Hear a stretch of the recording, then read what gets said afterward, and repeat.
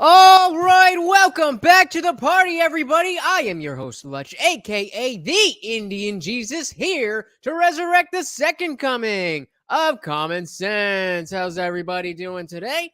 Really quick, I want to give a shout out to the replay gang, guys. If you are watching this after the fact, you missed a great party, and I can say that without even knowing what we did yet. So make sure you are here every Monday, Wednesday, Friday, 8 p.m. Eastern, as well as whenever else I feel like it. So make sure you hit the subscribe button, ring the bell, never miss a party again. Really quick before we jump into today's topic, which I am so excited about. I am super excited about this one. But we got to give a shout out to the sponsor of the stream, my6shirt.com. Whatever your deal is, they've got something to go with it, including, of course, the only place to get your very own shirt from the IndianJesus, here to resurrect the second coming of common sense. Nowhere else but my6shirt.com. So, who do we got? We got revilement. What's going on? Are those fetuses? That's weird. What's up? What's up? We got Salty in the building. Salty Plays. What's up? What's up? So today, I'm hoping you guys haven't really seen much about this. But I'm probably I bet a bunch of you have. What we are going to be digging into is the work of James O'Keefe and Project Veritas. If you are not familiar with what happened over the last few days, you are in for a surprise. But let's just go to the video. I want to be as dramatic as possible. I'm going to bury the lead up a little bit, but trust me, it's fun. It's juicy. Let's do it. This is just part one of our story. We have another tape coming out tomorrow. It is the video that has parents in Greenwich and around the nation talking tonight. And if you're lying, cheating, stealing, scamming the taxpayers, or lying to the parents of Connecticut, we will find you, we will film you, and we will make you famous. Woo!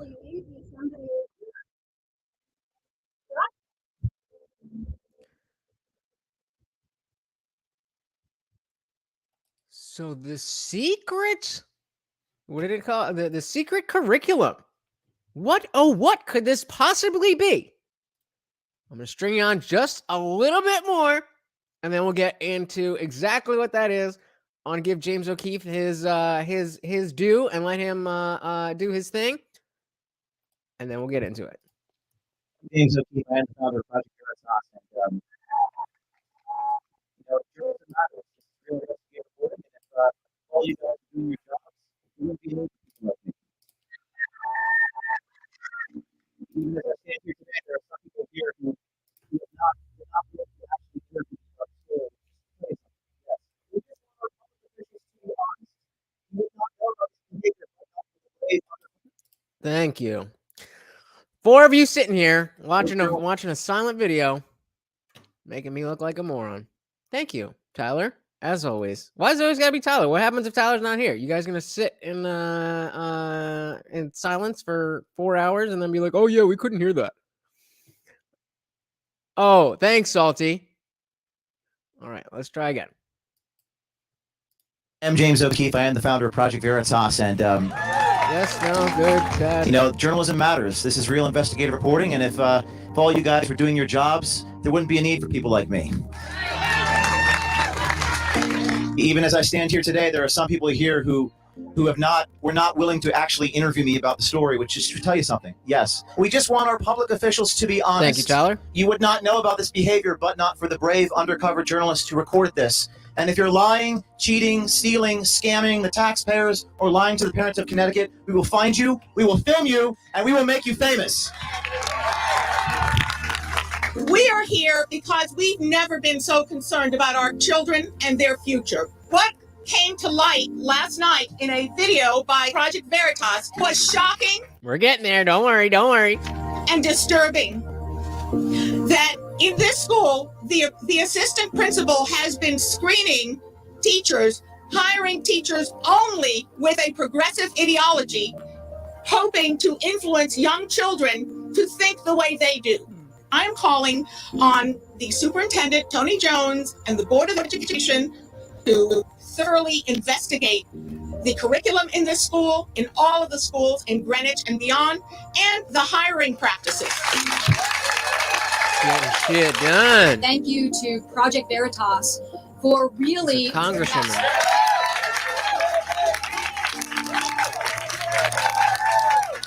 If the things that we all heard in the video can be substantiated, and I have no reason to believe that they won't be, this is the moment when the filter has come off and that parents finally have the evidence of things that they've known all along. I have a strong belief.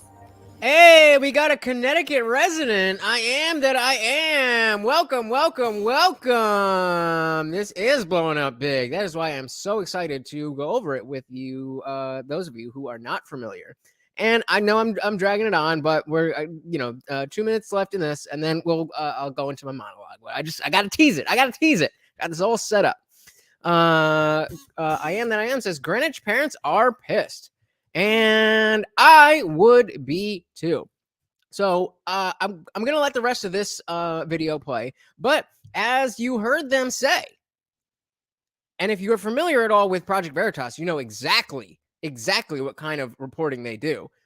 This secret investigative journalism, and they have uncovered some real progressive corruption, some real corruption. You know, at from the assistant principal and from one of the teachers, and I guarantee you there is more.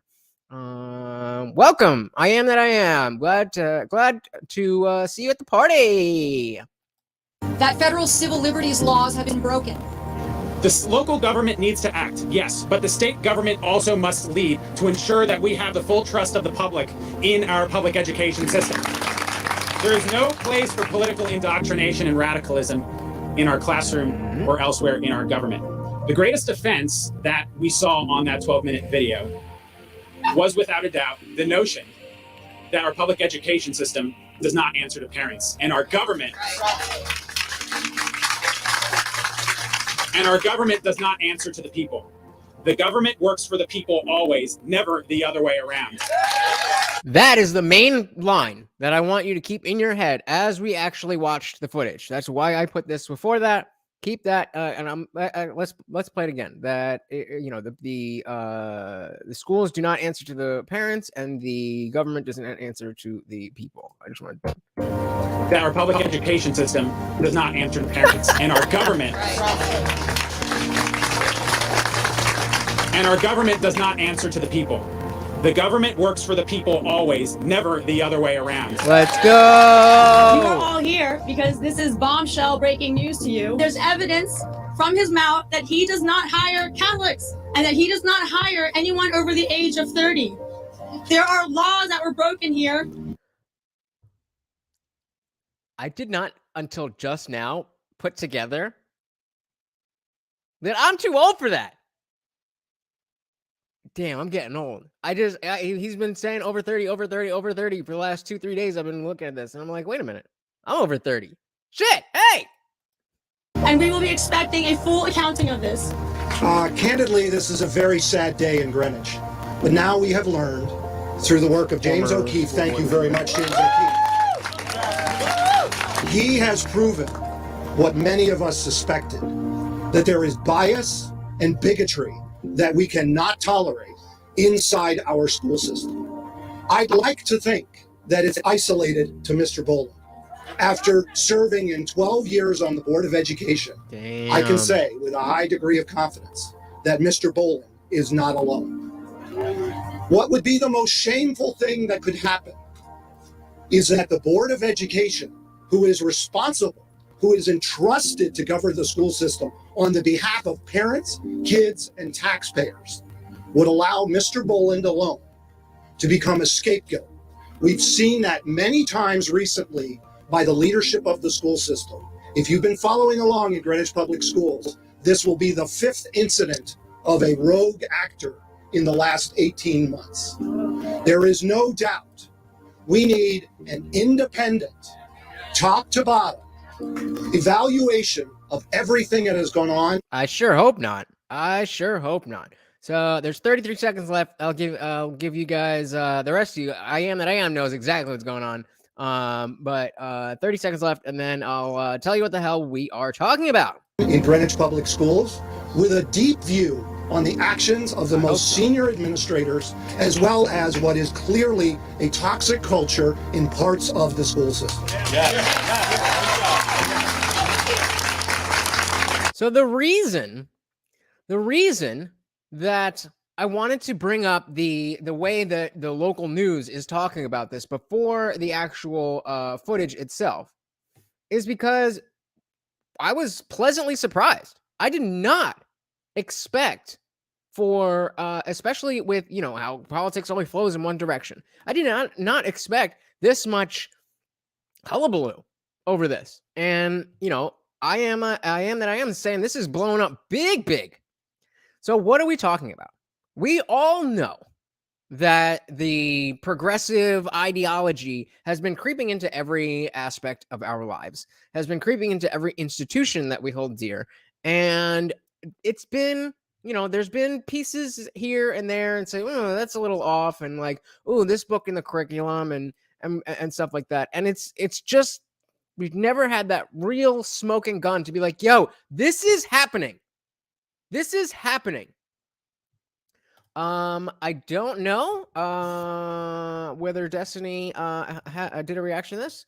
But it doesn't surprise me that Destiny thinks O'Keefe is a bullshitter, because O'Keefe is just somebody who is a straight up journalist. So what Tyler was talking about is, if you're not familiar with James O'Keefe and Project Veritas, they typically will get videos from people who think they're going on dates. So if you've ever, it's escaping me right now what the last big thing they did was, but you'll see a bunch of people. You'll see people at a restaurant and they're talking, and the dude's like, trying to flex and and spills it all. So if that's what Destiny thinks, then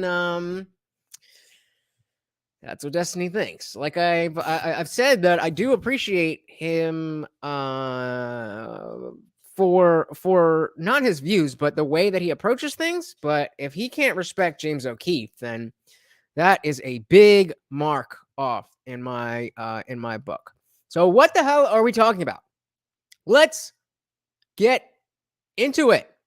This is Jeremy Boland, the assistant principal of Koskov High School, I believe, where it's just a school. So let's facts. I am. Let's see it in action. Here we go. Teaching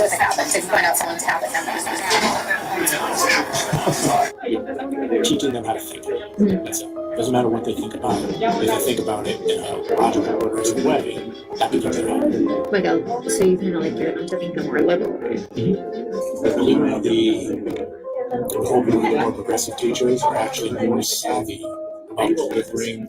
The more progressive teachers are actually more savvy about delivering a democratic message. You don't say. Democratic message without really ever mentioning politics. It's subtle. This is what do I always talk about. Rarely is there a stream that goes by where I don't mention the phrase semantic obfuscation. Semantic obfuscation. This guy here is talking about how good progressives are at semantic obfuscation. It's subtle. They'll never say, oh, this is a liberal. They just do it, and they make it the norm. Everybody wants to call me a conspiracy theorist for talking about it, but here we have it in the man's own words. This is a liberal or democratic way of doing this. They just make that the norm. This is how we handle things. But it's subtle.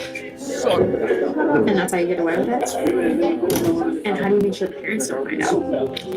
They can find out, so long as you never mention the politics. And parents can find out as long as you don't mention the politics. So it is political. Overtly. Except for the fact that they are saying it is political. So as long as you don't say it's political, then you can keep your secrets. You can keep secrets with a 5-year-old from their parents. I'm not even going down the road of what the secret is. We have, that's a whole other conversation.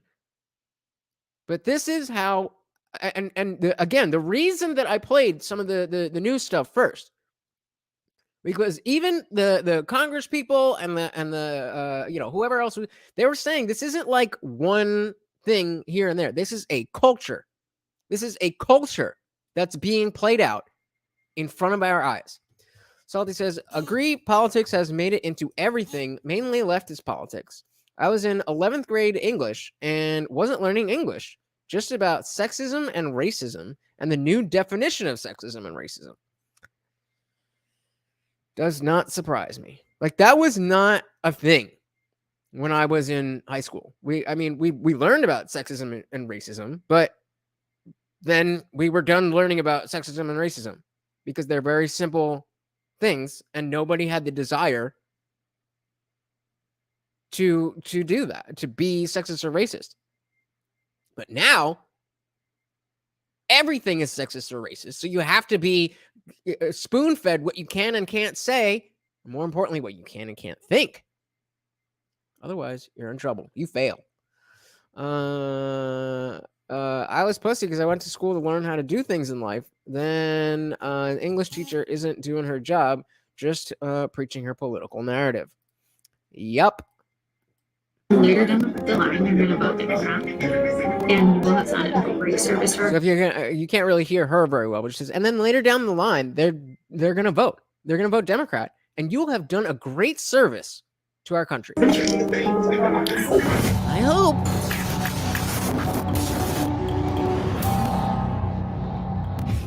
Greenwich, Connecticut is one of the most beautiful and wealthy cities in the Nutmeg State.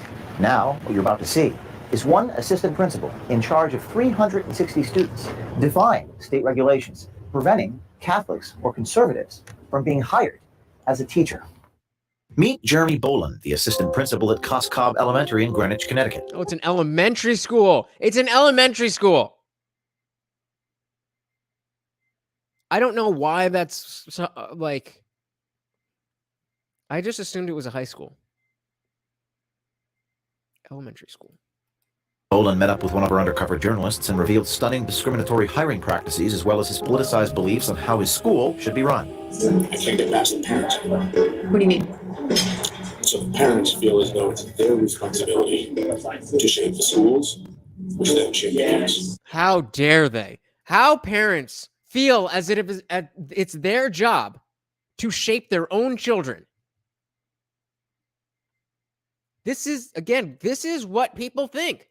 This is not just one guy. This is the culture. To want to have the responsibility of shaping your own child is something to get past. Right. So because I can't get past the parents, do I really have as much of an influence on the kids as I want?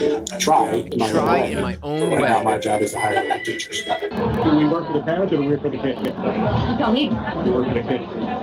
So it's not about parents. It shouldn't be. I don't think so. Here I am holding a copy of the Cobb 2021 to 2022 handbook. Notice how Jeremy Boland, the assistant principal's name is on here, along with recently retired principal Gene Schmidt. Now, inside this handbook, we found a quote from Boland saying, quote, "Thank you for entrusting us with..." Guys, can I get a couple more likes on the video? There's only 2 likes there. I feel like we can do better than that, right? "Care of your child," close quote. But now watch how Boland tells her undercover journalist let's read what this actually says. So it says, "Dear parents and families of Cobb School, it's our pleasure to welcome you as we begin the new school year at Cobb School. If you are a first-time parent at Cobb School, welcome. If you are a returning parent, you know that we are Cobb strong. We have survived." Okay, there's a reason you didn't read it, because it's not that interesting. Content, yeah, not important. Okay, moving on. "Child," close quote. But now watch how Boland tells her undercover journalist he doesn't hire anyone who sides with parents. Ask me at the your interview. Like, what are some of the questions you ask? So, I'm trying to think exactly how I would do it. all the way back when we were talking about what is a woman, somebody, I don't remember who exactly it was, but somebody brought up that when you ask the question, what is a woman, or ask someone to define a woman, it's not that the person doesn't know what a woman is. They're doing this. They're trying to figure out what is the correct answer politically. They know what a woman is. This is how these people think. I don't know. It must be so exhausting. So exhausting to just have all of these ideas that are hidden behind other ideas that you don't really believe that or what, like, instead of just being able to say shit. If you weren't a piece of shit, then you would be able to be honest. And you know that. That's why you're trying to figure out exactly how to word this. Salted Play says, I bet this guy would be that kind of guy who would see two kids of different races fight and only punish the white kid and tell the white kid, if you do that, you're racist. Probably. And I mean, not that situation can't be a racist situation, but he wouldn't find out. He wouldn't find out. He's just like, whitey bad, oh no. So in a meeting with a parent, you propose a plan to develop for your student to develop these reading skills and these concepts, and the parent disagrees with you. How do you handle it? Okay, so if someone sides with the parent, then what? You let them explain, and then you move on to the next question. But then eventually the outcome of that, They don't get the job. So he's saying that if you're in an interview, and he's interviewing you to become a teacher of an elementary school, and you think parents, if you tell him that parents have rights, and you care about what the parents think, you don't get a job. There's been studies and entire discussions around the notion that you could submit the same job application with a white-sounding name and a black-sounding name and get different results, as it should be. That should be a conversation. People should be outraged about that. I don't hear that many people talking about this. And this is, I mean, this isn't like brand new. This is from August 30th. So it's been a couple days. And because Project Veritas is on the canceled list, they can just ignore it and act like, oh, this is just, gotcha, extremist, Alex Jones, whatever. The guy's saying it out of his own mouth. Now watch as Boland reveals to our journalist how he uses a specific line of questioning during the interview process to help determine if someone is conservative, which plays a key role in his evaluation on whether to hire that individual or not. how can you figure out who's conservative? It's going to come down to the stories. So typically an interview is 30 minutes, which is not a long time. So you got to be very specific about the questions. So I've developed a set of questions that I use for almost all my interviews, and it's all leading them to tell a story.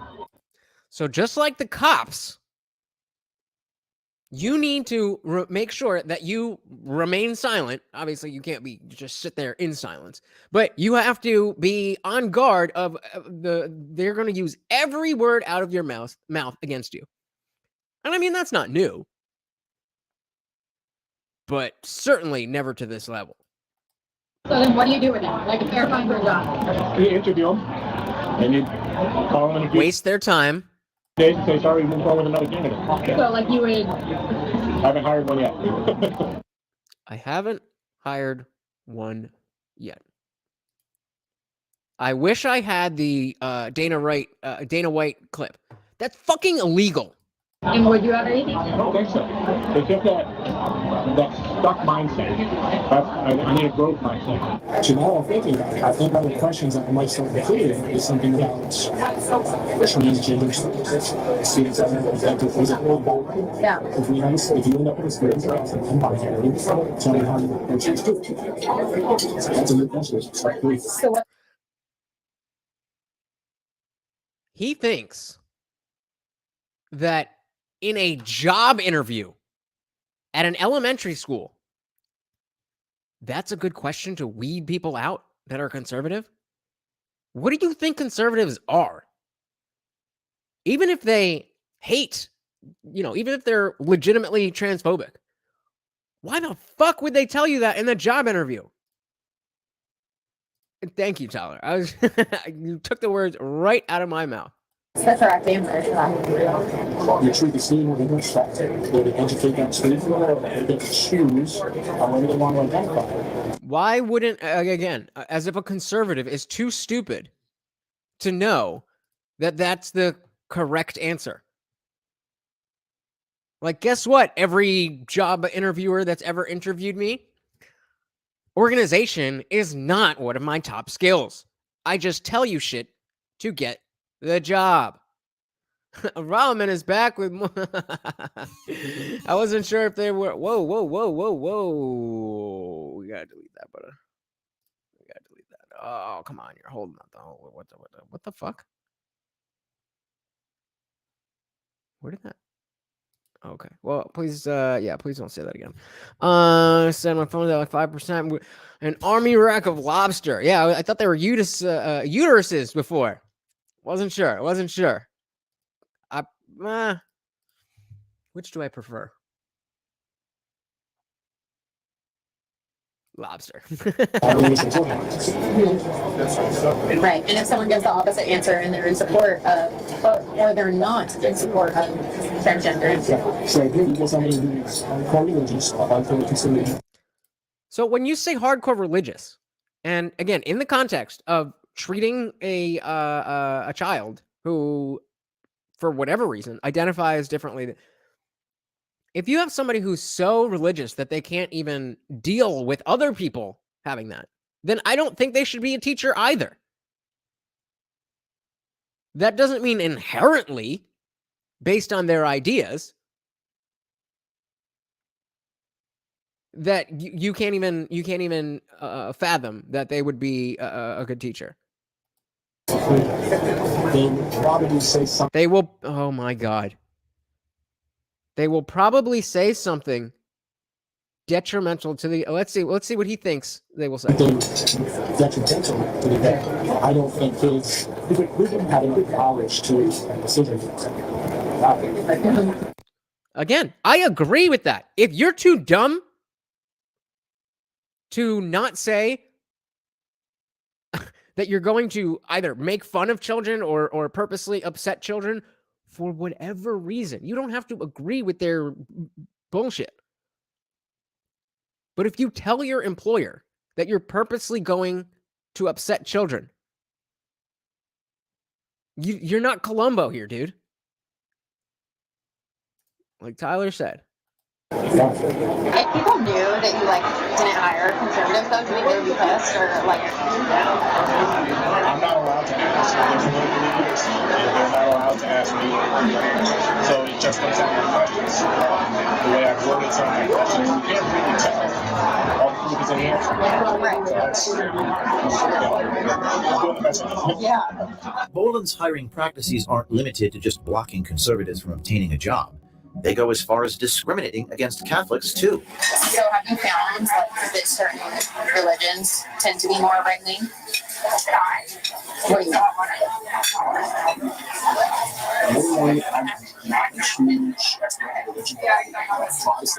You don't say. You're not a huge expert on religion.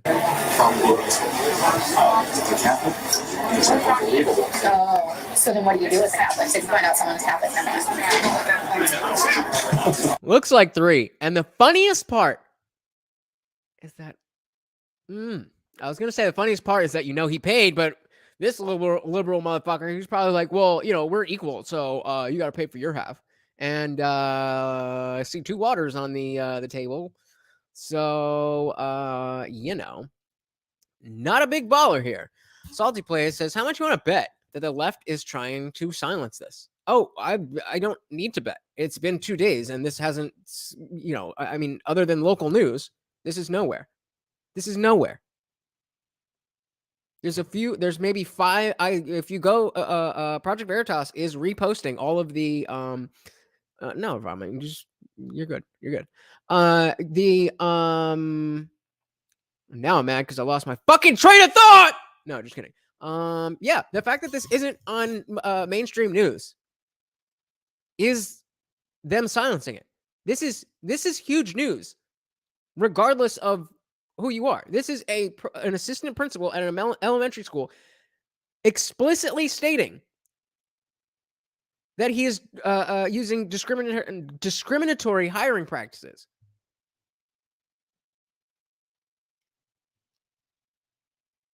Sounds like something the left would usually care about.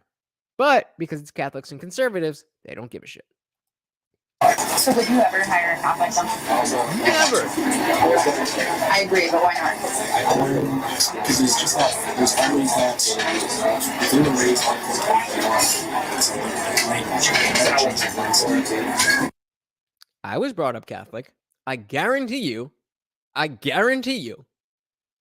have better ideas on how to proceed with society than you do. I guarantee it.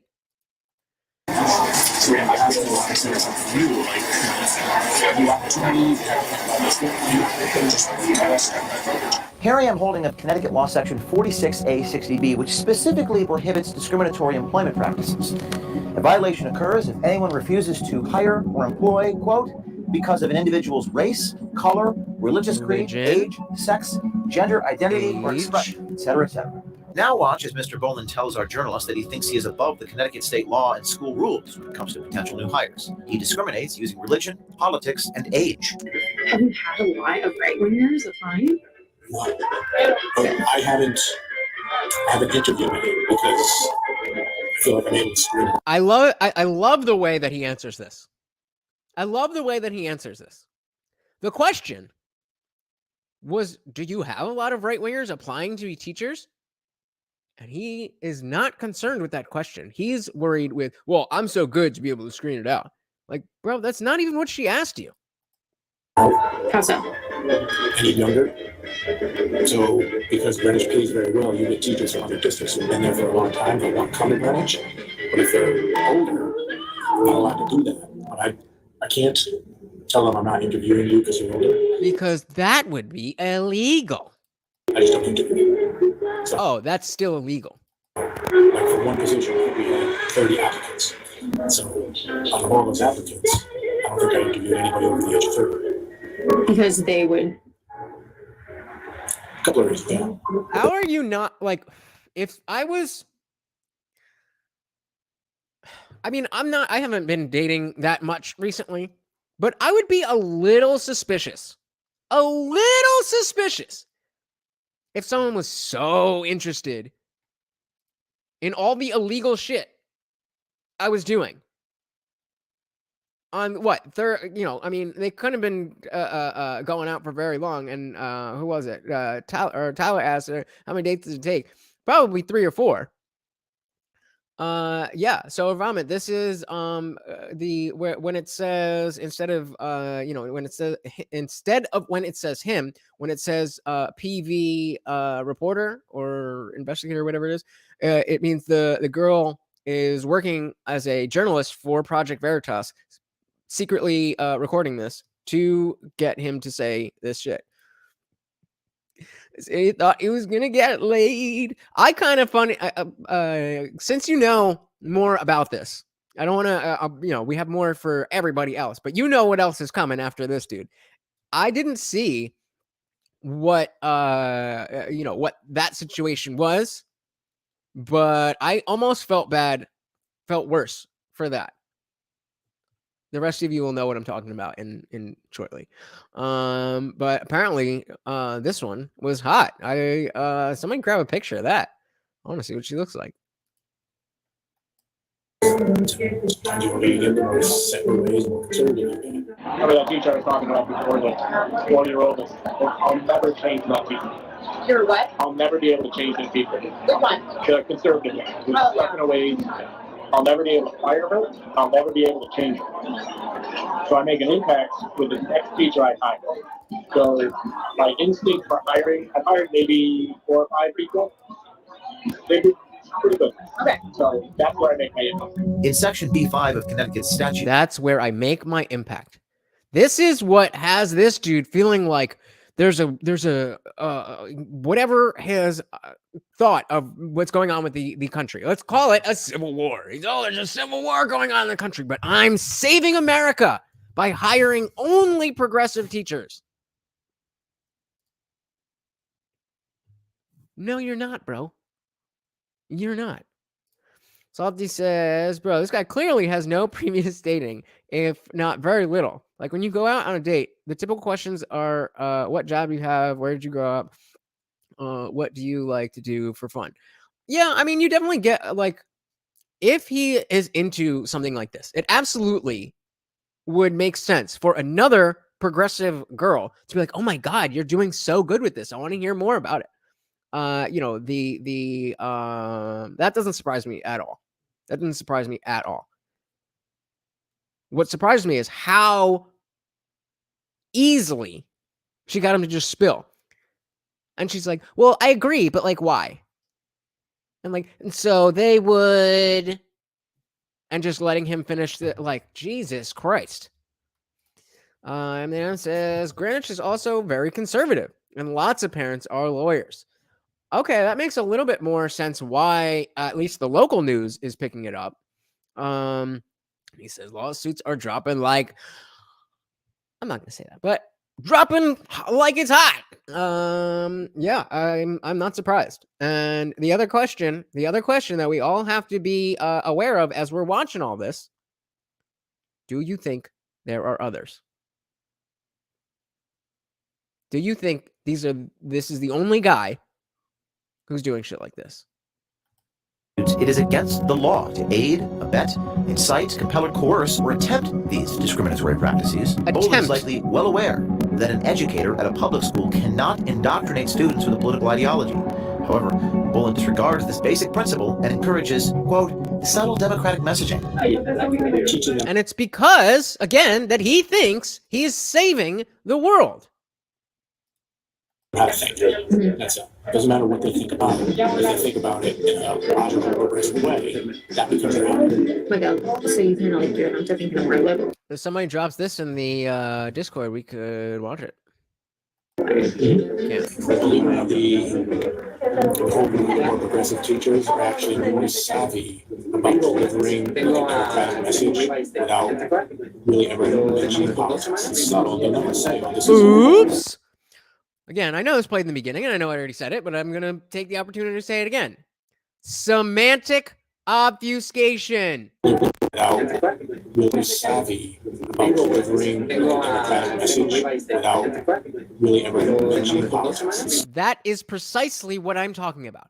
Being able to deliver a message without actually using the words that would consider it, oh, this is... They make up new words. They misuse words that don't really mean what they're saying. This is what's happening. And finally, we have it directly on tape. Subtle. They never say, oh, this is a liberal or democratic way of doing this. They just make that the norm. So you hear about people talking about the shifting the Overton window. The Overton window is going so far left. Except from progressives. You're like, oh my God, everything's so much more Republican. This is what it is. This is what everybody is complaining about. This guy is especially coming off the heels of that Biden speech. People are looking for someone to be angry at. And this guy is not in a good spot. This is how we handle things. It's subtle. And that's how you get away with it? And how do you make sure the parents don't find out? They can find out, so long as you never mention politics. You can influence them to almost like be mad at the Supreme Court in a way without telling them to be mad at the Supreme Court. If 80% of the country is in favor of this law, the Supreme Court just said no. What are you going to do when it comes time to cast your vote? That has a direct influence on who gets the... That's called indoctrination. We want people that are going to listen to the people. Who listens to the people? Listen to conservatives on the Supreme Court. So these little things like that. I hope those little things stick. Right, which they I bet you do. They will, and then later down the line, you're going to vote Democrat, and you will have done a great service to our country. Look at his nod, and oh yeah, I am doing a great service to this country. Look at this. Look at this fucking scumbag. You're going to be Democrat, and you will have done a great service to our country. Oh yeah, well, I'm just that good of a guy, I'm just indoctrinating an entire generation of kids so that I can affect the change that I want and don't really care about what anybody else thinks. I'm saving America.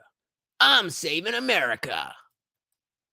So it's like you present everything in a way that's like subconsciously influencing the kids to vote liberal in a way, but it's not doing it in such an explicit way to where the parents can actually get mad at you for it. If he had said, no, I don't think it's like that. It's more like, I just don't want to get the backlash. The fact that he knows it's so insidious is precisely the point. Because even if you're progressive, even if you want these progressive ideals in our schools, the point is it doesn't matter, because unless Jeremy Boland approves of it, you don't matter. So even if you agree with the ideology that they are indoctrinating these children with, eventually it's going to change. Eventually you will not agree with it. And then where will you be? And I mean, personally, I will welcome you in. Better late than never. If this shit keeps going on and, you're like, wait a minute. Before I thought it was, just the norm. It's so subtle. I thought it was the norm. And then eventually they start talking about something. They're like, wait. I will welcome you to this side and say, yep, I told you. But not everybody will. Everybody, well, where were you when I don't think that's a good way to go about it, but they won't be wrong. So what do you want to do with this? What you do with this information directly affects the morality of how you feel when something actually comes down to that affects you directly. This begs the question, if politics and religion are supposed to be kept out of the classroom, why are these factors used in affecting Boland's hiring decisions at CashApp? Reporting from Greenwich. They really couldn't reshoot this? Like, that lady is so distracting. Connecticut. This is James O'Keefe, Project Veritas. So, pretty bad. Pretty bad. Right? I mean, like, can you get much worse than that? I mean, aside from actual violence, that's about as bad as it gets. And I don't know. Let's see what he has to say about it. Why does it need to stop? I'm telling you, it needs to stop. What are you going to do? Yeah. Got him! What are you going to do? Yes. Don't go in there. Because if you trespass, you're going to get locked up. We're going to get locked up. Threatening to put us in jail. We will be reaching out to this police station for comment for threatening to jail journalists for asking questions. You Jeremy Boland? I am. Assistant principal, CashApp. He was waiting for another date. What a loser! What the fuck? How do we know this? We know this because you're caught in a hidden camera video saying that you don't hire Catholics. Is it ethical to discriminate against people due to their religion? Look at his face. Got him. And again, with the this needs to stop. As if you have the authority to tell somebody that they can't do journalism. This isn't your elementary school, homie. This is the real world. This violates Connecticut law. Statute. I'm sorry? Why does it need to stop? Because I'm scared and I don't like what you're saying. I don't like it. And if I was interviewing you to be a teacher, I definitely wouldn't hire you. That's illegal too. But what are you gonna do? Well, I'm a journalist. So I'm asking questions. So you want me to stop asking questions? I didn't agree to this. I didn't agree to this. Kind of like how the parents of your school didn't agree to you indoctrinating their children, right? You agreed to speak to this individual and tell her that you... Privately, though. Oh, my bad. It was supposed to be a private conversation that you were having in public. My mistake. Don't hire Catholics. It's a private conversation, so is it true that what you said, you don't hire Catholics? I'm going to walk with you. So he said it's a private conversation. Let's take a look here. So what do you do, Catholics? We're journalists. We're doing a story. Project Veritas. You don't. He's a principal at Greenwich schools, and he's saying you don't hire people based upon their religion. Oh, expose them. So we're exposing them. I don't know what this is, but you guys are in the Expose them. Boland, assistant principal. Outside, please. Thank you. Outside. We're going to wait outside for Jeremy Boland. He's at the bar. He said it was a private conversation. But he did not deny what he said. The police have showed up here, so we're having situation. Here we go. There are 3 police officers that have showed up to I don't know why they're calling the police on journalists asking questions. Maybe they're here to arrest the assistant principal after he was caught on tape violating Connecticut statute Title 46A 60B. So what do you do as a Catholic? So you find out someone is Catholic. James O'Keefe, may I ask why you guys are here? I'm sorry? Do you guys usually show up to journalists, news cameras? Do you guys usually do that? Make it just a little bit better. A little bit better with having the sick and the cops on the journalists. Do you usually show up? I mean, because we're here, we're doing a news story, and so this says Marcelo Pereira, police officer, K9 unit. I don't know why that's super relevant, but we asked the guy a question. Now 3 police officers here. Do you guys do this in News 12 Westchester? Do you guys show up and yeah, we're doing a investigative news report about this gentleman on tape, and he's saying that they discriminate against Catholics. We don't hire people of faith. Because it's just that there's every facts. It's like they're brainwashed. The irony of a progressive talking about trans kids and saying they're brainwashed. Okay, dude. Yeah, okay. Investigative journalist report that we've done, and we're just here to ask him a question. Well, he doesn't want to be contacted by you guys. Can we stand there? May we stand there? Go ahead. Thank you. Come on, guys, let's stand on public property. Why are you filming me? I guess we have a person who's not a fan of Project Veritas here. That's fine. That's fine. Thank you so much. Well, all your cameras and microphones, you said, just a manager, don't go in there. Because if you trespass, you're going to get locked up, and I'm pretty sure you're going to be on the news as well. We're going to get locked up. If you trespass, yes. We have not trespassed. We're staying on public property. Okay. You're not allowed to legally do any photography without our permission. So inside this business. How about this parking lot? You're no longer accepted in there. So how can I walk without, sir? Threatened to put us in jail. We will be reaching out to this police station for comment for threatening to jail journalists for asking questions. May I walk into the parking lot? Whatever you want. As long as you don't break the law. Is the parking lot This is public. You can use this. As long as you don't break the law. How about a parking lot? Is that public? Police officer has said if I, quote, block traffic, then I will be arrested. I have deduced that me trying to talk to this man in front of his car will be interpreted by that officer as blocking traffic, and they'll put me in jail if I ask questions. So this is America, to quote Gambino. It's so sad that the people actually uncovering the truth are being treated like that. And this guy has officers escort him to his car. Salty says they're violating the Constitution's freedom of press. Yeah, that's why I said they'll be reaching out. I'll be looking for that. Definitely interested to see, because James O'Keefe is very familiar with being in court.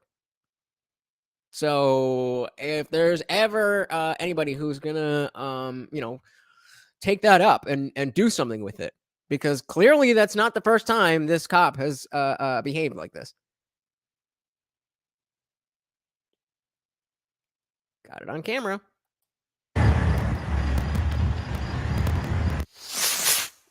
All right. So next up we have the part 2. So that was part 1. This is was this? Hold on one second. Hold on. Just making sure. Okay. So we saw what that guy said. And but that's not all.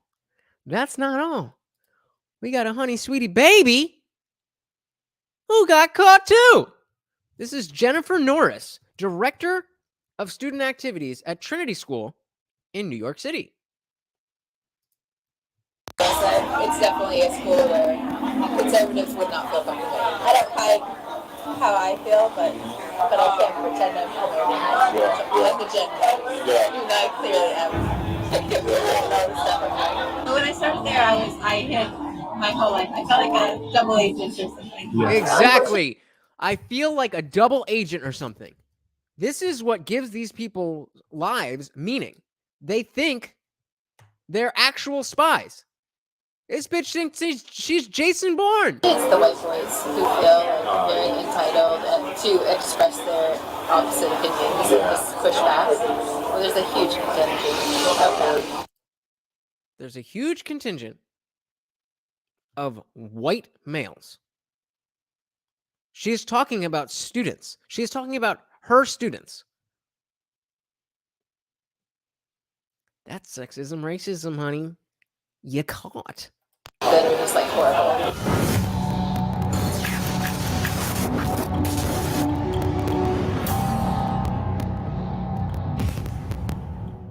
Meet Jennifer Norris, the director of student activities at the 209-year-old Trinity School in New York City.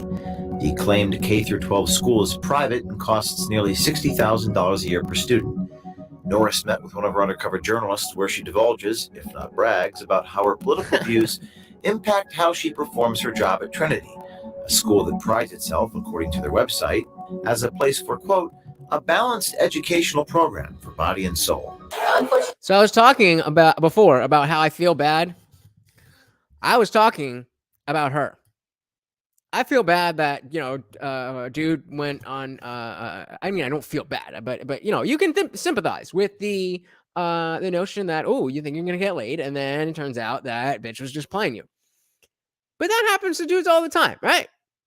I mean, if you're not a piece of shit, it won't blow up in your face like that.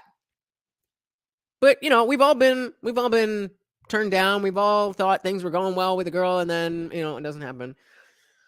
But this chick she's got to be at least 37. I'm going to say closer to 40. She's got a nose ring, gap tooth, Karen haircut, and tattoos. And of course, she lives in New York City. So before we even get into this, you can guess her politics. And she really thought she found somebody. Not. It's the white boys who feel very entitled to express their opposite opinions and push back. Well, there's a huge contingent of that are just like horrible. And are you always going to be horrible, or are you just going to be horrible right now? Don't know. Has anybody else had a teacher like this? Maybe not politically, but just having such a disdain for children, whether it's boys or girls, or I had a teacher in middle school. Loved our class so much, she stayed with us for 2 years, 7th and 8th grade. Miss Kish was the most unhappy teacher I've ever had, at least as far as I know, because she did not hide it. And she just took it out on the kids. And that was just her shitty personal life. Now, this one has the entirety of all the lies of all of politics to base her bullshit on. Salty Place says she looks like that kind of motherfucker to yell, you're fat phobic because someone won't date her. Woof. Woof. Is there any saving these Republican, white guys? I think they need to go. I think they need to go. That sounds violent. No, I think they're really awful people. Yeah. That's kind of what I'm afraid of with my white students that are rich. I'm like, do you ever have to deal with this? Because they're so protected by capitalism. It makes me sad. I want to stop and I obviously don't want to interrupt your guys viewing it, but there's things that I want to say, but I just don't have the words. I just don't have the words. Dexter and Mr. are gonna go together. Yeah. I just wonder how many Vigilante. Yeah. Oh no. Taking people out. I'm gonna show Dexter. Oh yeah. We just need some vigilante Dexter. Oh yeah. Here's your community targets. The reference to saying we should have serial killers go after young boys because of their skin color.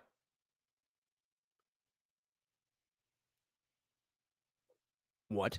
Fictional serial killer aside, the statements Norris makes regarding, quote, white male Republicans are disgusting. and she is confident in her abilities to further a secret curriculum without parents knowing about it, as she and others like her rise through the ranks at Trinity trying to influence their students' political activism. So let's see what this says here. This is, I think it's just school information. The conversation between student and teacher is the heart of our school. All that we must do, be born of and nourish that relationship. We are called to challenge the minds, fire the imaginations, and train the bodies of the young people who have been entrusted to us, to enlarge their spiritual lives and to increase their capacity for mutual and self-respect. Mutual and self-respect. Unless you're a white boy. We intend to prepare them to learn, confidently for the rest of their lives and give generously and joyfully to others. We can accomplish these things only if we keep our students safe and well while they're in our charge. Fail. In a 13 students per teacher ratio. Like there's always groups of teachers who are like, I want to do these things, but the administration just wouldn't let us. So we've been just sneaking things in the cracks. You do what now? You know, it's like they don't, like the administration was much more conservative than most of us. Well, I'm really good friends with the associate head of school now. Okay. She was an English teacher. Okay. And then she just kind of moved her way up. She was the department chair, and now she's the associate head. And so I go and talk to her all the time, and she has been amazing. That's how it happens. These people are just, you graduate college, you're just a random teacher, then you make your way up the ranks. This was a conspiracy 3 days ago. This was a conspiracy 3 days ago. Like she really cares and has the power to change things. Exactly, Salty. So I feel like I finally have like an in to get it. You're an activist. That's cool. Me too. But when I started there, I had my whole life. I felt like a double agent or something. Yeah. It's just nice. We don't have to hide our activism outside of school. We don't have to hide who we are. Like we can bring our whole selves to work and do the important work. Again, this idea, this delusion that you're doing important work and I'm supposed to be an activist. No, that is not your job. That is the antithesis of your job. You are supposed to be somebody objective, teaching objective facts. So, like with my role, I give them all the art supplies. Like we make posters together. We have people go to every march. They get excused from classes. Or which marches like? They went to women's rights marches after Trump. They went to all the pussy hat one. The March for Our Lives. It's fun too because if they do march out of school.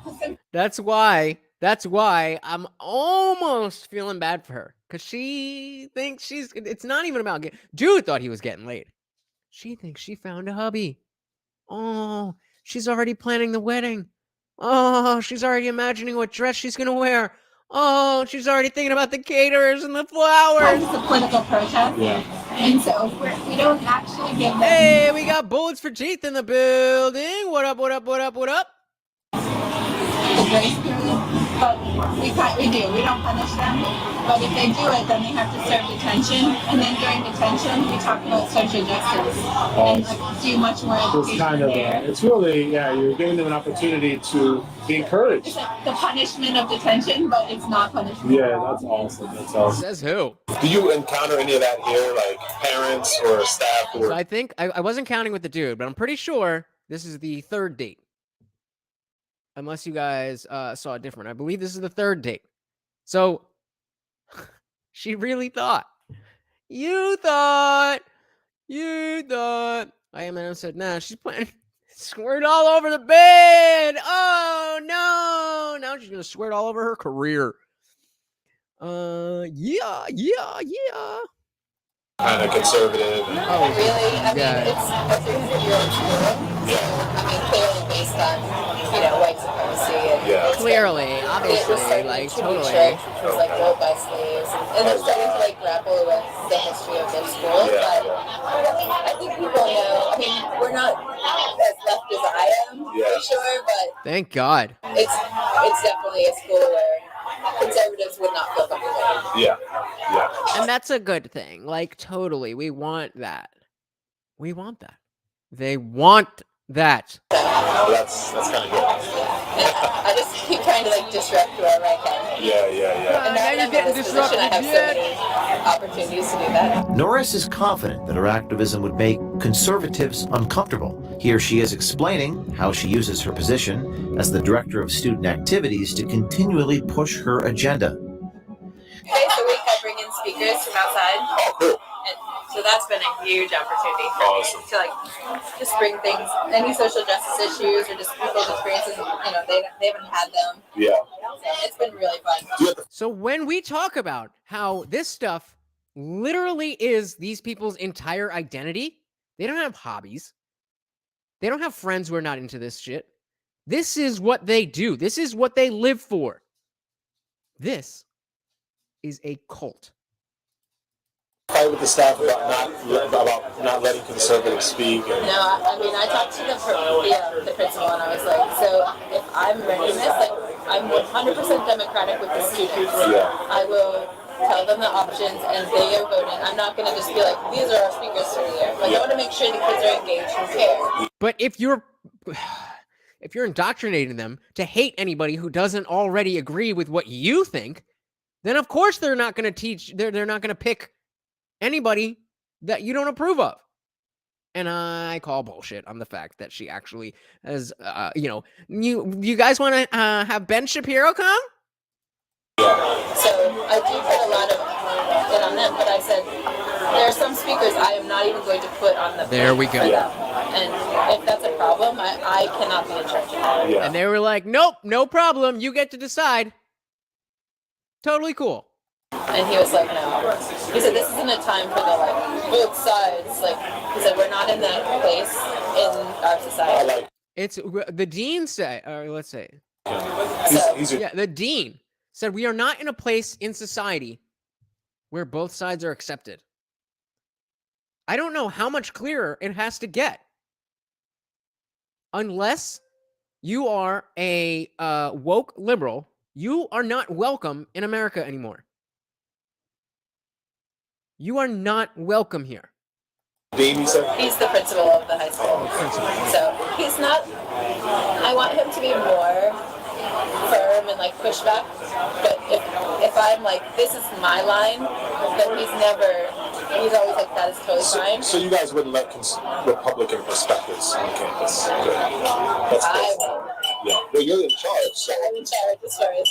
It's good. Yeah, like I'm in charge. Like, oh my God, they let me be in charge. Like she talks like a child.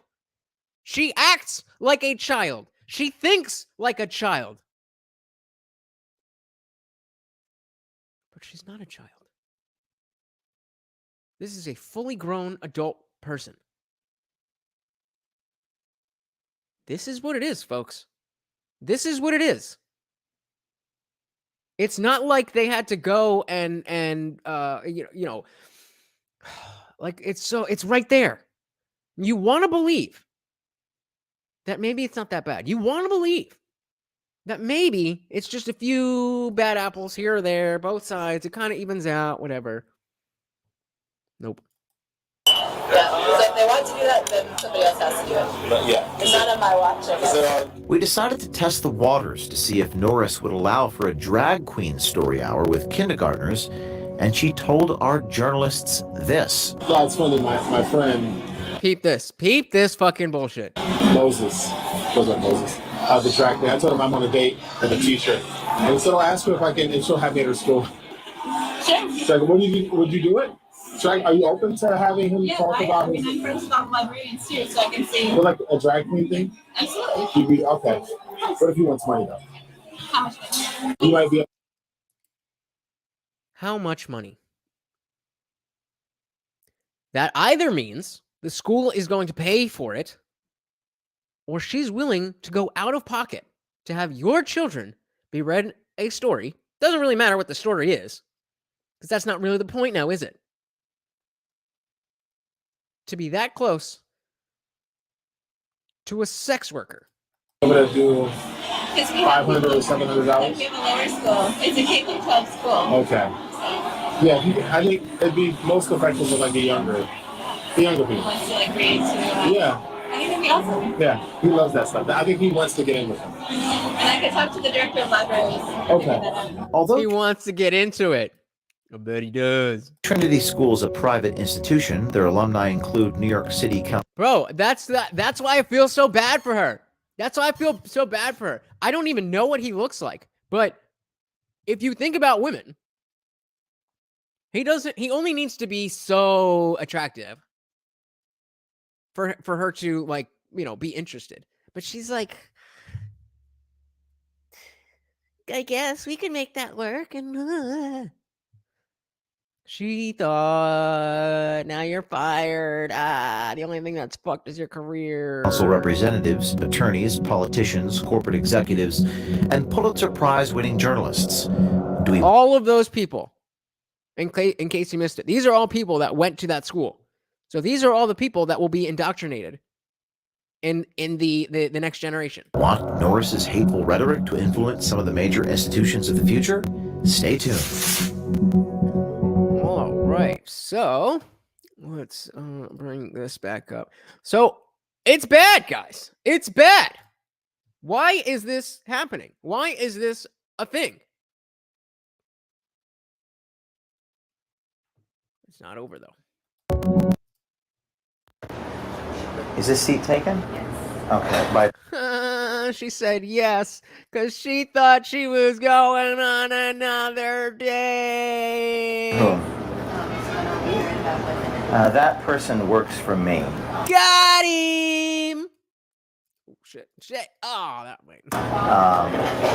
My name is James O'Keefe. I'm with Project Veritas, and you are on Look hidden at her camera face. speaking to our undercover journalist. That's the man that was meeting with you. And you're on tape. You work for Trinity School, right? You're the director of student activities. And you're on tape, and you're saying, I don't hide how I feel, but I can't pretend I'm not promoting an agenda. You're recorded making all these statements. She's scared. Even though I clearly am promoting an agenda with all the stuff I'm doing. What agenda are you promoting? I have no idea what this is. Well, it's not the cap. It's an undercover investigation by Project Veritas. You work at Trinity School. You've been caught on camera. You're also on camera saying, Let me show Dexter. Oh, yeah. We just need some vigilante Dexter. Oh, yeah. Here's your community of targets. A community of targets. You're literally on camera. White boys feel very entitled to express their opinions. She's walked into the dentist's office here, hiding from Project Veritas, obviously. Last time they ducked into the pharmacy. This time they ducked into the dentist office, perhaps to get a root canal. Oh, they put the blinds down. Democracy literally died in darkness here on the streets of New York City. Reporting for Project Veritas, this is James O'Keefe. Woo! Not local. All right, was this the next one? Hold on. We're not done, guys. The story goes on. So, I mean, those are the two people that are the subject of of this story. But there's been more and more that's been coming out, and it does not look good for anybody except Project Veritas and the people like myself who have been talking about this shit going on for years. Breaking news for all of you who say nothing ever happens, no one's held accountable, these videos don't matter. Out of the Greenwich Public Schools, Superintendent of Schools announcing that Jeremy Boland has just been placed on administrative leave. This is from the Superintendent of Schools, Tony Jones. Once again, we do not support any opinions that promote discriminatory hiring practices based upon race, religion, gender, or age. This comes 24 hours after our investigations showing Jeremy Boland saying he does not hire Catholics. Also saying, quote, I don't think I've interviewed anybody over the age of 30. The older you get, the more conservative you get. Also, we have statements from the first selectman, and effectively the mayor of Greenwich. So, okay, let's see. It doesn't read those. So let's see. Also, we have statements from the first selectman, and effectively the mayor of Greenwich. So the mayor of Greenwich says the Veritas video just released, and I see no reason to suspect that it is not accurate, is shameful, and needs a full investigation into not only this administrator, but the damage caused to applicants, past and present. Our kids deserve better. Boom. Exactly. Got him. And then there was the next thing. State reps. So the state rep, the Greenwich State or Connecticut State Rep, says this is what. Can I read it there? No. I'm like twisting. I'm like, you know. Kimberly Fiorelli says this is what we were afraid of. That some petty bigot is using our schools to make children hate members of their own community. This elementary school assistant principal is deliberately breaking our state's non-discrimination laws to impose his progressive ideologies on young children. He is also deliberately hiring teachers based on their willingness to ignore parents' involvement in their own children's education. He should be immediately fired. The principal of the school should be investigated for lack of oversight, and Greenwich parents should demand action and accountability from the superintendent. We should know if these discriminatory practices are widespread and if they are tolerated in more of our schools. After the Rona interruptions children experienced and the new insights parents gained into education as indoctrination, parents are demanding a renewed focus on core knowledge and academic excellence instead of racial bullshit. We clearly need more educational choice in Connecticut. Yes, school choice would be a great thing. School choice and tax vouchers. This incident confirms our fears that some school administrators are hostile to the needs, values, and traditions of our families. The bigotry would be less oppressive if more families were empowered to vote with their feet. And so, yeah, what they're talking about, exactly, Salty. What they're talking about, or what she's talking about, is school choice, where, you don't just have to go to the school that's closest to your house, but you can decide that, oh, that school sucks. I want to send my kid to another school that's in a different district because it's a better school. And the state would actually pay for chartering or vouchers in taxes or whatever, so that the family is not paying the same. So it's stuff like that where the government can come in and actually help things. But that's never what it is. It is always supposed to be something like that, but in actuality makes things worse. Always. Parents outraged.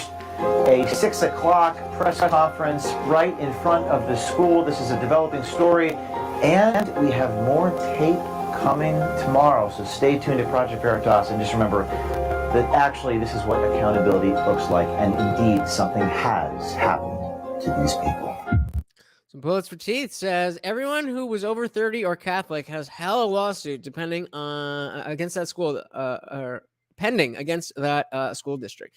Yeah, I would. Oh man, how great would it be for like a class action lawsuit to come down and there's like 50 people? It's got to be even more than that. I mean, the guy's been in the school has been in education for however long, and I don't know how long he's been in a position to be hiring people, and but certainly there's many people, as I am saying, this is bad. There are many people who would be able to bring up something like this, like what Bullets for Teeth is talking about. Look out, Greenwich. You might be fucked. Oh, wrong one. I have not seen the full unedited version. Rather than ask these sorts of questions about me, maybe you should be doing what we do and go investigate I mean, if you guys were doing your job, there wouldn't be a need for Project Veritas and James O'Keefe. What is EEOC?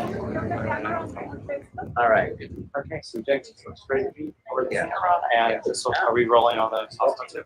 Can I just ask you before we film this, if you want, but the far right activist group? I'll give you a chance to repeat that. All right. I mean, If you missed that, he was saying that News 12 has previously referred to Project Veritas as yep, and that's how big it would be. But yeah, he's talking about or he's asking the News 12 guy that News 12, probably not this dude specifically, but has referred to Project Veritas as an alt-right or far right, whatever. Oh, gotcha. Bullets, thank you. Let's see it. good luck, John. That is the reputation you have. Okay. I might bring that up. So. Sure. Okay. That is the reputation you have. So I have that on tape. James O'Keefe, Project Veritas. Okay, James, real quick, talk about the video. What did you see of it? Well, this was a man who were in front of the CashApp school here, and obviously it's against Connecticut law to discriminate against someone based on their religion or their race. And he makes a statement. He says, "We don't hire Catholics," and he talks about a subtle way of indoctrinating children. It's totally outraged a lot of people here. And I think it's important people see it. I think it's important people understand, who's educating their children. And we have to be honest. That's why Project Veritas does the investigative journalism that we do. What were the I mean, we obviously haven't seen the unedited video. Okay. What were the circumstances that led up to this? When was it filmed? Where was it filmed? Well, it was filmed recently, this summer. I did note your characterization of me as a, quote, far-right activist group. I don't fully understand. I think that's an unfair characterization. We're investigative reporters. And what's great about our journalism is that you can see the people's faces. You can see the people's lips moving, quite unlike many of the tactics used by our media today, where you don't see anyone's lips moving. You don't see the anonymous sources, what they see, or the intonation of their voices. You can see this is the principal's face. You can see him laugh when he says that they don't hire Catholics. In fact, I reached out to him for comment. We'll be putting that video out here shortly. And we have a statement from the superintendent. So I think the characterization by News 12 that we're a far-right activist group is frankly an unfair and unjust characterization of the work we do. All right, duly noted. Again, as I mentioned a minute ago, we have not seen the full unedited version. But no media, including news. So let's see before they get into this next point. Both Chief says you cannot discriminate against age, race, sex, or religion to anyone seeking employment. That is regulated by the EEOC. I would be interested to hear the results of their investigation, if there is one. Oh, there is. There is. Don't you worry. We got more here. We got more here. 12, you guys don't release the full, raw, unedited. I Am says the Greenwich Board of Ed is screwed.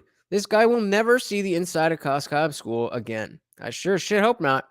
I sure as shit hope not. All right, let's back this up. Version, but no media mentioned a minute ago.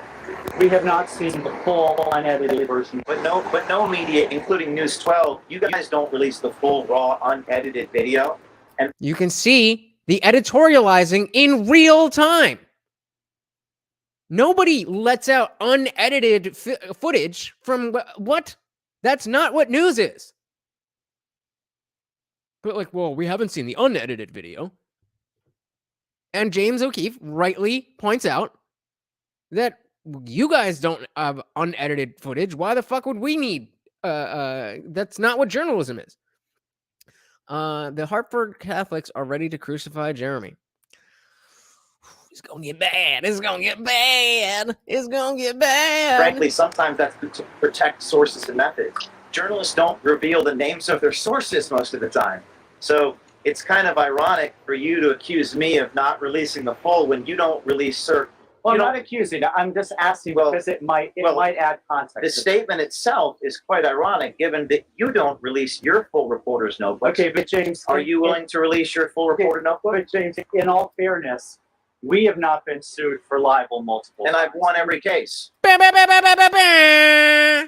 including most recently against the New York Times for defamation. I won. Well, we haven't been sued for defamation. Maybe it should be. Maybe you haven't been sued for defamation because you're not actually doing anything. Maybe you're just rubbing the balls of whoever you need to.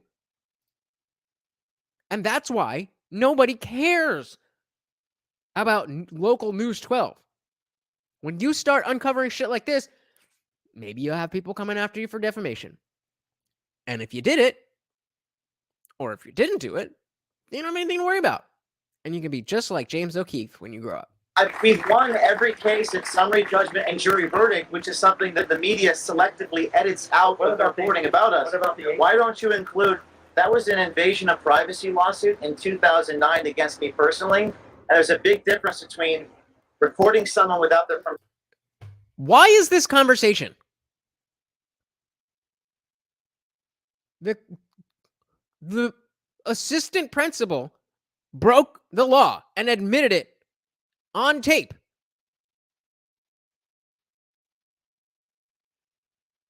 Who cares? If Project Veritas were the most slimy, sludgy, it's there for your eyes to see in full context. The statements themselves are not edited. I'm sure they edited out the piece where he's like, hey, baby, you want to go get a drink? But the part that you should care about is right there. Thank you. And lying about somebody. So we've never settled any lawsuits. We won on directed verdict in North Carolina in the Teeter case. We won on motion to dismiss in the New York Times defamation lawsuit.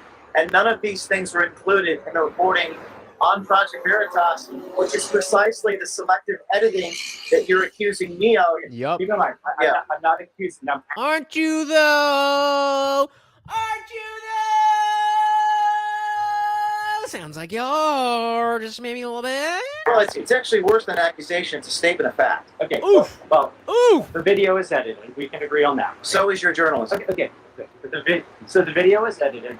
Why? What does that accomplish? What does that accomplish for News 12? You can see the edits in the video. They're not pretending it's a completely unedited raw footage. What do you think you're going to find there? I don't know this dude's name, but what exactly do you think you're going to find? Is there anything? Is there anything that he could say that would undo what we did see in the video? Then why does it matter? And it's so typical for the media to be going after the people who are doing the right thing.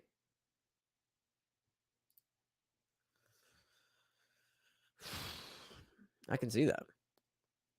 But this isn't just Connecticut. This is the state of the media. Period. This is the standard operating procedure. That we look for, okay, somebody's got a big scoop here. Let's see what's wrong with the scoop. Well, wait a minute. But the scoop is like that's already news. Yeah, but that doesn't help us. So let's make sure we make a scoop out of, like, what are you doing? MSM's general, yep, absolutely. Projection and gaslighting is all they know how to do. So lefty state, but Greenwich is red. Makes sense. Makes sense. Journalism is edited in a selective fashion. My question is, what do we not see in the video? I was joking. He literally asked, what do we not see? It's a date. You see them flirting and ordering drinks. That's what you do not see. Again, does that change anything? Cope harder. You've seen everything in context. He said what he said. we stand by our reporting of what Boeing said. But what question was he responding to? You see all of those questions in the video, and it's fully in context. Yep. And we stand by our reporting the way that any investigative reporter stands by their reporting. And we release more information than any other journalist, and we hold ourselves to a higher standard than any other journalist. And rather than ask these sorts of questions about me, maybe you should be going and doing what we do and go investigate. I mean, if you guys were doing your job, there wouldn't be a need for Project Veritas and James O'Keefe. So they're going to respond to the truth because that's the truth. Okay, guys. I respect they getting mad. Speak to him afterwards. This is our time. We booked this in advance, so please let us do our This is our time. Like even in every single little way, you seem like children. Well, this is our time. Like you can do this stuff there. Like, well, but you didn't have exactly the whole video. So like, I want to see what they ordered and who ordered first, because that really makes a difference as to whether or not he's indoctrinating our fucking children. Please.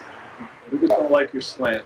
Okay, well, I'm asking relevant questions. The school board is going to be asking the same questions. So let me ask you this. Since the school district has announced they're doing a full investigation, will you release the full unedited video to the school board so they can investigate what happened? Well, I'm not going to compromise my sources or my methods. Exactly. No journalist in the history of media has ever released their full raw reporter notebooks. Well, so like the notion that like, oh, we have this method of doing news better than you, and you want us to fuck that up because you don't like what we found, even though it's true. 60 Minutes doesn't do that. When we're subpoenaed, we do, yes. And we've won on summary judgment and directed verdict.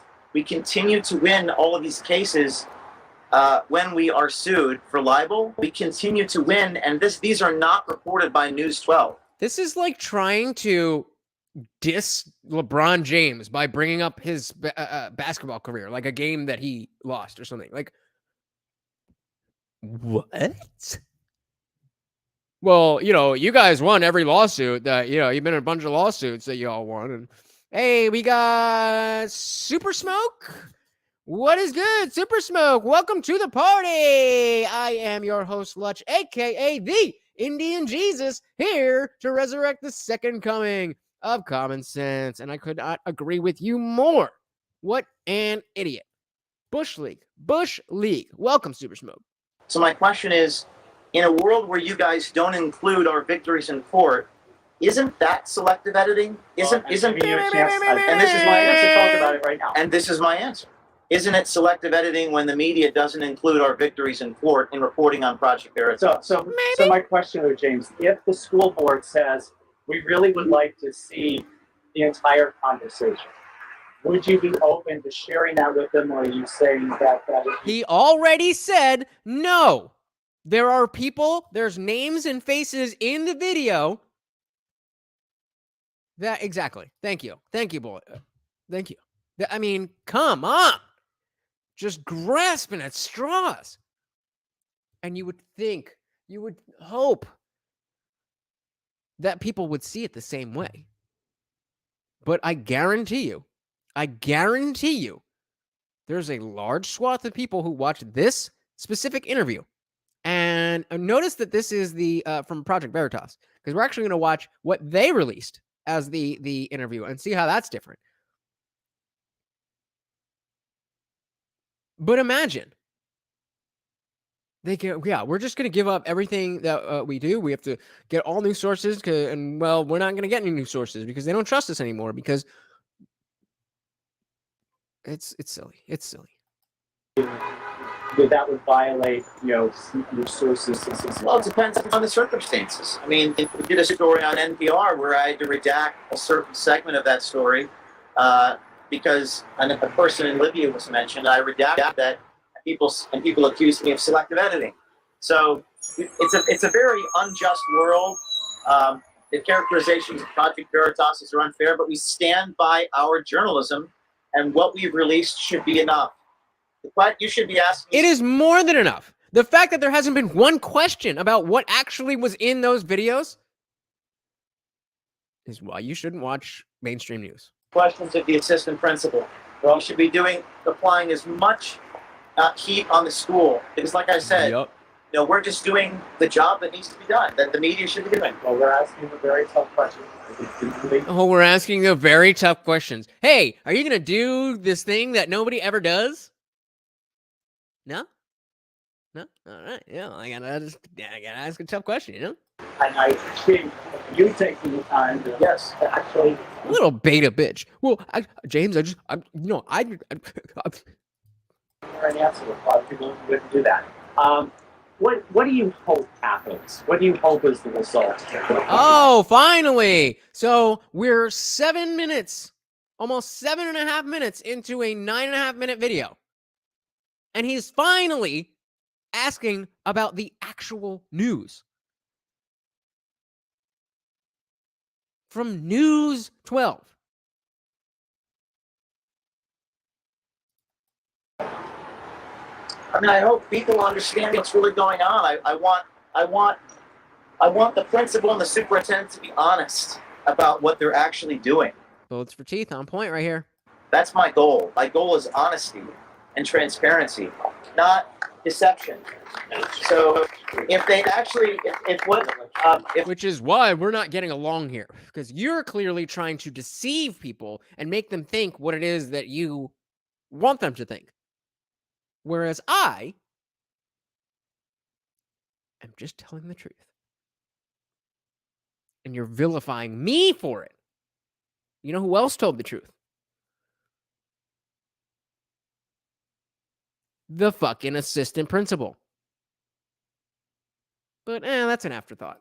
What the assistant principal said, is that what he actually does? Then he should just be honest. Scream it from the rooftops. We don't hire Catholics. We don't hire Christians. We lie about our curriculum. Say what he said, but say it openly. Don't hide it. And the other thing about releasing... Well, it was a private conversation. ...the raw is, I'm not sure that would satisfy you or the school board if I released the raw. If I did, they'll say, well, I don't believe you. Really, no matter what we do, no matter what we do is enough for our critics. They will always be skeptical and engage in sort of conspiracy theories. The man is on tape. He said what he said. We stand by our journalism. We've litigated at Project Veritas all of our cases, and we don't lose in court. Should he be fired? That's up for the people of Connecticut. It's up to them. I'm a journalist just like you. I release the information. And they make the decision. Need to decide. They need to make. It is not your role as a journalist to say what should or should not happen. It is your job to report on what did happen. Their own decisions. Okay. Anything else that you want to add that we did not touch on? Yes. No, because I don't want to make this about me. That's what I would say. Paul says, I trust these journalists come back just as much as I do the cops. I don't know who's worse. We spoke with the assistant principal yesterday in Port Chester, New York. We're going to be releasing that, and we have another tape coming out tomorrow. So was this something where you went to his home and confronted him?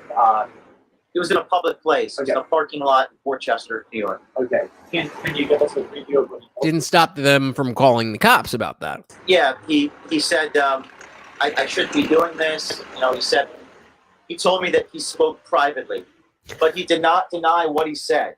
He just said, I recorded him privately. And to that, I said, well, whether it was private or not, did you do it? Did you do what you said? And then he said he's not going to talk to me, and he walked away. Okay. All right. Fair enough. Thank you.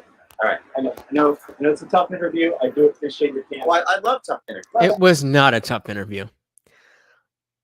Oh, man. This guy's like, all right, I just did it for News 12, bro. News 12. We just took down James O'Keefe. Tough interview, but. I know you do. But good job. Thank you.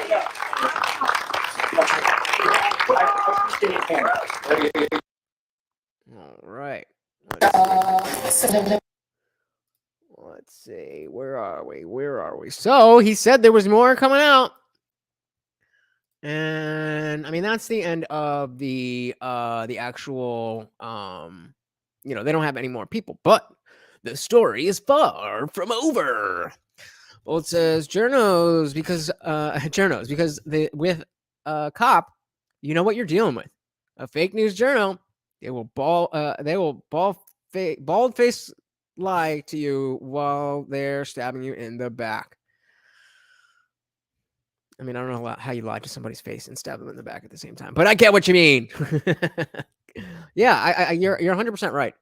And even if the cop is acting like, you know, whatever, they're doing God's work as these journalists, at least there's a level of I don't know. This is we're going left, but I agree with you. Hi, so this is from you today. reached the voicemail of Kate Or no, this is Diaz. yesterday. This is yesterday. Oh, maybe she saw it was. So we got a couple more small things, and then I'm gonna open the panel. I want to hear from you guys on this, because this isn't something really where I'm, you know, preaching my thoughts and just letting you guys know what it is, but it's more of, hey, this happened. What do we think about it? So I really do want you guys to come up, and I'm gonna try and doing a 1-by-1 thing. I want to have conversations with you guys personally. So make sure you hit the button because it's first come, first serve. Project Veritas. Oops. Hi, you've reached the voicemail of Kate Diaz, president of the Connecticut Education Association. Please leave a message after the tone, or feel free to text me on this number for a quicker reply. Wow, these people, these education officials are just evil. Alert your members that Veritas in its state and lurking around. Keep meetings closed. See, they're so afraid of being caught. No, they know they're closed. What is this, a press release? It's an email. Oh, it's an internal email.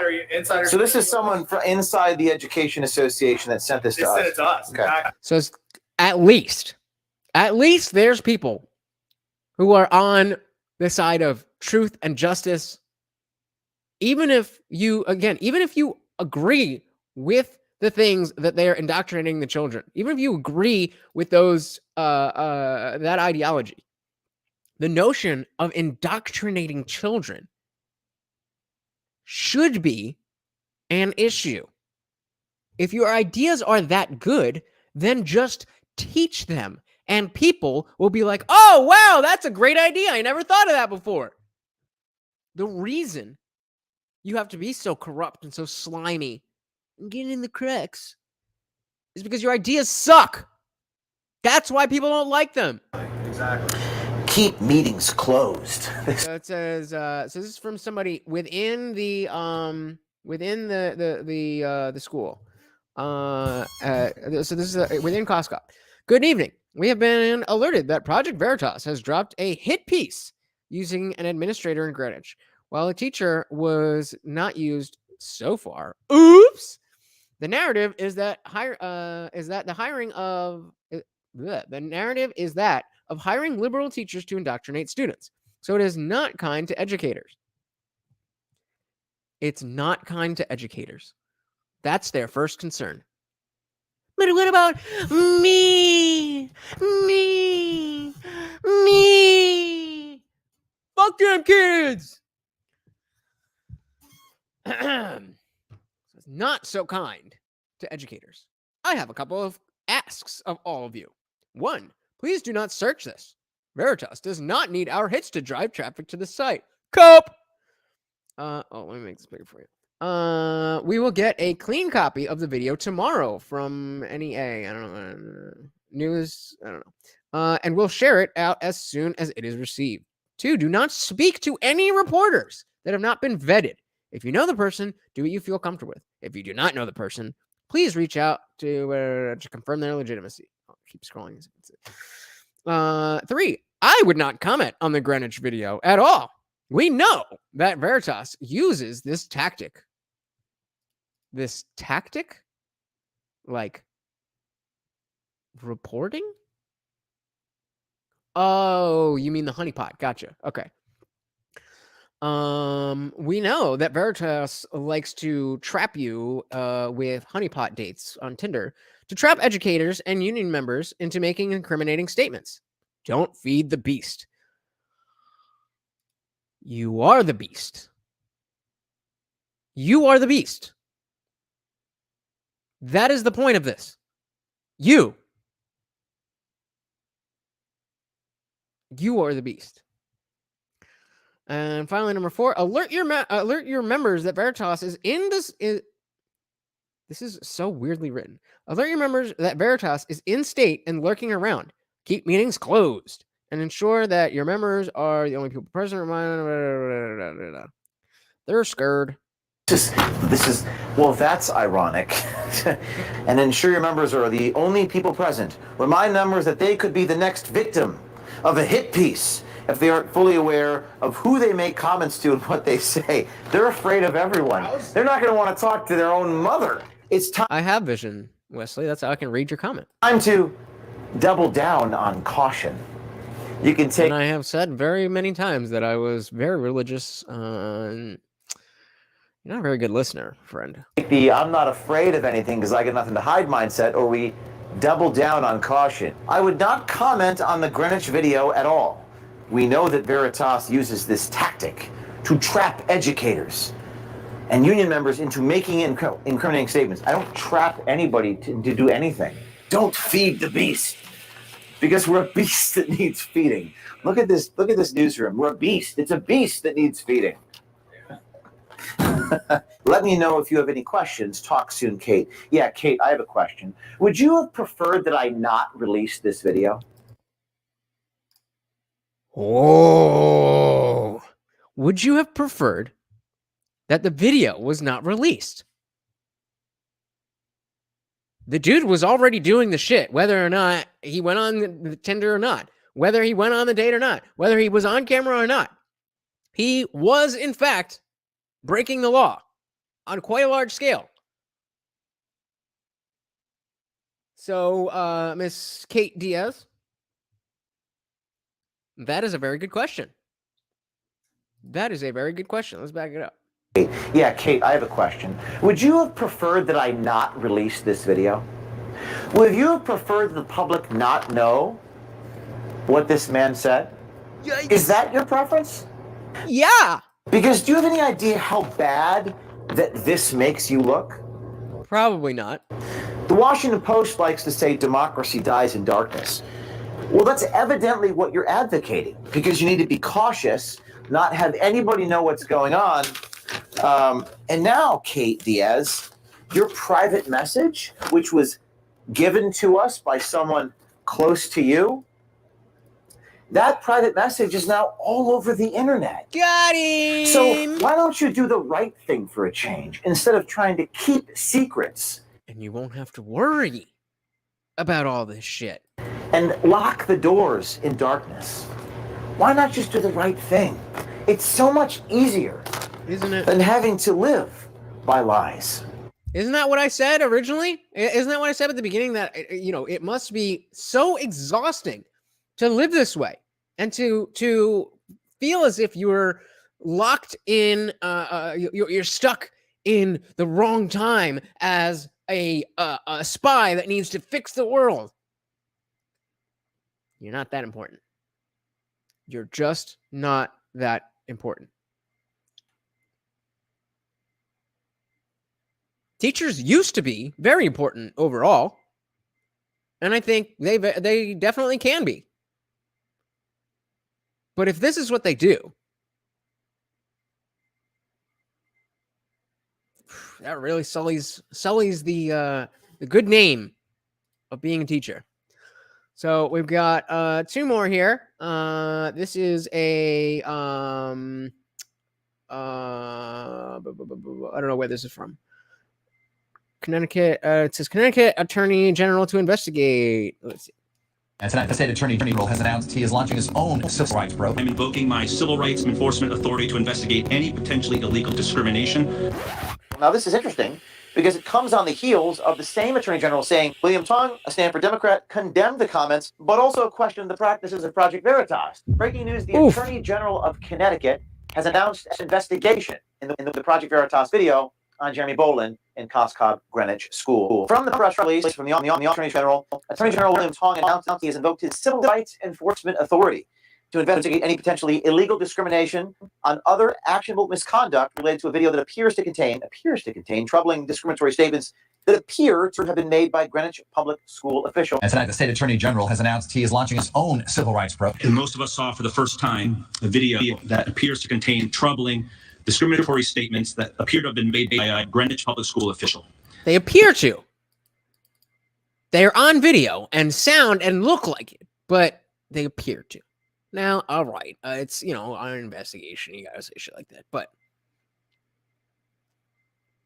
it is what it is. Today, as Attorney General, I'm invoking my civil rights enforcement authority to investigate any potentially illegal discrimination or other actionable misconduct related to that video. Now, this is interesting because it comes on the heels of the same Attorney General saying yesterday to the Harvard Courant, William Tong, a Stanford Democrat, condemned the comments, but also questioned the practices of Project Veritas.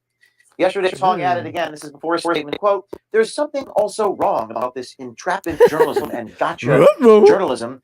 Journalism should be left to journalists, and law enforcement should be left to law enforcement, to police officers and state attorneys and the Attorney General's office." Hold on. I actually want to read this. What is it saying? So Greenwich first selectman seeking investigation after video suggests discrimination in Costco against Catholics, conservative teachers. So it says there's something in quotes. There's something also wrong about this entrapment journalism and gotcha journalism. Is there though?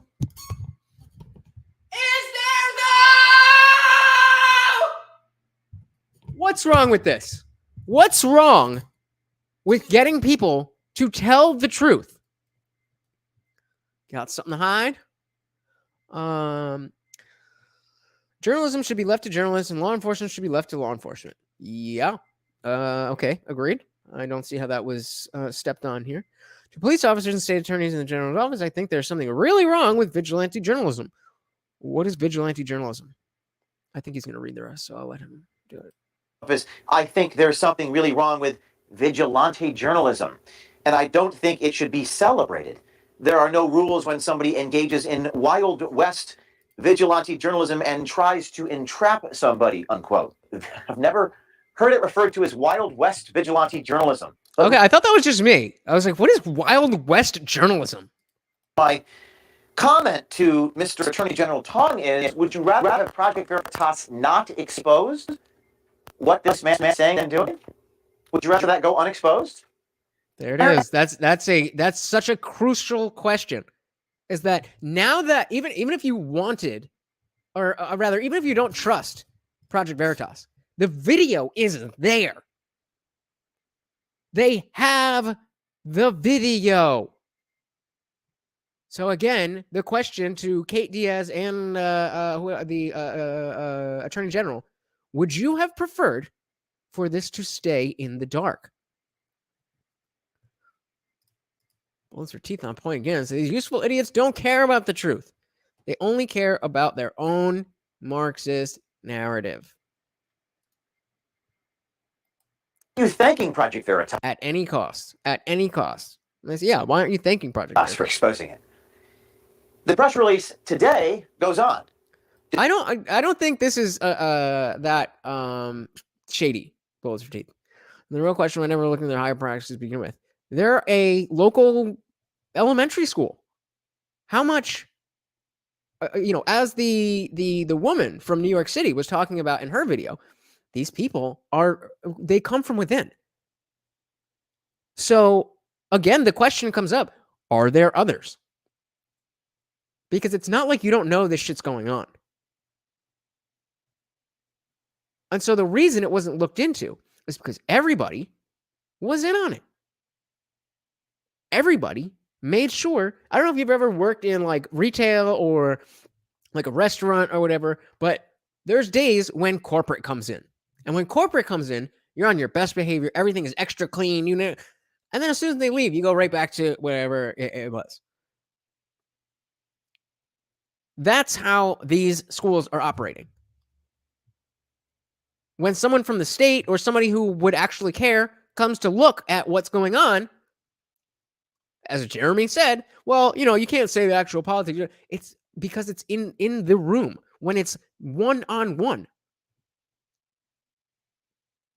That's what leftists do with power.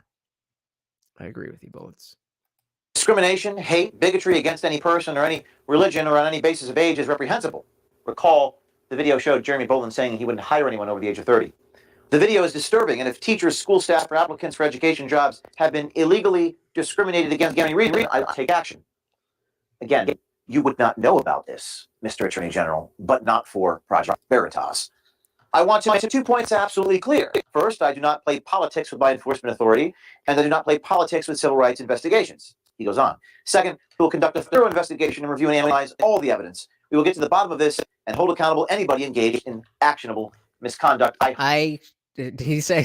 I was gonna say I sure hope so, but it sounds like he's about to say exactly the same thing. Maybe I'm the next James O'Keefe. Hope he's referring to the conduct by the assistant principal and not by the journalists who obtain the content. But we've seen this movie before. Again, journalism. This is from the Attorney General. Journalism should be left to journalists, implying that we're not journalists, not doing journalism. What would you call this, Mr. Attorney General? What would you call what we've done? We're grateful for the Attorney General's investigation. We're grateful for Senator Richard Blumenthal's comments, and stay tuned for more to come. Clearly, he would call it vigilante journalism or Wild West journalism. So, the last thing I want to bring to you guys for now, right? We already watched that, right? So, the last thing I want to bring to you guys is something that is a little bit more hopeful. A little bit. And I'm going to drop the link, and I want to hear from you guys. Let's do it. This is Channel 3 Eyewitness News. Discrimination, hate, bigotry against any person and against any religion or on the basis of age or otherwise is reprehensible and wrong. Good evening, and thank you for joining us tonight at 7 o'clock. I'm Erin Connolly. A state investigation now underway into comments made by a Cobb school official. Attorney General William Tong is invoking his civil rights authority to investigate if there was discrimination or other misconduct. Chief political reporter Susan Raff has more. A school scandal in Cobb is heating up. I am not going to do anything different just because this is a political season and people want to see me reach one conclusion. The link is pinned. First come, first serve. We're doing one at a time. Come on up. Or another. Attorney General William Tong will investigate recorded comments made by Assistant Principal Jeremy Boland in an undercover edited video made by Project Veritas, a far-right activist group. Oh, come on. Boland says he doesn't hire conservatives, those over 30, and Catholics. Would you ever hire a Catholic? I agree, but why not?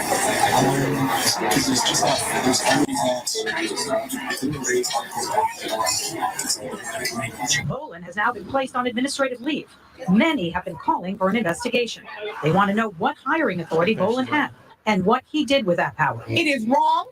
And it is un-American. There was a lot of reaction Wednesday night in Greenwich. Leora Levy, a Republican candidate for U.S. Senate, went as far to say that Democratic Senator Richard Blumenthal is complicit in the indoctrination of our children. However, Blumenthal also supports an investigation. There needs to be a vigorous and credible investigation. The school board has begun it, but the Attorney General of the state may well have a necessary role. Governor Lamont says he was shocked by the video. It's not Connecticut. It's not the values we represent. Certainly not something that is appropriate at all in the state. Certainly not in our schools. Susan Raff, Channel 3 Eyewitness News. And there we go. Oh, shit. Okay. And there we go. So we got... Hold on. I got it. Okay. Hold on. Stop. Wait. Well, good. All right. Struggle streaming, but we back. Bullets in the building. What's going on? How are you? YOLO Jesus, how you doing, man? Good show tonight. I Came in a little late. Well, I am doing well. So, what do you think about all this, man? Well, as I'm commenting on your in the chat on your stream, you know, from my perspective as a taxpayer, you know, I think this should not just bring attention to this one school, you know, but I think it should, you know, other states, other school districts, you know, should look at their own people who are conducting their hiring practices and find out, you know, in their own investigation, if anything similar to what happened here is happening in their own school districts.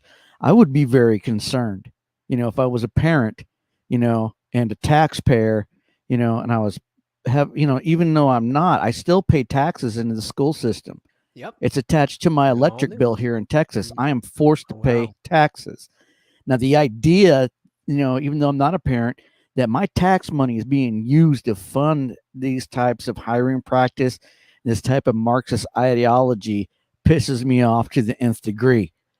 So I mean, I could sympathize where parents would be, when their kids are subjugated to this, or somebody that's, a Catholic, or who may be an experienced teacher who's over 30 years old, who may have conservative views, looking for a job and being turned down for a job because of the person and the people in these HR departments, or these assistant principals who are in charge of hiring, are denying them the opportunity that they should automatically be afforded. I mean, all of this is regulated by the EEOC, the Equal Employment Opportunity Commission.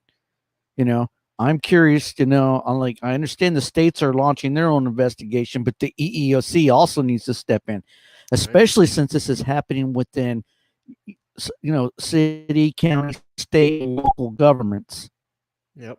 Yeah. And I think the fact that, it's not just the one school, but they use the two stories to show that it isn't just the one instance. And then you heard the people, I don't know exactly who they were, but the people who were giving props to James O'Keefe and Project Veritas, they were saying that we've had, what seemed like isolated incidences before, but it's clear that this is an underlying a culture of what's going on. This is a shared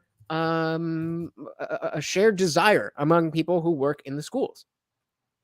So they definitely need to. Well, when you have school boards petitioning, Democratic politicians to approach the DOJ to categorize parents who protest at these school boards as being domestic terrorists, I think we have a problem. Not just at this one school, but nationwide.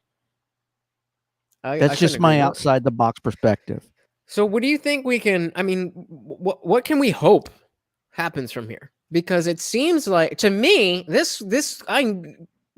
without any hard data for a long time until it started coming in, I was damn sure that this was happening, and I just didn't have any evidence to put forth.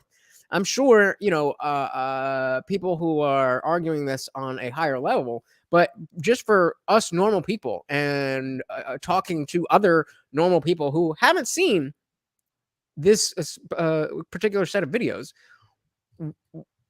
how do you think people will take this? Do you think that normal people will care? Like, what? It's scary. I can tell a lot, by, the reaction people are giving. Like that one lady was talking about, she's obviously pissed off, as she should be. And it's just going to snowball from there. And it's going to snowball to the, they say shit rolls downhill. This is going to go up to the Federal Education Administration. These are the people that up in the federal government level that dictate all what I call Common Core is what they call it. I call it Commie Core, and those are the people that are going to be, should be asked, does the Federal Education Administration condone these types of hiring practices? So this is, and I think Salty Cracker even said, we need to take over school boards. We need to take over local government, and we're starting to see this impact. And he isn't the only one saying that. There's a lot of MAGA people in the MAGA crowd and the MAGA journalist spectrum. Those extremists? Online. That's what Biden said. I don't know. Yes, us extremists. Yeah, I saw Biden's Hitler impression last night. I thought it was hilarious. Crazy. But I think that's where we're headed, and I believe in what James O'Keefe said. I know there's a lot of projectionists and gaslighters and manipulative people out there and narcissists who are saying, well, nothing ever happens. I get that all the time on patriots.win too. I come across these doomers that say that none of this ever does anything. That's a lie. They're gaslighting you because they're trying to defeat you morally. They want you to believe that your vote doesn't count, or nothing, or the memes you make don't have an impact. Don't listen to those people. Don't listen to the doomers and the naysayers and the people that are just there trying to tear you down, to their level and everything. Because what you're doing is having a huge impact. And we're starting to see that a red wave is coming, and that's why they're scared. They are scared shitless of what's coming. So we live in I'm not interesting even times. It's going to be interesting to see. What was that? What was that last part? I said we live in interesting times. It's going to be interesting to see. Just stay tuned. Get some popcorn. Exactly. That's what Tim Dillon was saying the other day, right? That we're going to hell in a handbasket. May as well enjoy it. And I'm not even, you haven't been coming to the parties for too long, but I talk a lot about how I was always a liberal coming up, like growing up. Well, I was never really into politics, but I was like a normie liberal. And then in 2015, I decided, maybe I should start paying attention to politics. And then I don't know if you know, but there's this thing that happened in 2015 where this dude, he was on an escalator, and his name was Donald Trump. No. So I got caught up in the mainstream message of that and completely brainwashed to be a never Trumper. I was a Bernie bro at the time. But then, of course, DNC screwed over Bernie, and I felt like I had no other option but to vote for Hillary Clinton.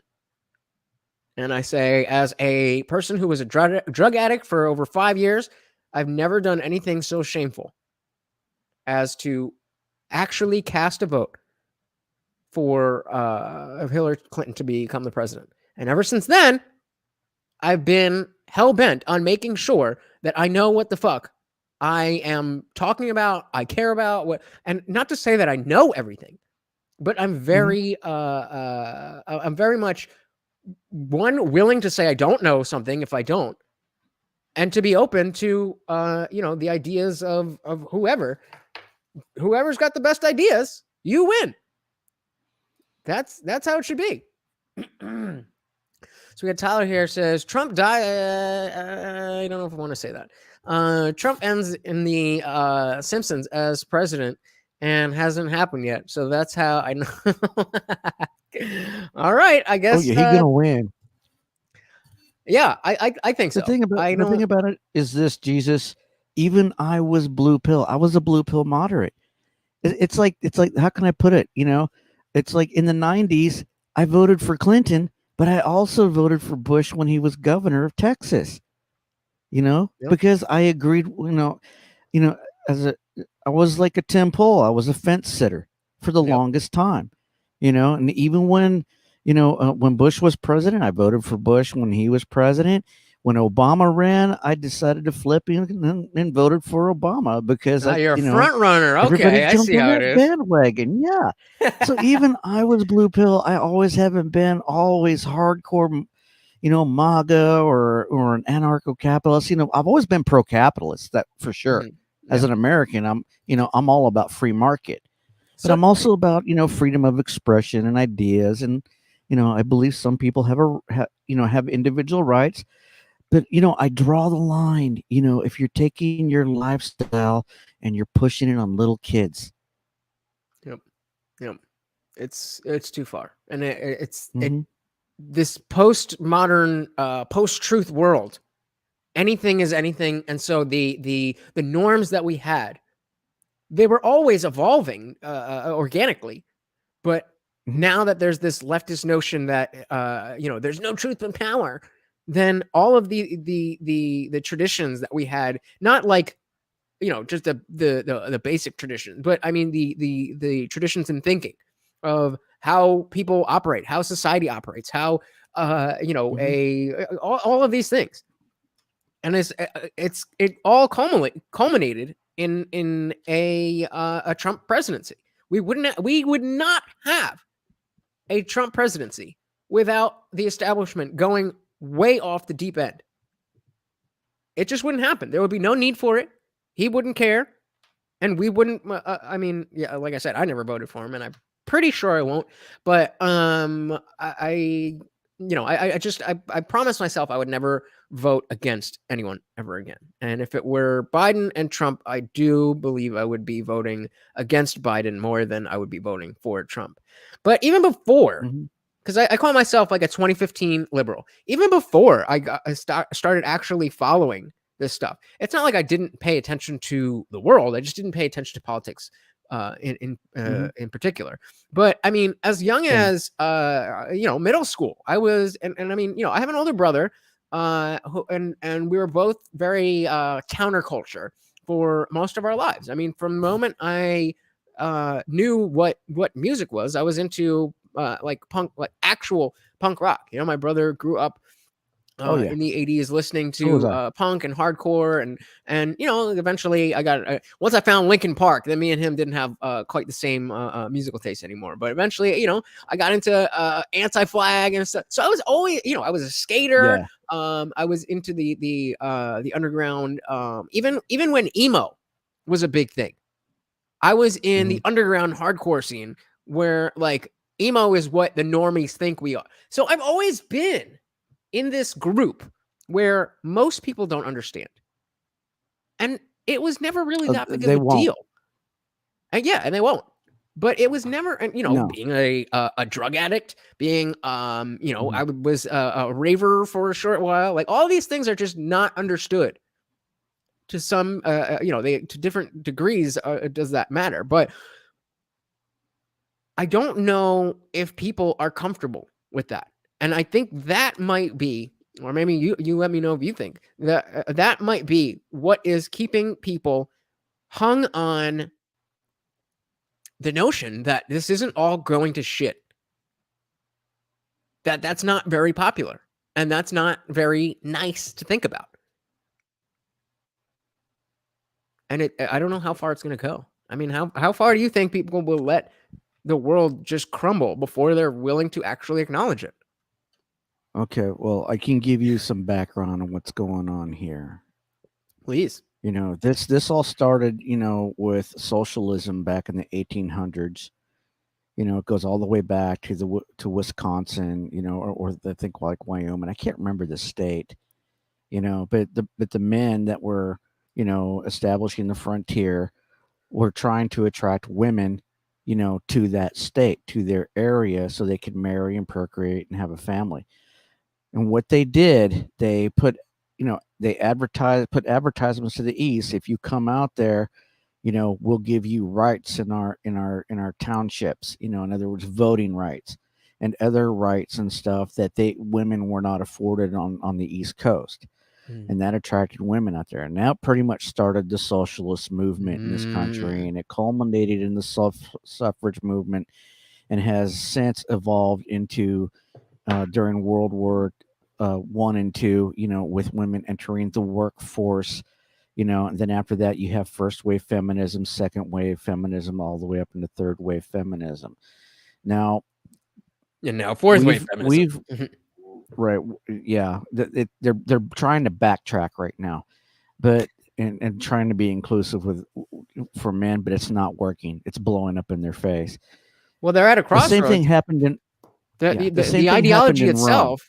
The ideology itself doesn't can't stand on its own when you bring in intersectionality. When you start talking about trans men, you're inevitably going to have people who clash on whether trans men qualify for what their idea of feminism is.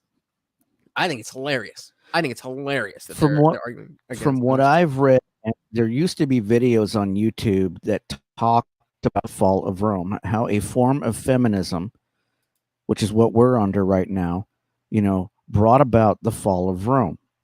And it only took that form of feminism about 200 years to bring about the fall of Rome. And here we are, we're about 100 years into it. How long do you think Western civilization has? So, with all these laws on the books that basically make men a second-class citizen and women superior to men on a legal platform, the gynocentric landscape is skewed against the modern nuclear family. It's really hard The country of the United States isn't set up to sustain a modern nuclear family, or for you to establish legacy. You know, if you look at Trump, you know, that would be a good example of establishing a modern nuclear family and legacy. It's very difficult to do that these days, you know, especially when it costs $300,000 minimum, you know, to raise each child. The country does it, you know, even with tax breaks. You know, they do not offer enough benefits for families to create legacy, to expand the foundation of the United States. And the foundation of the United States isn't the Constitution, the Declaration of Independence, you know, but it's the families, you know, American families that support, that are the foundation. If you look, I don't know. Hold on. I think I got to push back on that, because the entire point of the entire point of the Constitution and the Declaration of Independence. Maybe this doesn't clash with what you're saying, but putting the individual above all, the liberty of the individual is put above all, which does conflict with the superiority of the family. So how was? But you need people. You need a family. You need to procreate your progeny. Because you're just a custodian. We're just custodians of the Constitution. The Constitution and the Declaration of Independence are the inheritance that we must preserve for our progeny, and they must also, you know, become the custodians to carry it on to their progeny. That's their constitution, what's called their constitutional inheritance. You know, but you can't. It's really hard to maintain if you don't have a solid base of the modern nuclear family. In order to support that, it'll collapse on itself. Yeah, I definitely agree. I still don't know that I agree with the notion that the family is the cornerstone of the foundation of the country, but I certainly agree that we need nuclear families for to stave off the fall of the empire, for sure. Well, what is the Constitution without we the people? The people are the families of the United States. I agree, but as somebody who is not in a family, I have every right. I have every right afforded to the people of the family who live next door to me. That's what I'm getting. Yes, you do. Yes. I'm not putting a divider between that. That's not what I'm saying. What I'm saying is that, you know, your ability to establish a modern nuclear family, the slanting of the gynocentric landscape, not just politically, but socially as well. You know, I mean, I've been hearing, you know, all of us, MGTOW, I've been hearing for years that all men are rapists, you know, all men are bad. You know, they even got hashtag kill all white men to trend on Twitter. I know the hashtag, but we can't see that. There's an anti-family movement. Even BLM and the feminists came out and stated that they want to destroy the modern nuclear family. They want to destroy your ability to, you know, to have a wife, kids, you know, in the house and the white picket fence and the American dream. That's whiteness. Like, put it on the website. It could be brownness. You can have it. You can have your 40 acres. No. According to BLM, being on time and having a nuclear family is whiteness. That's white people shit. What's the opposite of that? Communists? No, we just have single mothers and fathers are useless. That's according to BLM. That's Marxism. That's socialism. That's some Venezuela level stuff right there. You know. Yep. And I mean, but these are just viewpoints that I've discovered on my own path. You know, as I make my way through life. You know, things that I pick up, you know, from other people in my community. But yeah, I do remember those videos being on YouTube, but they have since been removed. They don't want people knowing the truth. The one that talks about feminism, how it brought about the fall of Rome. I've been looking for it. I need to look for it again. It's probably out there on BitChute somewhere. So, I mean, I agree with mostly everything you're saying here. And that's fine. But I don't like to just wallow. I don't like to just be another person on the internet complaining about things. So while I am certainly another guy on the internet complaining about things, I want to be more. So we have, Project Veritas has done great work. What do we do with this? Let's say you didn't know about this before this stream, and now you know. What can we do with this? The best thing otherwise, this type of journalism is useless. The best thing that we can do is like what Salty Cracker advised everybody to do. You need to get out there and run for your school boards. You need to get out there and start, your own journalism website. You need to get out there and make your own comic books, your own movies, your own music. And we're seeing that. And it's getting, if you look at guys like Tom McDonald or Bryson Gray, and the impact they've had on the music industry, so much so it's influenced, even bigger stars like Kid Rock and others, and Monster Truck, to come out with their pro America MAGA music. Those are just examples, and supporting people like that. Supporting. I'm just curious if that is. If that's really helpful, or if that is just providing a voice for the other side, because you have the people like our assistant principal here, and then you have people like Trump. Those people are never going to get along. I don't. Do you see that? Do you see that somebody like Tom McDonald could be adding to the division, even if they are right, even if he's right about what he's saying? Is it helpful to sit there and come out and said that he's a moderate, he kind of leans left, but these people are especially the young generation, Hey, hold on. Sorry, we got one time. We I got was a JH moderate. in the building. Welcome, JH. The panel is open, by the way. Says most of Project Veritas stuff isn't big enough for major changes in society. Well, I'm hoping this is going to be pretty big. I do think you are. Unfortunately, I do think you are correct. But I don't know how you deny this. I don't know how you act like this isn't happening. He probably came in late, and I don't think he understands the magnitude of what we just saw here like 15 minutes ago. But there's a lot going on. There's a lot you don't see.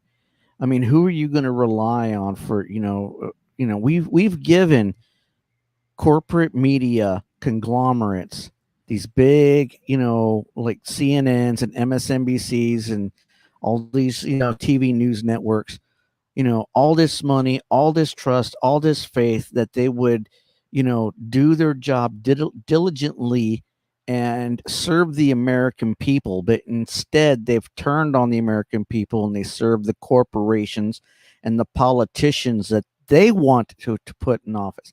They don't care about street level guys like me and you. They couldn't care less. So if they're not going to be our voice, then we need to get more Salty Crackers, more Project Veritas, even more IndianJesus out there, to bring this out. That's what this is all about. Freedom of speech, freedom of communication, open forums, and we don't even have to agree. You don't have to agree with everything I'm saying. I mean, just as I don't have to agree with everything that you say, but we can always agree to disagree, and we can have a forum and come back to this and work things out. That's the awesomeness of it. That's the beauty of it. Absolutely. Well said. So, like I said, I am experimenting with this one-on-one panel. So we do have some more people in the back. Do you have any closing words for the people before I give you the floor to shout out your socials and all that stuff? No, I appreciate everybody, that's participated in the chat and support my buddy here, the IndianJesus. I got him featured on my channel. My channel is Bullets for Teeth. I'm on YouTube, and that's where you can find me. Yo, before you go, I do MGTOW content.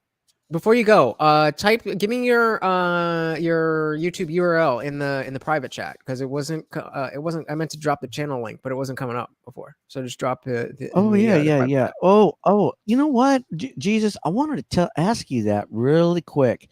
One thing that I found, because my channel is hard to find in a search. Yeah. One thing that I've noticed, if you in your description, if you put, like, when you go back, to your YouTube studio and you go in the description and you put like the hashtag #TheIndianJesus, it'll come up a lot easier in search. In the If you look description. if you look at my videos, I'll put the hashtag that says bullets for teeth. And that'll find it. Awesome. Hold on just a second. Let me mute that. So, so what I'll do, I'll put hashtag like bullets for teeth in that description, and then when I look at it on search, it comes up. Gotcha. So All right. So when I looked for your channel, TheIndianJesus, it brought up a lot of, like, religious stuff, from the Aquarian Gospel of Jesus Christ and stuff, so you might be buried in there somewhere. But if you hashtag it TheIndianJesus, or hashtag the title of your video or your subject matter, it may pop up, and be a lot easier for you to find, for people to find. Word up. Will do. Oh, real quick, we got a question for you. So I don't really know what this means, but I'm assuming you do. Drex. I'm not too familiar with Drex. No. Sorry, JH. The MGTOW community. If he is, I'll find him. Maybe. I know a lot of brothers in there, so they might be able. They might know who that is. I'll ask them. All right, so I'm gonna give you the floor. Shout out I dropped your link in the chat, and whatever else you want to tell the people, the floor is yours. Like I said before, if we live in some very interesting times, and if you want to invoke change, the best thing that you can do is to support, content creators like IndianJesus, Salty Cracker, Project Veritas, whatever artists. We are affecting change, and it can be done. And if you would like to hear more, if you like MGTOW content, or looking for mentorship, in the manosphere and stuff like that, I can help you point in the right direction. And I very much appreciate Jesus for letting me come on and hang out. To that unself be true, gentlemen, and we'll catch you next time. Thank you. Beautiful, beautiful. All right, man. You have a good one. Thanks for coming and hang out. Jesus. Yeah, buddy. Later. Nice. All right, and we've got a good friend of the channel here. Trey's in the building. What is going on, brother? Nothing much. How you what do you think of all this?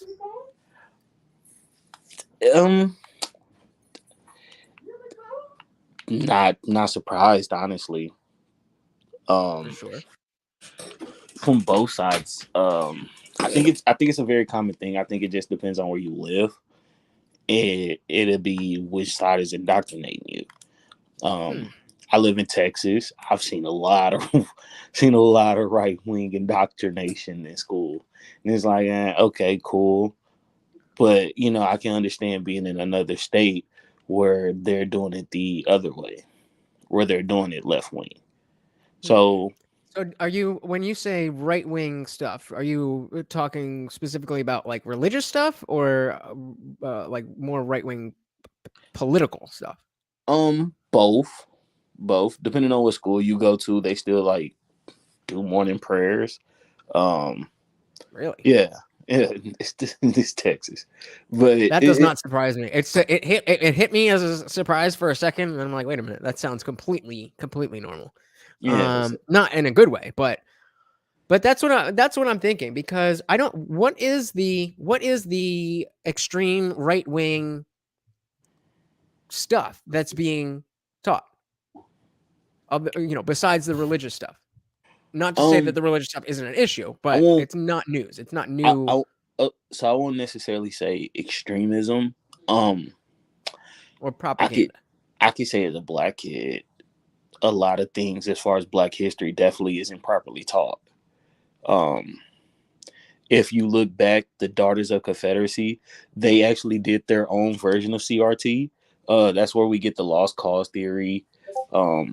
That's like where we get a lot of kind of the sympathizing with the Confederacy.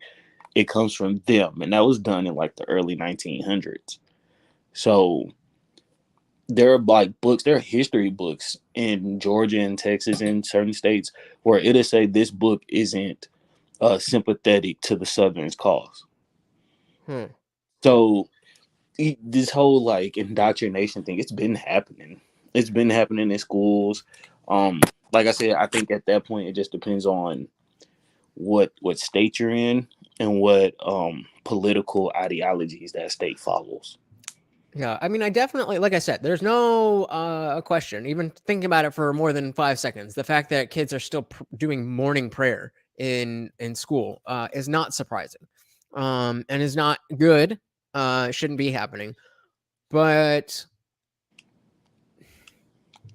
I'm trying to articulate the difference in why I feel like this is so much more insidious. So I think yeah. I can explain it. I'm lost for words at the moment. I think it's more so a lifestyle ideology that the left teaches, where the right teaches more of a. So, like when I say a lifestyle, like, I don't subscribe to homosexuality, but I don't, I'm not against it. But the fact that you're not hiring Catholic teachers or Christians or anybody, so basically, I couldn't get a job there. Or I probably would get a job there because I'm Black. Exactly. Yep. You could be male and Christian as long as you've got one. As long as you check one of the boxes. And I've definitely been an affirmative hire, like an affirmative action hire. I've definitely been one of those before. But is it true? Because that's the only thing I ever hear when somebody brings up affirmative action is how unfair it is to the affirmative action hire, because either they know that they've just been hired because of their race or gender or whatever it is, or the person can never feel like they've done a good job because they know they may have been a diversity hire. Can you speak to that? Yeah, it's true. You kind of get like this uneasy feeling, depending on where you're at. So like, the first time it happened to me, I was in a college town, and I just happened to notice that I was the only Black cook for sure, and then there was like 2 other Black waitresses. But it was a thing where like, well, so what told you that you were? So are you saying you don't know if you were a diversity hire, or are you saying in that situation you know you were a diversity hire? I know I was, just by the way that they would handle me. What does that mean? Like they would never. I'm not Black. Like, you gotta spell it out for me. So like they would never send a white manager to do the correction. They would always send a Hispanic guy because he was the closest thing to Black. Like if they wanted me to leave early, so like the white manager that we had, he would never be the one to discipline me. Like he's over everybody. But they would always send the Hispanic assistant manager to do it for you. Yes. Or if I gotta get cut early, hey, you gotta go home early today. It was gonna be Hector that told me if I used to take food home at night. Like I'd take something for me and my girl. Hell yeah. And that's one of the best parts of working in a restaurant. And he would be like, hey man, they noticed that you're taking too much food home. But it would never be Mark. It would never be Mark. It would always be Hector. And it's like, so why? And then But so, and just because I don't know the situation, so I'm just playing devil's advocate. Is it possible that the white manager was some super left-wing white knight and was like, well, I don't know the experiences of a Black man, so I don't have the authority to say it. Something like that? No, because I've seen Phil go in there and let somebody have it in Spanish. Like full-fledged, every word you can think of in Spanish. You had the whole conversation with him. But when it came time to speak to me or something, it was always high and by with us. Always high and by with us. Hey, I even tried to have a conversation with him one day just to see, like, was I tripping? Mm-hmm. So I was like, hey, what you do this weekend? Oh, man, I'm busy. Gotta go. Mm-hmm. And so, again, just playing devil's advocate, not denying your experiences at all, just questioning. There's a difference between being treated differently based on your race and being hired because of your race. So the things that you've said definitely are definitely instances of you being treated differently. But I'm curious how you know that you were a diversity hire. That's why they hired you.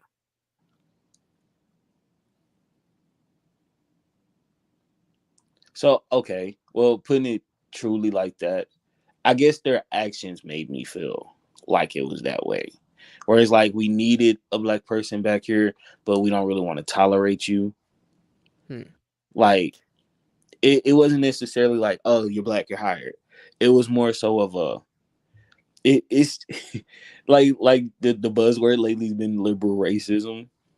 But to me, it's more backhanded racism, where, like, we're not going to be direct with you. We do the little behind the back stuff. So when I say something about it, and no disrespect, you get to be like, yeah, but you get to also be like, well, devil's advocate.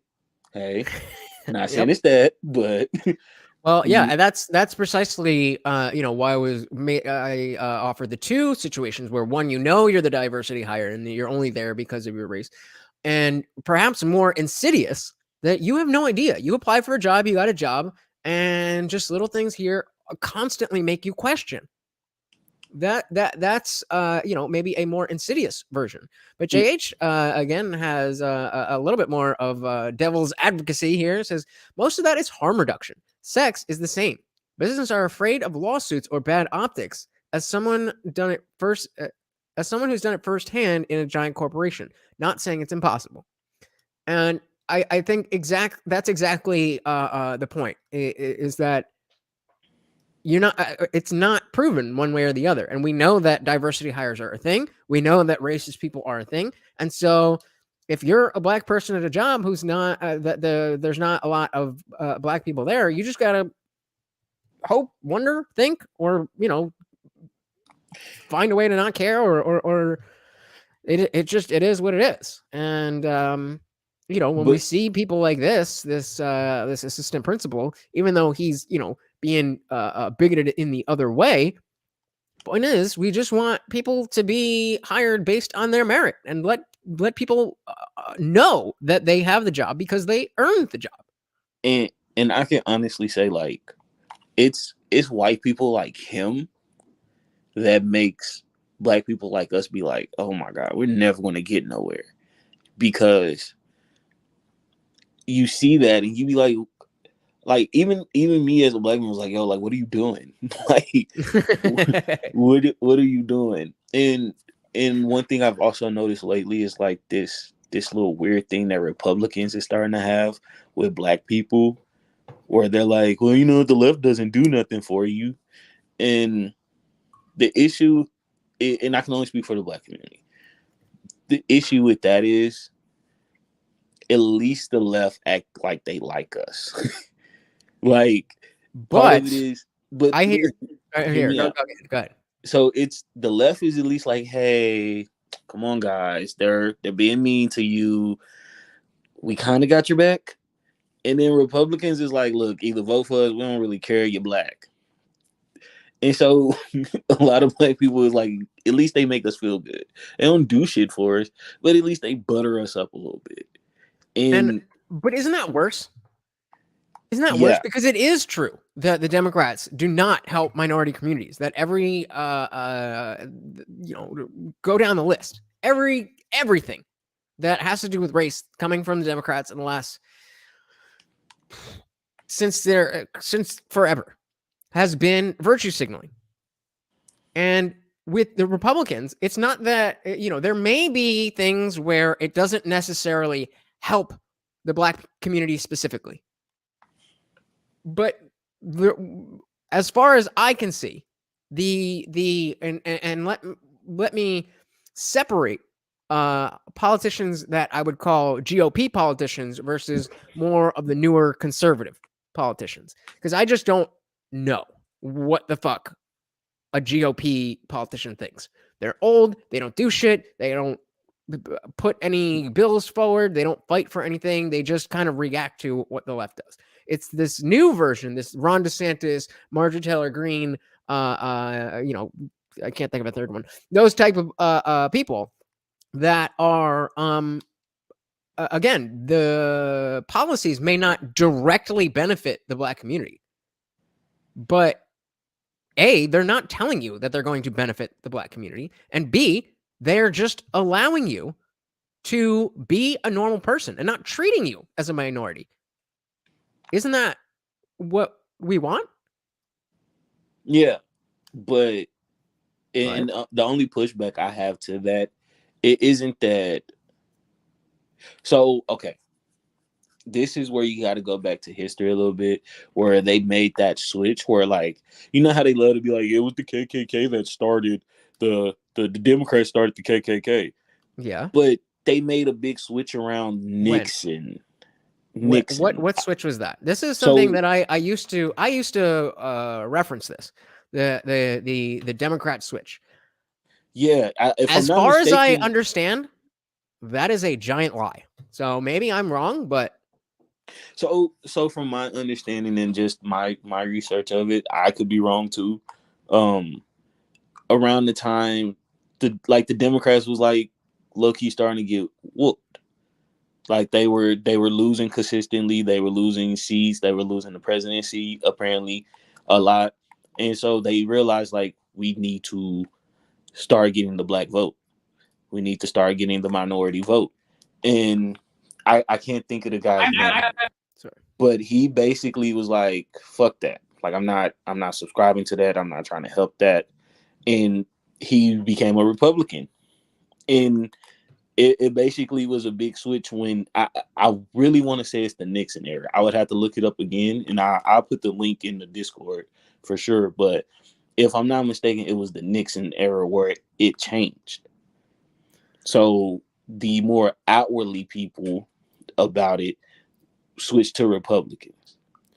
So like I said, I could be completely wrong, but that's where my research led me. Yeah, I mean that's something that, again, that I've when I was a liberal, and especially 2015 to 2017, 18, when I was really like never Trump, there I was making that argument as well. But too many people were like, that's not a thing. And I remember looking, and I again, this was when I was not as well initiated into these types of things. But I remember looking and not really being able to figure anything out. So let's say Bullets Ortiz says Republicans believe in smaller government and self-sufficiency of the individual, whereas Democrats believe in big government and making everyone dependent on the welfare state.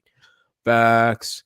Says the Democrats are still the same old Southern Democrats who founded the KKK. If you believe otherwise, you got gaslighted.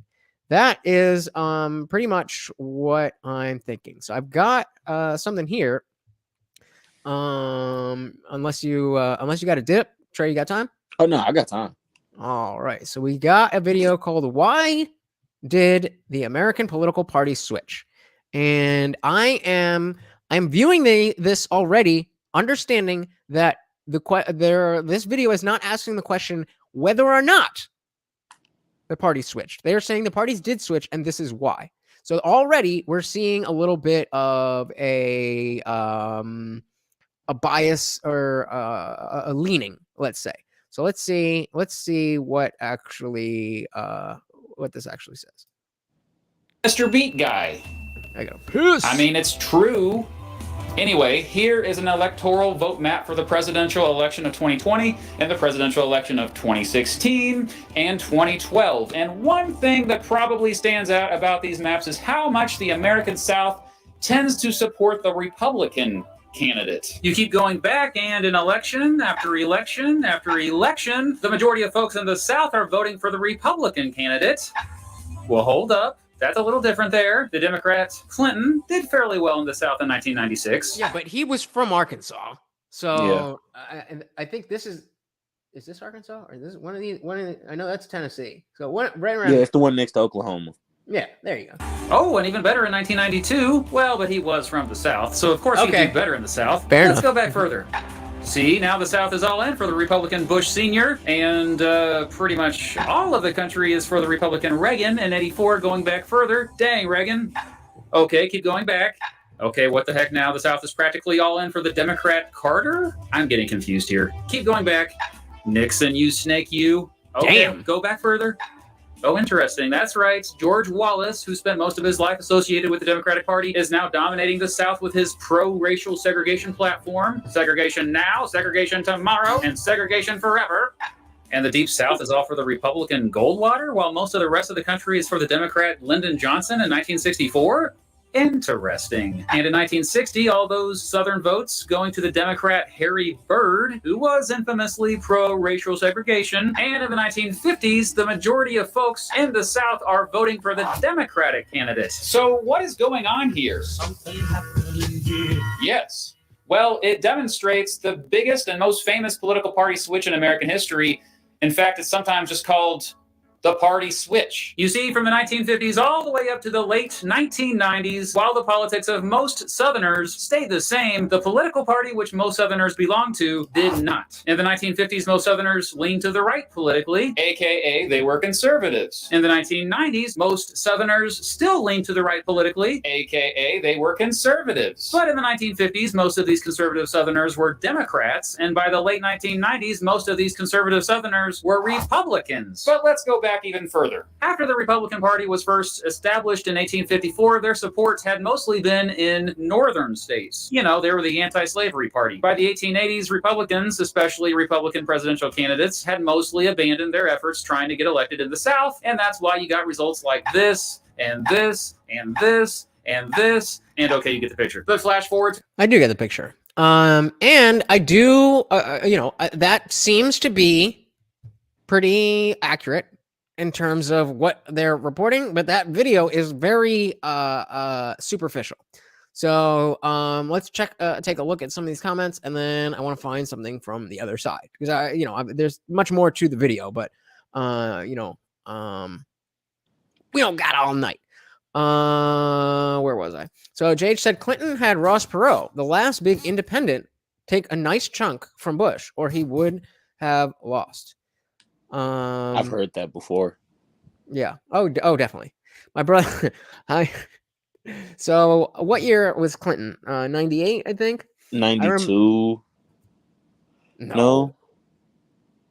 When did Reagan leave? Because it went Reagan, Bush, Clinton for 2 years, and then it went Bush again. So then, yeah, 98 sounds right for Clinton. Because Clinton was the first, Reagan was. I was born in 89, and I know Reagan was in, Bush was in office.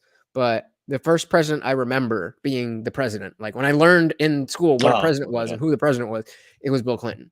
I don't remember what my point. Oh, and my brother my middle name is Ross, and so my brother used to call me Ross Perot, and I didn't know what that was, so I got mad, and that's all I remember about Ross Perot. Bullets for Teeth says, not all Southerners supported the South during the Civil War. Yeah, I mean, but... Oh, yeah, we know that. Yeah. So, let's see if we can find... I want to find something that is... Ooh, nope. I was gonna bring up a Vox video. All right, here we go. Let's try this. Now to our weekly It's called A History Lesson on the Democrat-Republican Ideology Swap. Feature we like to call We Are Paying Attention. Oh, I missed this one. And Bullets made a good point that the parties never switched. They were taken over by a uniparty. That is definitely something that I could see playing out. And we know that there is a uniparty now. We know that the parties are working together. So it's plausible that it's plausible that there was a concerted effort to push to the uniparty by getting all the people that weren't in that party. So I am is asking still on Greenwich schools, kind of. We are that's what we're talking about. But we've gotten to a point where Trey brought up the switching of the party's ideology, and none of us really know too much about that. So we're just trying to get some more info on that. Yeah.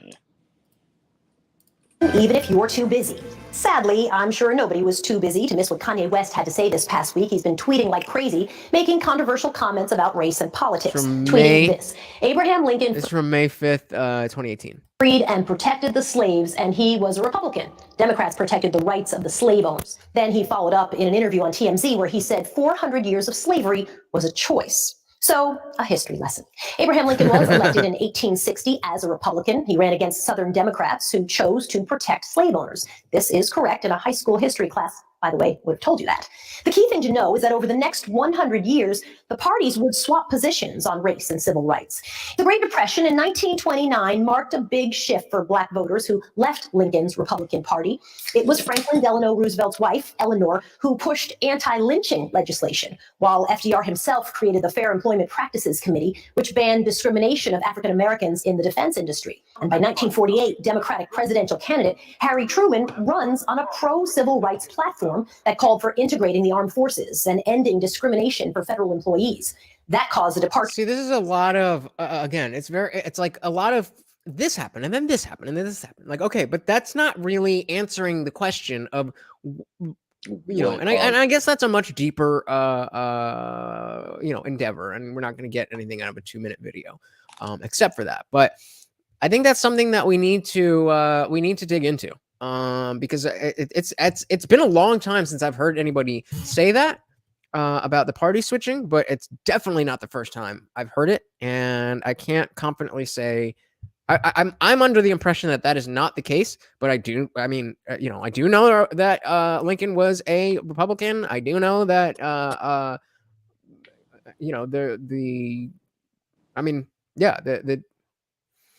it's just tough because I don't see, like, civil rights doesn't necessarily mean good for Black people when they say it in terms of politics and news. Yeah. It doesn't mean that it's good. It means that it's supposed to be good. And that's where this thing about the Uniparty just being taking over both sides at once, and then just saying, okay, we're going to make the Democrats the one for the establishment, whatever. I do not know. But it says, go ahead. I was about to say, and see, I could believe that way more than anything, is that they both was like, look, we both feel the same way. Let's just make this money. Because if we go be real, most of the people that's in Congress now, they were what, late 40s, early 50s in the 80s when they first got in Congress. Mm-hmm. And they're still there. So eventually, my thing is, I want to know, when did, like I said, I don't have no issue against gay people or anything, but I want to know, when did the Democrats become so gun-ho on making sure that the LGBTQ community was well taken care of more than anything? Well, I mean, just from my own personal perspective, it was always, ever since the 60s, when civil rights became a thing, it was always about extending rights to more and more people.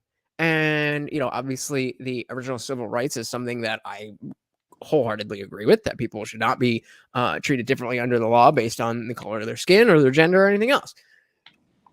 But you take that and you take it to an extreme that we could not have foreseen, with, like I was talking about before, with, feminism and trans rights conflicting with each other. Then it's just like, okay, well, how did that happen? Because for sure, we know now that the Democratic Party is the one that proclaims to be for, if you don't vote for me, you ain't Black. Like, it was a lot more subtle before that, but not by much. And I'll say this, that's where I'll say Republicans can't get out their own goddamn way. because there is no way that Biden should be president. There's no way. No. Well, that's only because Trump was president. Nobody But voted no. for. But and that's why I say Republicans in general, because a lot of them they chose to double down. I don't know what you mean. Because if Like, we did, when you compound the fact that his last 2 years were just all Rona stuff, and that he was impeached twice, and they made up the entire January 6th thing basically. No, see, then the election came, and there was enough reason, and they changed the way we vote by just sending out mass ballots. So I don't know really what you mean. I'll say in the Black community, we were actually done with the Democrats. We was like, yo, fuck it.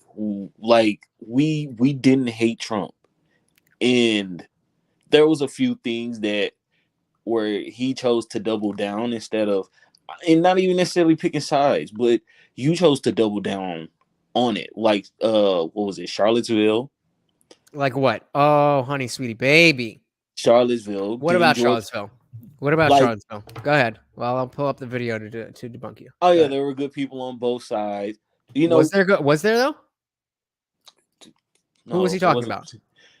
I mean, but like it's the response. Like I'll speak just for Black people's feelings about this.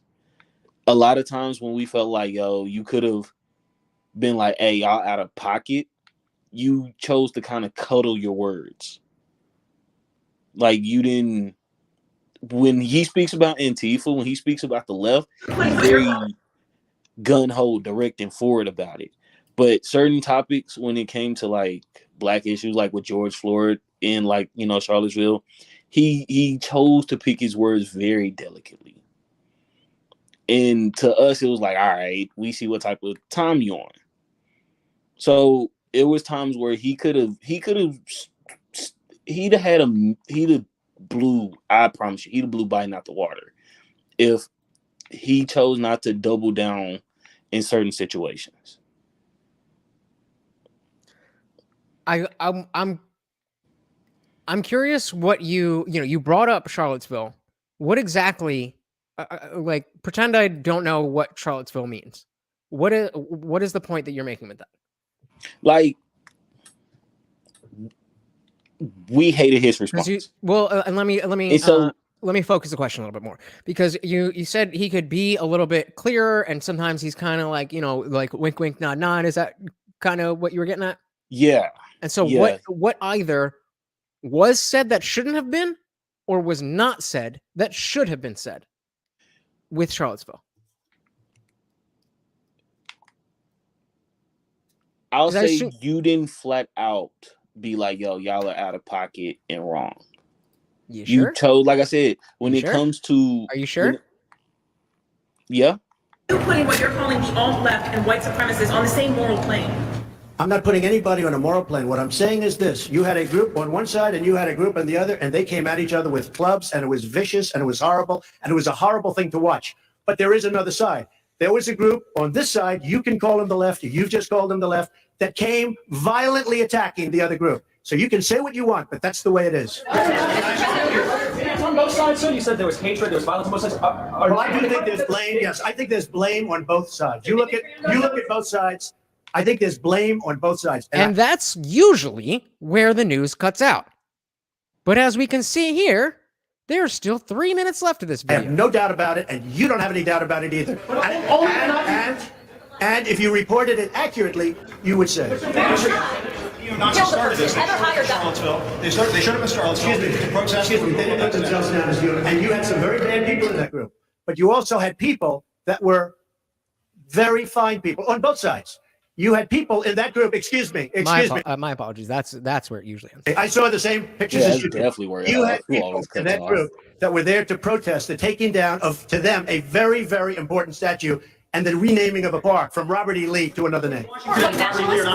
George Washington was a slave owner. Was George Washington a slave owner? So will George Washington now lose his status? Are we going to take down? Excuse me. Are we going to take down statues to George Washington? How about Thomas Jefferson? What do you think of Thomas Jefferson? You like him? Okay, good. Are we going to take down the statue? Because he was a major slave owner. Now we're going to take down his statue. He was. So you know what? It's fine. You're changing history. You're changing culture. And you had people, and I'm not talking about the neo-Nazis and the white nationalists. What? Wait, what? What did he just say?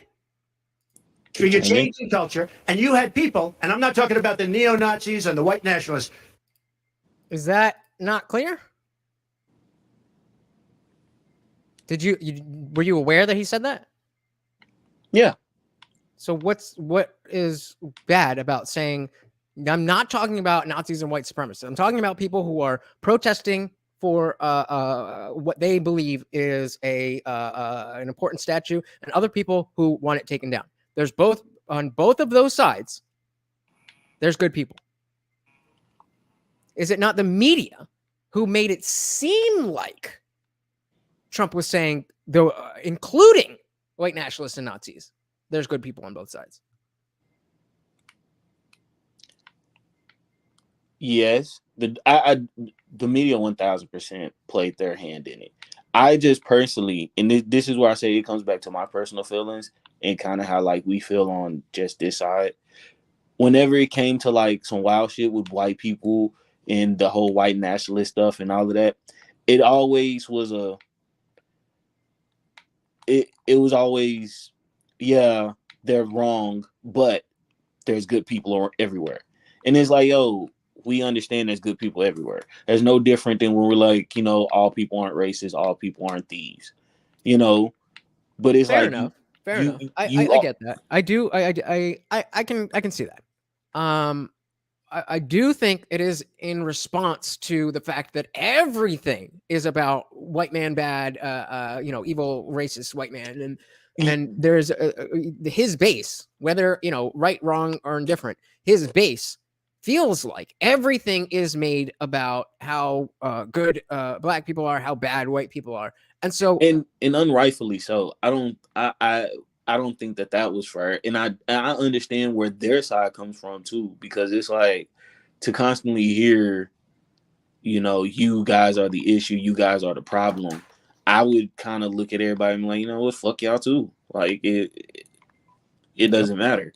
So I've always understood both sides. And did you hear what Biden said yesterday in his speech?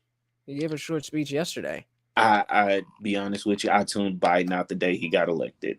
Because it's extreme. Oh yeah, Biden.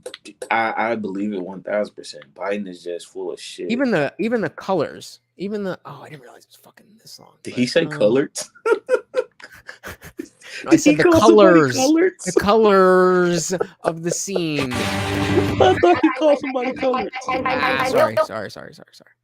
The colors, like a dark and ominous. Threat to democracy comes from MAGA Republicans.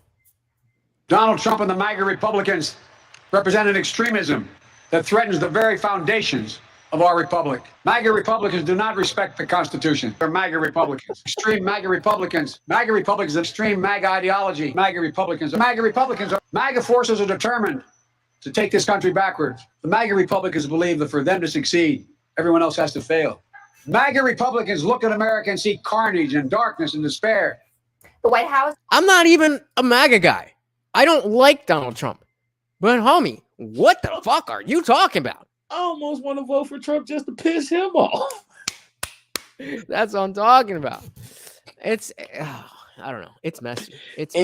And that's the issue. And I think that's the issue that is making things worse. Is we're choosing to talk about just the extremes. I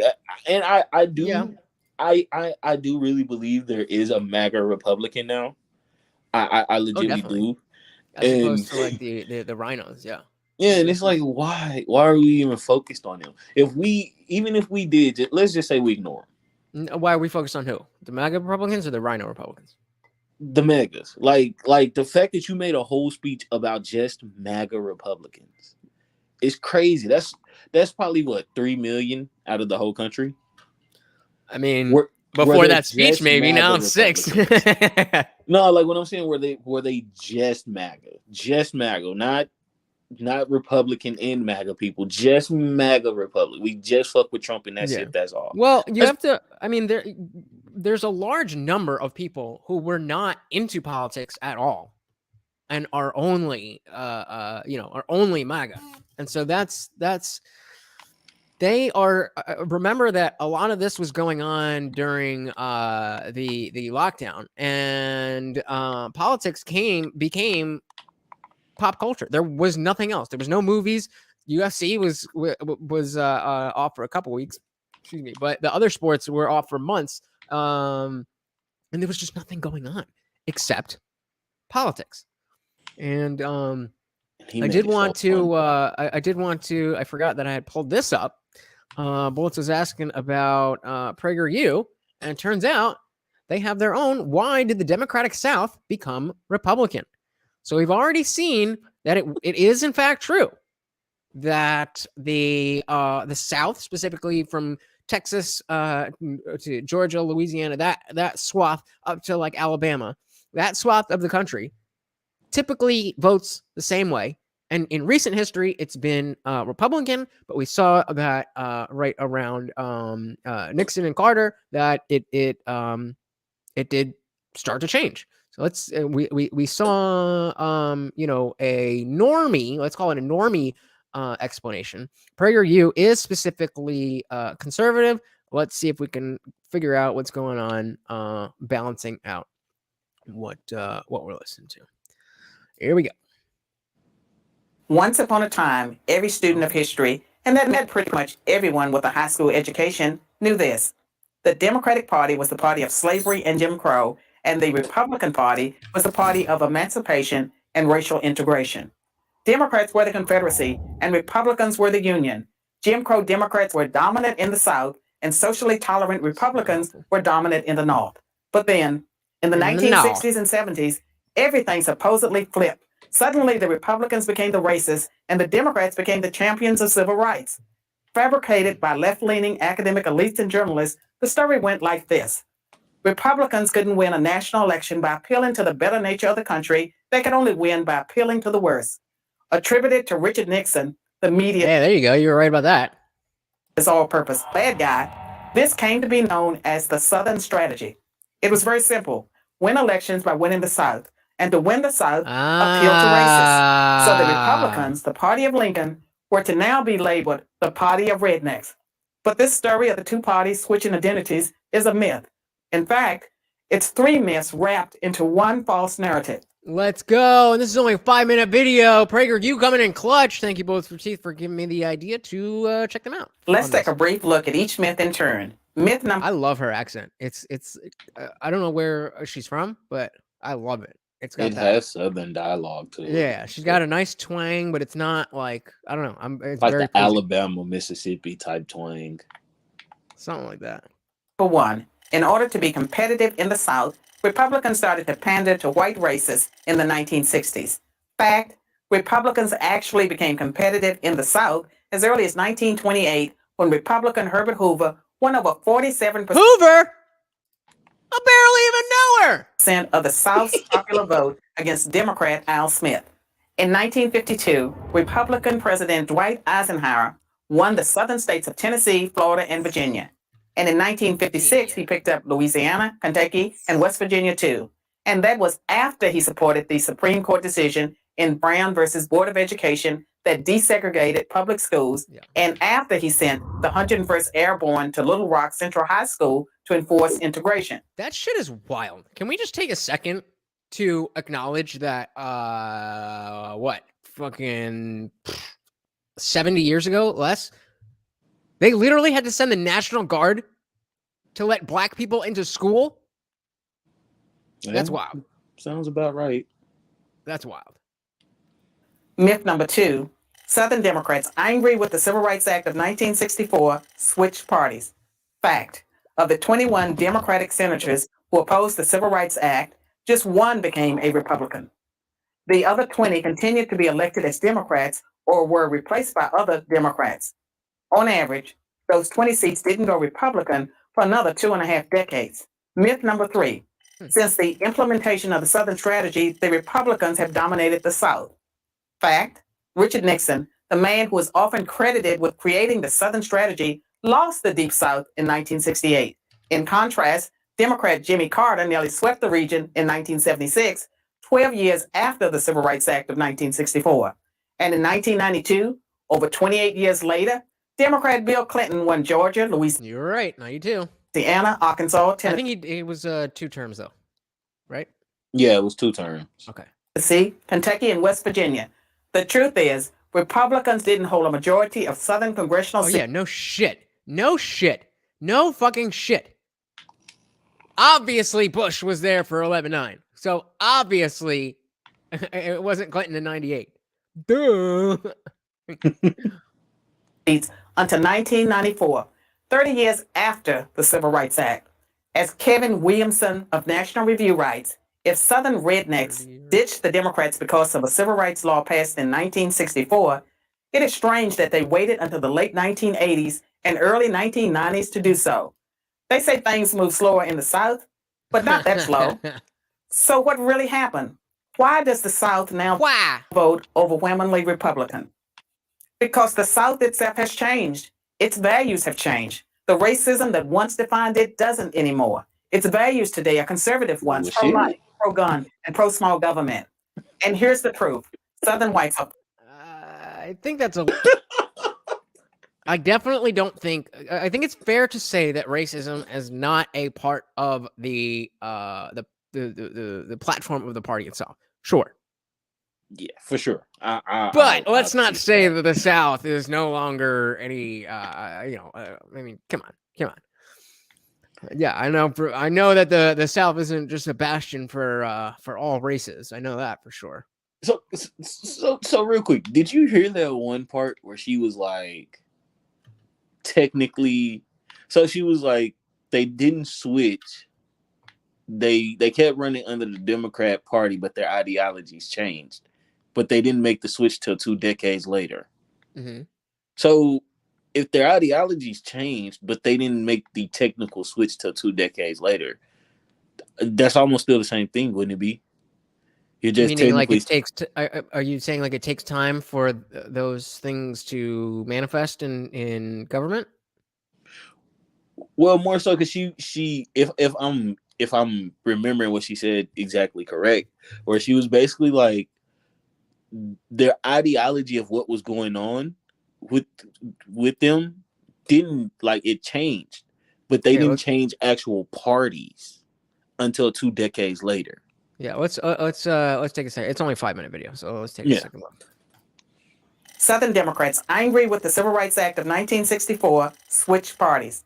Fact: of the 21 Democratic senators who opposed the Civil Rights Act, just 1 became a Republican. The other 20 continued to be elected as Democrats or were replaced by other Democrats. On average, those 20 seats didn't go Republican for another 2.5 decades. So those, one more time, I want to make sure I know for sure. Senators switched parties. Fact: of the 21 Democratic senators who opposed the Civil Rights Act, so of these all said, fuck the Civil Rights Act. Okay. That's what she's saying. Just 1 became a Republican. One of those same people. The rest of these... The other 20 continued to be elected as Democrats, or... They were elected as Democrats, being against the Civil Rights Act. Or were replaced by other Democrats. On average, those 20 seats didn't go Republican for another 2.5 decades. So we're talking about 25 years between when the Democrats were voting against civil rights. 25 years between the time when Democrats were against civil rights to the Democrats being for civil rights. That's what they're saying. So let's finish up this second part and we'll come back to your question.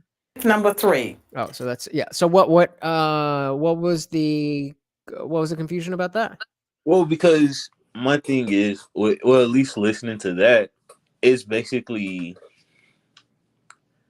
So she was saying that either they stayed as a Democrat or they got voted out, and then Or eventually replaced with another Democrat. Yeah, basically they got voted anti-civil out. rights Democrat. Yeah.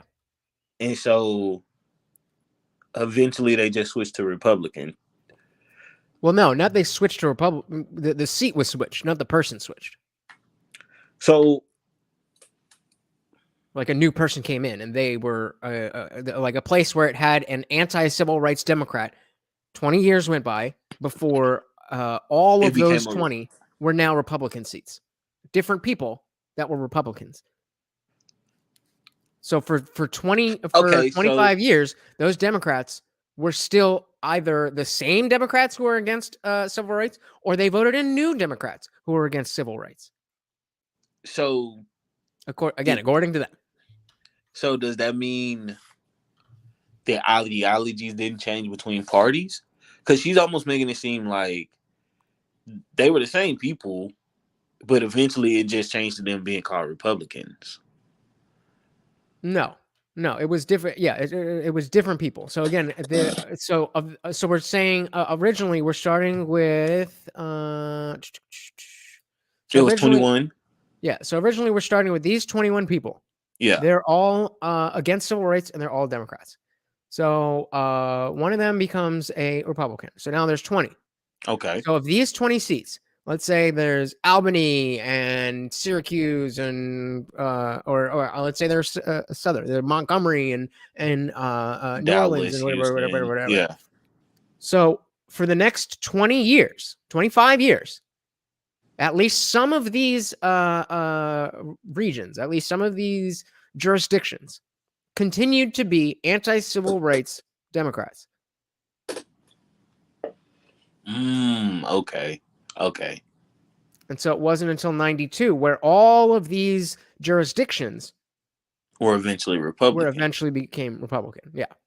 So now my next question, and see, I wish we could do a little bit deeper dive on that part. How many of them were still actually the same person? Yeah, that's a good question. That's definitely a good question. A little too deep for the end of the stream, but may as well finish the video anyway. Republican. The other 20 continued to be elected as Democrats or were replaced by other Democrats. On average, those 20 seats didn't go Republican for another 2.5 decades. See, what does on average mean? Either they went or they didn't. See, it'd be like little sleek wording that you're like, yeah. And we know PragerU is conservative leaning. So there's no question about that. That doesn't mean they're wrong. That doesn't mean they're right. But we know that much. Myth number 3. Since the implementation of the Southern strategy, the Republicans have dominated the South. Fact, Richard Nixon, the man who is often credited with creating the Southern strategy, lost the Deep South in 1968. In contrast, Democrat Jimmy Carter nearly swept the region in 1976, 12 years after the Civil Rights Act of 1964. So, saying in comparison to 1964 in the South, 12 years later, the Democrat candidate won in the South. So we're still in this 1976. And so again, it's about what was Jimmy Carter's platform. Again, another deep dive there, but And in 1992, over 28 years later, Democrat Bill Clinton won Georgia, Louisiana, Arkansas, Tennessee, Kentucky, and West Virginia. The truth is, Republicans didn't hold a majority of Southern congressional seats until 1994, 30 years after the Civil Rights Act. Okay, that puts it a little bit in context, as from 1994 to 2022, the South equals red, Republican. But before that, things were different. So the idea of a switch happening in Nixon's time is still up in the air. It's more to me. Sorry for cutting you off, but to me, the video came off as Yeah, we did a little bit of a switch, but it wasn't like a switch sides. It was like a let's try to get more people to vote for us. So, like, it sounds like they switched their ideology because, like she said in the beginning, they needed to appeal to more The racist Southern whites. strategy, right? So, but that goes right in line with the idea that the same people who were supporting the KKK were like, oh shit, we got to get the South now, and they did this, that, and the other over the course of 25 years, and then because of that propaganda, the ideas changed, and because individuals. This is a line from the movie Men in Black, which I saw in theaters. That when you've seen Men in Black, right? Definitely. When Tommy Lee Jones, whatever his name is, first talking to Will Smith about joining the Men in Black, he's talking about there's aliens everywhere, and he's like, why don't you just tell people? People are smart. And Tommy Lee Jones goes, a person is smart, people are dumb. That has always stuck with me. I don't remember why I brought that up. Well, because I think that our society is kind of proven that a person can be smart. I think we prove, through your streams that there are very intelligent, regular people. Like we're not considered scholars or whatever, but we can definitely probably sit down and have a way more intelligent talk than some of our quote unquote scholars. But I'll say this: it just listening to you and then thinking of the video, it kind of clicked in my head what could have happened. Once the Democrats seen like, oh shit, they're like, now we actually have to split the racist Southern vote. They was like, fuck it, let's appeal to the black people, because now they're not 3/5 of a man; they're a full vote now. Yep. Yeah, exactly. And that's that right there. That makes so much more sense to me. That's why they are appealing to minorities, and why that appeal to minorities is so hollow, because they don't actually care. And the Republican, going back to our whole thing about, I actually wrote it down, that the left pretends to care but doesn't. The Republicans tell you they don't care extra about you and don't act like you're any different. And again, I'm talking about as a platform. I'm not saying there's not racist individuals and or anything like that, but as a Republican platform, even the worst ever, Donald Trump, he did very well with black people who actually paid attention, because he did a lot for black communities. He definitely did, and that's why I say he could have ran away with this past election. That's why I say I think he was never gonna win this election. That's why he's very likely to win in 2024, because the Democrat, they threw everything. They threw 4 years of bullshit media. And it just so happened that Rona was released from a lab that Fauci worked in and was in charge of. So a lot happened in his in that time. And again, I did not vote for Donald Trump, and I'm not voting for Donald. I'm very I don't want to go on record, but I'm very likely not voting for Donald Trump in 2024. But so I'll say that George Floyd situation put the nail in the casket then, because I felt like he could have won up until that situation happened. So if you're feeling I don't remember what his response was. Well, it was mainly with the rioting part, but that's when he started coming out with, they're looting, I'm shooting. When he went to the stairs of the church and had the Bible upside down, talking about we need peace and healing. Like, he did a lot of stuff where, like, we looked at him real quick. Sorry, Bullet's got to run. Thank you for hanging out, brother. I really appreciate it. Thank you also Bullet's for coming my up. guy. I actually checked out your page. It's not bad, man. It's not bad at all. I did give it a check out. We will. I might be around. Hey, if you're in the Discord, we're watching House of the Dragon on Sunday. Otherwise, I will see you Monday night, 8 p.m. Eastern. Oh yeah. I tried to watch House of Dragon to catch up with the new episodes for Sunday, and I'm not gonna lie. You know what? More racist than I thought. Because the whole time I was watching that show, I was like, yo, this is definitely white people shit. Oh, but not like racist, just not. Well, I mean, I say racist tongue in cheek, and I shouldn't do that. Gotcha. But Okay. yeah, I was just watching it the whole time. I was like, yeah, this is like Harry Potter to me. this is Fair enough. If it ain't for you, it ain't for you. No, Indie film. We got Indie film in the building. Welcome, welcome, welcome. Says, I will go on a limb and say that the party that was the majority of slaveholders in the South, that started the KKK, that tried to keep blacks from voting, tried to keep blacks from owning guns, that blacks from owning guns, that still sees everything with race-colored glasses. I like that phrase. I like that. Race-colored glasses, and speaks down to minorities, is the party that's more racist. We all agree on that. The where the question has gone is, and any film. I would love if you have more information than us. the Young floor can bucks. definitely be yours. The floor can definitely be yours. Yeah, we were talking about the supposed flip of the ideologies. Because I think. Sorry, Yeah. I was about to say, because I just think that plays the biggest role into what's happening now. Is that ideology flip, and then once that, I think just that ideology flip triggered so many different events that it. So all right, maybe I'm just speaking for my community. Sorry, but think about it.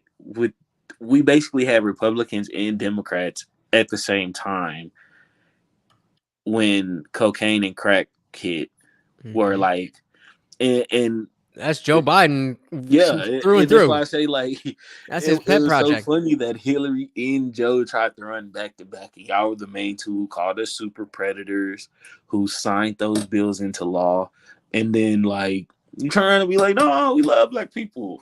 You don't vote for me, you ain't a nigga. It's like, yo, you might as well just say, look, vote for us, bro.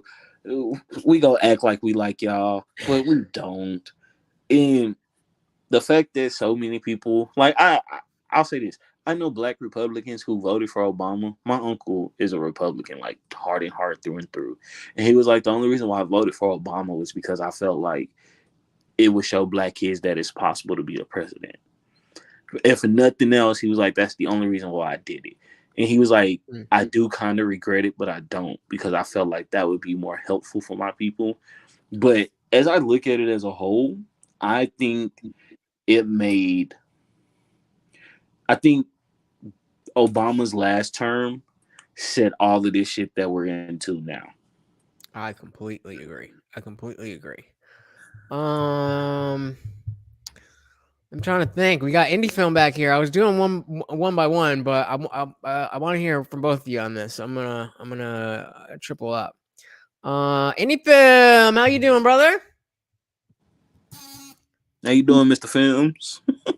Hey, nice. Hey, how are you guys doing? I'm sorry, a little late, but not a problem. I'm very glad you are here. I know you think you're the center of my world, but you're just off center a little bit. I'll take it. So can you add some context as somebody who was around a little bit longer than the two of us? What are your thoughts on this notion of the parties switched? The Republicans used to be the party of freeing the slaves, and now they're the racist party, and the Democrats are the Dixiecrats, and now they care so much about the minorities. And where is that? No, it hasn't switched at all. I mean, the Democrats, let's say, pre-Civil War, the Democrat Southerners, what did they do? They used Africans to pick cotton, tend to their plantations, and now they're using the African vote to get elected. They're still just pandering and using them. There's nothing different. There was no switch. People say there was a switch, and you'd be like, okay, well, when? How come Robert Byrd, who just died like 5 to 10 years ago, who was a KKK member, I mean, it's not disputed. He was like a grand wizard in the KKK. was a senator in West Virginia, a Democrat senator in West Virginia? How come Hillary Clinton went and said what a great mentor he was? How come Joe Biden said what a great mentor he is? How come the Democrats think that black people aren't smart enough to get an ID so they can go vote? It's not the Republicans that think ill of African Americans. They never have. Who was the first black senator in the United States? Was he a Republican? Yeah, I think so. Yeah, he was. This whole party switch thing is like, that's just more of them trying to, what are they doing now? They're calling, Trump and MAGA is like the evil fascists that must be stopped as they act as fascists. Yep. I would say what more they've been doing the whole time. Oh, absolutely. And I can't say it enough. I am not a fan of Trump. I am not MAGA. I am not any of that. I am for truth. I am for the benefit of my countrymen. That's it. So, I mean, I was saying before that I used to, when I was a liberal, when I was a never Trumper, I would talk about the switch in parties, and I didn't get too much pushback. I got a lot of that never happened, but I didn't get a lot of people who knew how to debunk the myth. And I just kind of I feel like it kind of stopped being talked about as much.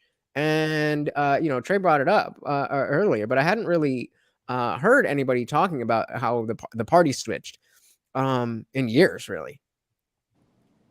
Well, they say, oh, well, it switched in the, the civil rights, 1960 with Kennedy. I mean, like, oh, okay. So FDR, he was a big racist. And they'll be like, oh, no. I'm like, well, you're saying that the Democrats were the racist then, and then they switched. It's like, they cannot give you a date. And they'll, oh, it was Johnson. That's what it switched. Oh, so Kennedy was a big racist. Well, no, not Kennedy. Okay, and Johnson was a big racist. Yeah, he definitely he's on was. record of saying a lot of shady racist shit. And okay, so it wasn't Johnson. Okay, so Carter. Was it when Carter? When did the switch happen? They can't tell you. They just say according to the videos we were watching, it was right. I think it was Nixon, the Southern strategy. It was it was between Nixon and Carter because of this Southern strategy. So, oh yeah, obviously. So all these people that were Republican, that were anti-racist, that were on the side of good, decided one day. You mean actually anti and racist, meaning not racist, not anti-racist. Yeah, as in we're going to make everything about race. not Gotcha. Sorry, sorry. All these Republicans who were not racist decided, well, the Democrats, the racists, they want to become Republicans, so I guess we should just switch and become Democrats. What? I mean, saying it out loud, it does sound stupid. Right? What? That's why I was like, how? Yeah, my grandpa, when? he was super anti-racist, and he was a staunch Republican. He loved Lincoln and all this, and then somebody said, we're going to all become Democrats because that's where the anti-racists are going to go. It's like, wait, what? So quick question then. So would it be almost safe to say then maybe it wasn't the politicians that did the necessary switch, but maybe the actual voters? But why would the voters switch? I can see. Well, hold on. That's a good question. That's a good question because for sure, I don't think anybody switched in the. I think you made at least for me, a very compelling argument that it simply doesn't make sense. But the notion of the voters over a period of like even one or two presidents, I could see that be especially because people are so uninformed. Like people do think that the Democrats are the non-racist party, and people do think that the Republicans are the racist party in 2022, when it's blatantly obvious that Republicans don't give a fuck about you unless you have money. and the Democrats don't give a fuck about you unless you have money, but they tell you they care more if you're black. No. Well, the Democrats are really good at labeling their opponents, the Republicans, with what they are, seemingly.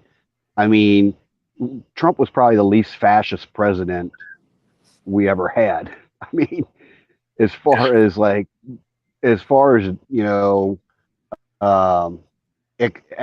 executing orders from outside of his constitutional privilege. Biden is he's saying you don't have to pay your rent, and the Supreme Court says, well, no, that's illegal. You can't do that. And he says, then he comes on, he says, I know the Supreme Court said I can't do this, but we're going to do it anyway, and then make it go through the courts again. It's like, what? He doesn't care about it. He's the most fascist, and it makes sense, because the one thing that really kills me is how the right concedes when people say that Nazis are far right. Nazis are not far right. Nazis are fascist. Fascism is to the left. It is not to the right. To the right are libertarians, and then you could say anarchists are way far right. But the further you get right, we want less government. The further you get left, you want more state control and more government. That's fascism. That's the Nazis. So when people say, oh, the far right Nazis or whatever, I'm like, no. Stop accepting that label. It's not the far right. That's the left. So wait, Antifa's far right and the Proud Boys is far left. Yeah, exactly. Antifa are fascists. Yeah, no, Antifa's far. They are far left. They are left.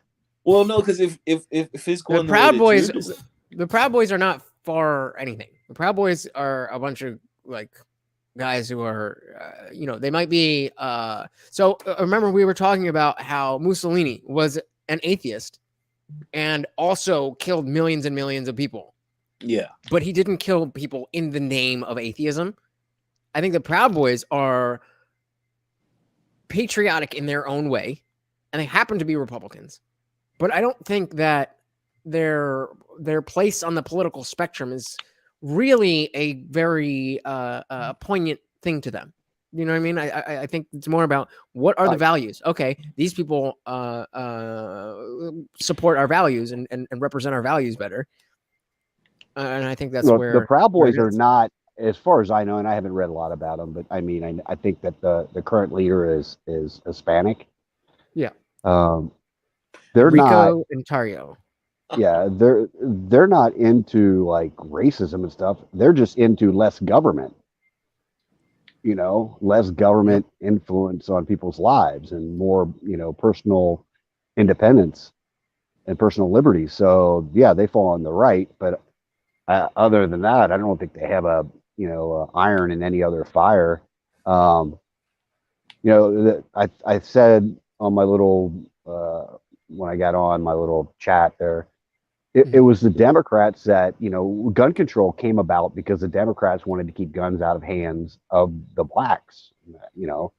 That's where gun control came from. There was no gun control laws before that. But all of a sudden you had a bunch of people that were your slaves, and now they're all free, and now they're all armed, and they were shitting their pants. So they made the KKK, and they started making gun laws. Well, so just quick question, because I know Ronald Reagan was one of the people that passed a big gun law legislation on the Black Panthers during their height when he was governor of California. So my question would be, I should probably Google it. Matter of fact, I will Google it. What did Reagan identify as during that time when he was governor of California versus what he was when he was president?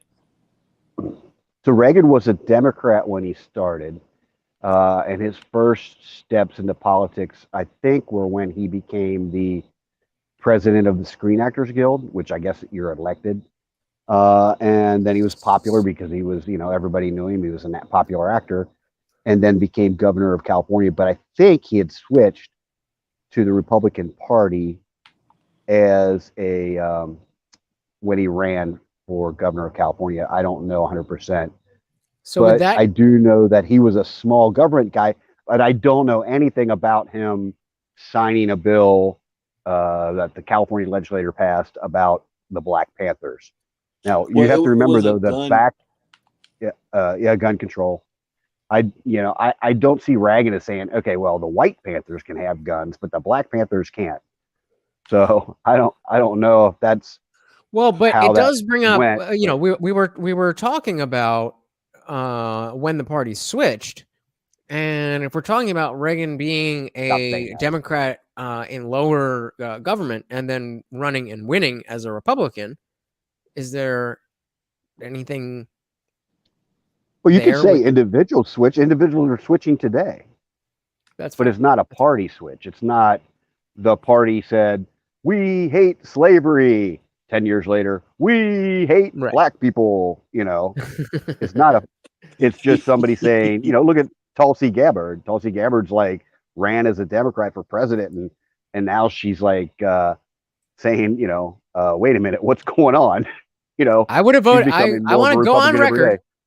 I want to go on record one more time and say that if Tulsi was the Democratic candidate, I absolutely would have voted for her. I absolutely would have voted for her. You think she's hot? Not at all. I think that she has military experience. Well, no, she's got bad skin. She's got. If you ever look up, that's a pet peeve. No, that's from wearing too much makeup. Well, I mean, they all do yeah, it. But they don't I have like her, bad but skin. she has some socialist ideas that I'm not. I think about government spending or whatever. But I think she's actually she's getting red pilled, if I can use that term. I don't know the term anymore. Yeah. Oh hell yeah. Okay, I'm going to tell you guys a story. You got a minute? Absolutely. Okay.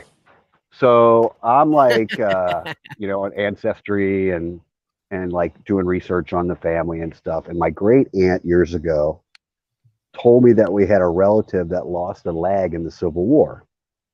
And my family is that part of the family is all from down in Kentucky. So I start Ancestry, everything's online. It's so much easier now because that was like 30 years ago. And she's trying to find stuff and old documents. And this would have been her grandfather. And she didn't really know who it was. So I find out that this guy joined into the Civil War, and he was from a city called Morgan, Kentucky. And it's kind of in the just north center of Kentucky along a river. And he was 30 years old when he joined, and he was like the same height as my dad. This is what's interesting to me about it. He's like the same height as my father, who's his descendant. Same color hair, same eyes, was a teacher, and my father was a teacher. So I just like picture my dad, right? So this guy he went and fought for the Union, which I didn't know until I found what unit he was with. And he lost his leg and then came back and then got married. So I was like, wow, that's interesting. And then I find this document that he had signed that went to the governor of Kentucky pre-Civil War. And the document was there was a slave owner that allowed their slave to go work like outside of their purview, like not on their plantation or whatever. And they were fined $40. And like 20 guys from that county signed this petition to the governor that said, hey, they shouldn't have to pay this fine for that. And you're like, oh, okay, well, he's like sticking up for a slave owner, and that's kind of weird. But then you find out that the slave owner was a woman and the slave was her husband. And her husband was just going out trying to make extra money for the family. And in the petition, they said, hey, the family can't afford this money. They don't have enough money to survive. And I was like, wait a minute, what? So the slave owner was a black woman who owned a black man who was her husband. And I haven't found any data on how that came about. But I was like, holy shit. That, I don't know if it's blowing your mind. It blew my mind that this was going on. And then the other topper of the whole thing was that the city they lived in, Morgan, Kentucky, was originally called something Station because a railroad came through there along the river and that. But they renamed the city after, I think his name was Henry Hunt Morgan, who was a famous Confederate general. and he would come in there and try to get like more rations and stuff for his troops and get stuff fixed and that. So my great grandfather, who fought for the Union against the Confederacy, was living in a town that was named for a Confederate general who stuck up for an African woman who was probably a former slave, who owned a slave and was getting fined $40 for letting her husband go out and work and earn for the family. And this is the kind of stuff that nobody ever says, like, well, yeah, there were some for this situation or that situation, there were some black people that owned slaves and this and that. And it's like, what the hell? I just think there's a lot of history lost in this whole thing. And maybe it didn't blow your minds, but it blew my mind. Well, no. And the dude lost. Okay, I'm going to really blow your mind. Okay. And this is the dirty family secret that I found out. The 40-year-old teacher, or he was 30 when he went in, he lost his leg. At 40, he got married to his high school sweetheart. Nice. Who was 15 at the time. I'm guessing he was his teacher. He married a 15-year-old. So my grandmother's mother, her mother was 15 when she got married. They had like 7 kids, and my great grandmother was like the last kid they had. He was 25 years older. Jesus. Than the girl he married. And he didn't have a leg, or he lost most of his leg. And had like 7 kids after it. That's the most mind-blowing part of the whole thing. That's why I saved it for last. But I always say, oh, he married his high school sweetheart. He's a teacher. And people are, oh, that's nice. Yeah, she was 15 and he was teaching high school. Yeah. That part I don't know for sure, but I just add that because he was a teacher and obviously she was high school age. Well, I mean, that Welcome to Kentucky. Well, shifty. That was more of the times more than Welcome to Kentucky. Oh yeah, absolutely, yeah. Maybe a little bit of both. So we got Tyler Smith here saying, I think fascists exist on. Are you saying you think fascism or fascists? I think fascists exist on. I'm going to assume you're saying fascists exist on both extremes, super, super, super far right, aka Nick Fuentes, and very far left. Yeah, I mean, Nick Fuentes is some like 20-year-old who's fucking hilarious. He is pretty funny, but he's like a racial he's like a white nationalist basically. And you know the crazy part about that? Okay. He's a quarter Mexican. I did hear that. He was doing something with Destiny, and he's so young that I don't know if it's a thing that he's just like when I was his age, I was straight edge because that was a thing that people were doing. If you don't know, straight edge is no drugs, no alcohol, and no sex. The skateboarders. Well, kids for were it was the hardcore music scene. We put the X's on the. Yeah, now I'm a fucking pothead, and I used to be a fucking pillhead. So things happen when you're 20, and then other things happen after that. I believe Nick is serious though. No reason why I believe it is because like there are certain groups of people who like the fact that Nick is a quarter Mexican. I find it so odd that he knows nothing about his Mexican side of the family because I've never met a Mexican. That actually brings me back to something I was going to ask you before any film came up. I didn't want to break that conversation, but yeah, my bad. We were no. I wanted to get deeper on the notion of the myth or not myth of the party switching. But Trey, you said something about your uncle voting for Obama just to show kids that to show young black kids that it could be possible. Do you how to ask this? Do you have any insight as to why I have like never in my life has it occurred to me to look up and say, "Oh, an Indian person is doing it, so I can do it," or a Jamaican person is doing it, so I can do it, or I just don't look at things like that. And obviously, I'm not white. I'm a minority. I've experienced racism just like any other minority. I'm sure it's specifically. Some of us majorities have experienced racism also. recently, but no, I'm just kidding. But and any insight on that, Trey? Because it's a common thing among Black people to see that, to want that, to see representation. I just don't really like that. Doesn't occur to me. So I'll say the thing is, so it goes all the way. You have to go like back to like my grandparents and great grandparents and how the world depicted them, like Birth of a Nation in the 1920s and stuff. So like I guess that. I understand. Sorry to interrupt. I definitely understand why older generations. I guess I'm asking a better question would be: do you have that same notion, or had there been no Obama and there was a Black president, would you feel any obligation to vote for him regardless of his policy because he's Black? Yes. Why? Because it was said with Obama, like one thing that we all like, we was like, yeah, you could be anything in this world except the president. That's a white man's job. Like that is just something that is ingrained in us. It's like, yo, that's a white man's job. They ain't finna let no nigga run the nation. That's what we used to always say. Like, but just in general, like one thing that we have a big argument within the Black community is like, quote unquote, all our young men want to be rappers, athletes, or drug dealers.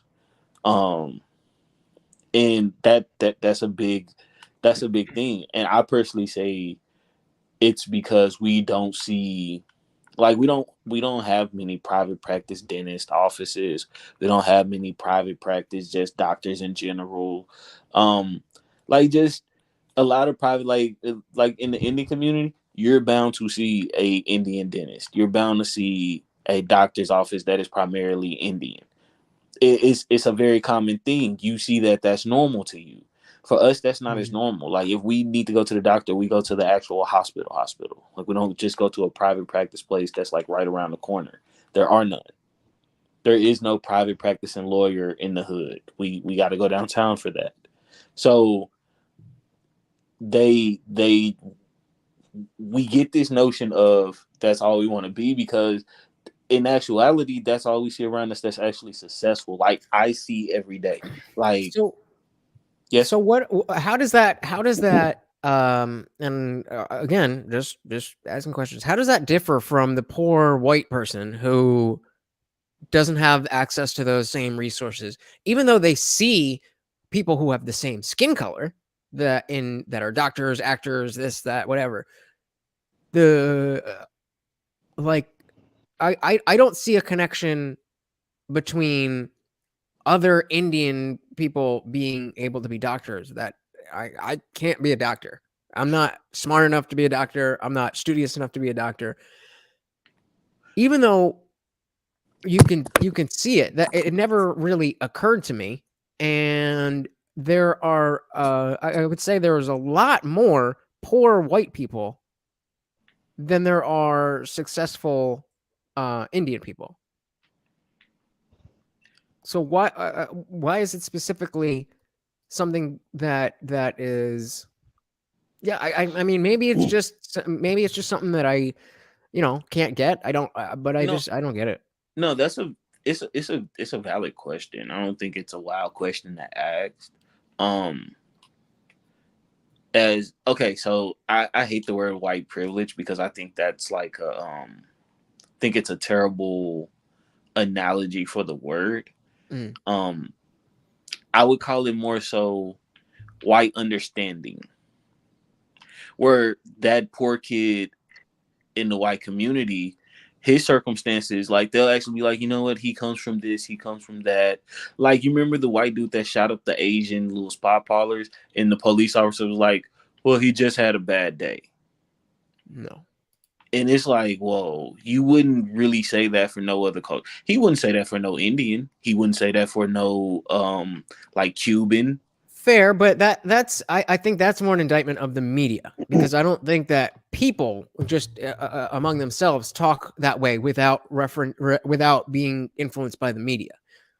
I would disagree. Okay. And the reason why I would say I would disagree is because I mean, I've personally seen it, and again, maybe it's just because I'm in the South, but I've seen where that kid that's having a bad day, going like I've seen like where the white kid that's having a fucked up day just gets a talking to. Hey, what's wrong? What are you okay? What's messed up? Do you need help with anything? And the same people who will look at us and be like will look at me and be like, yo, I'm going to call your mom. I'm finna write you up. I'm going to send you to the office. And it's like, well, we were both fighting, but why do you want to know what caused him to get angry? Why did you just choose to, suspend me? And it's one of those things where like when you say it out loud, it's like, yo, you're nitpicking, but it's a thing that we actually see where like you're willing to listen to his excuse. You're willing to listen to why he is the way he is. You're willing to even understand why he is the way he is. But when I bring it up, I need to pull myself up by the bootstraps. If that makes a little more sense to what I'm trying to convey. It definitely does. I think that it is much more. I think it's much more case by case than people want to let on. I can definitely concede to that. I can definitely agree with you on that part.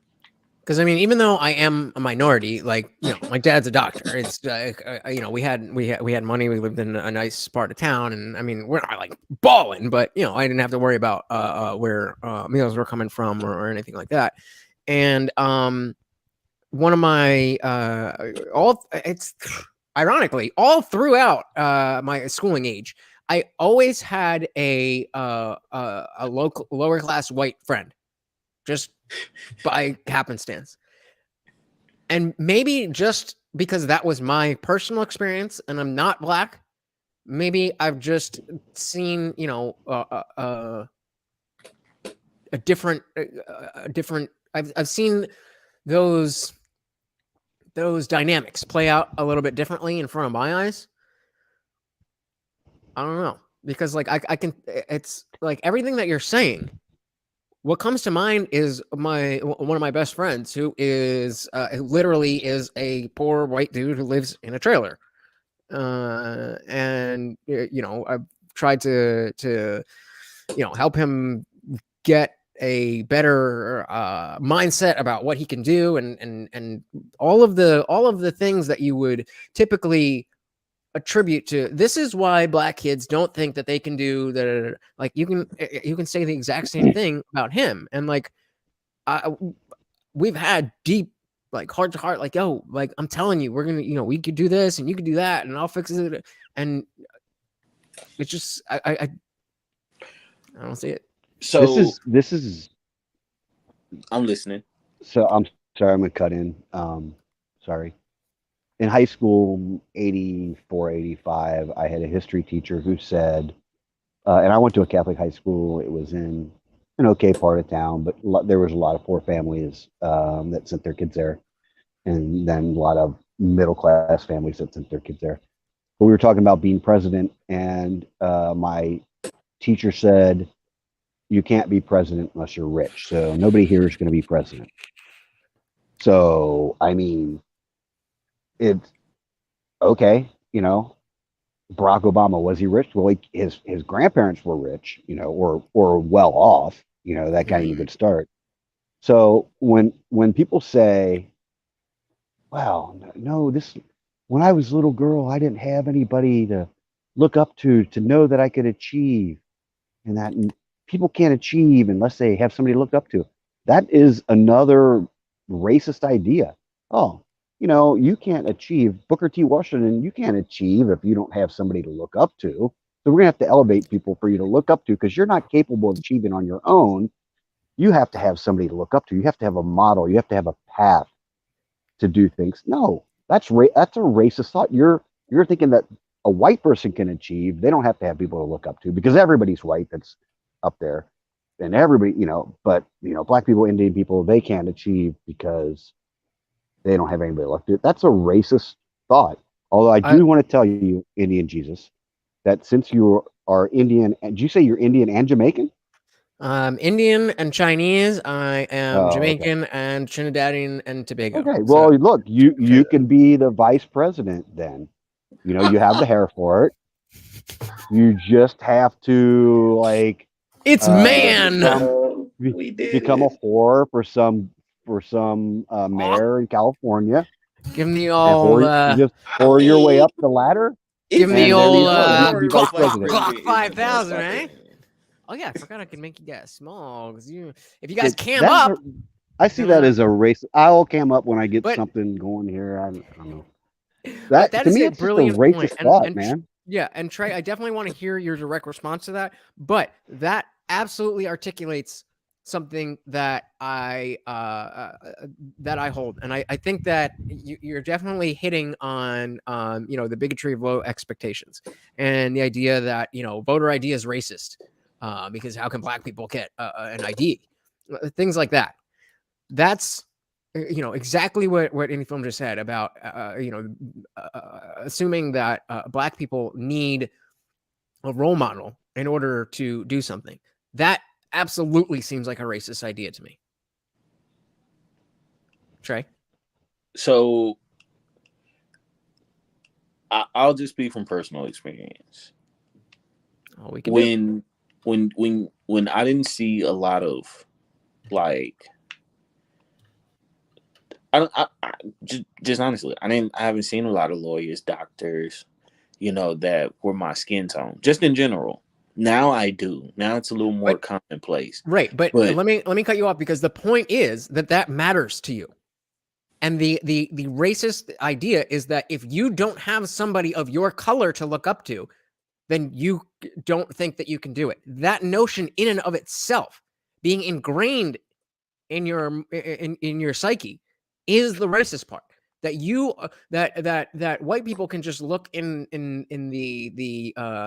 society and see everything they have, and that's all they need. But you need to see a specific person in of this skin tone. Otherwise, you're not going to be able to even conceive that you could accomplish something. And so I think that because you're just a black guy. Like you actually have to see it. Like the rest of us, we can just do whatever we want to do. But black people, they actually have to see it. Otherwise, they're black people. So I think make it a little more. From, that's going to get clipped up. Because I think that comes more from our grandparents' generation, where there were actual barriers because of their skin tone. Right. So I think they taught that ideology to our parents, and our parents taught that ideology to us. Right. I don't disagree with that. What I'm saying is now that so I was going to good. I'm sorry. So I was going to say it's not necessarily the media taught us that. It was more so our personal family. But then also depending on where you grow up, like I grew up in the hood. So the only real successful, like there's a difference between looking at somebody in real actual life being successful versus seeing somebody on the TV be successful. And that is yep. In my actual home. That's a great point.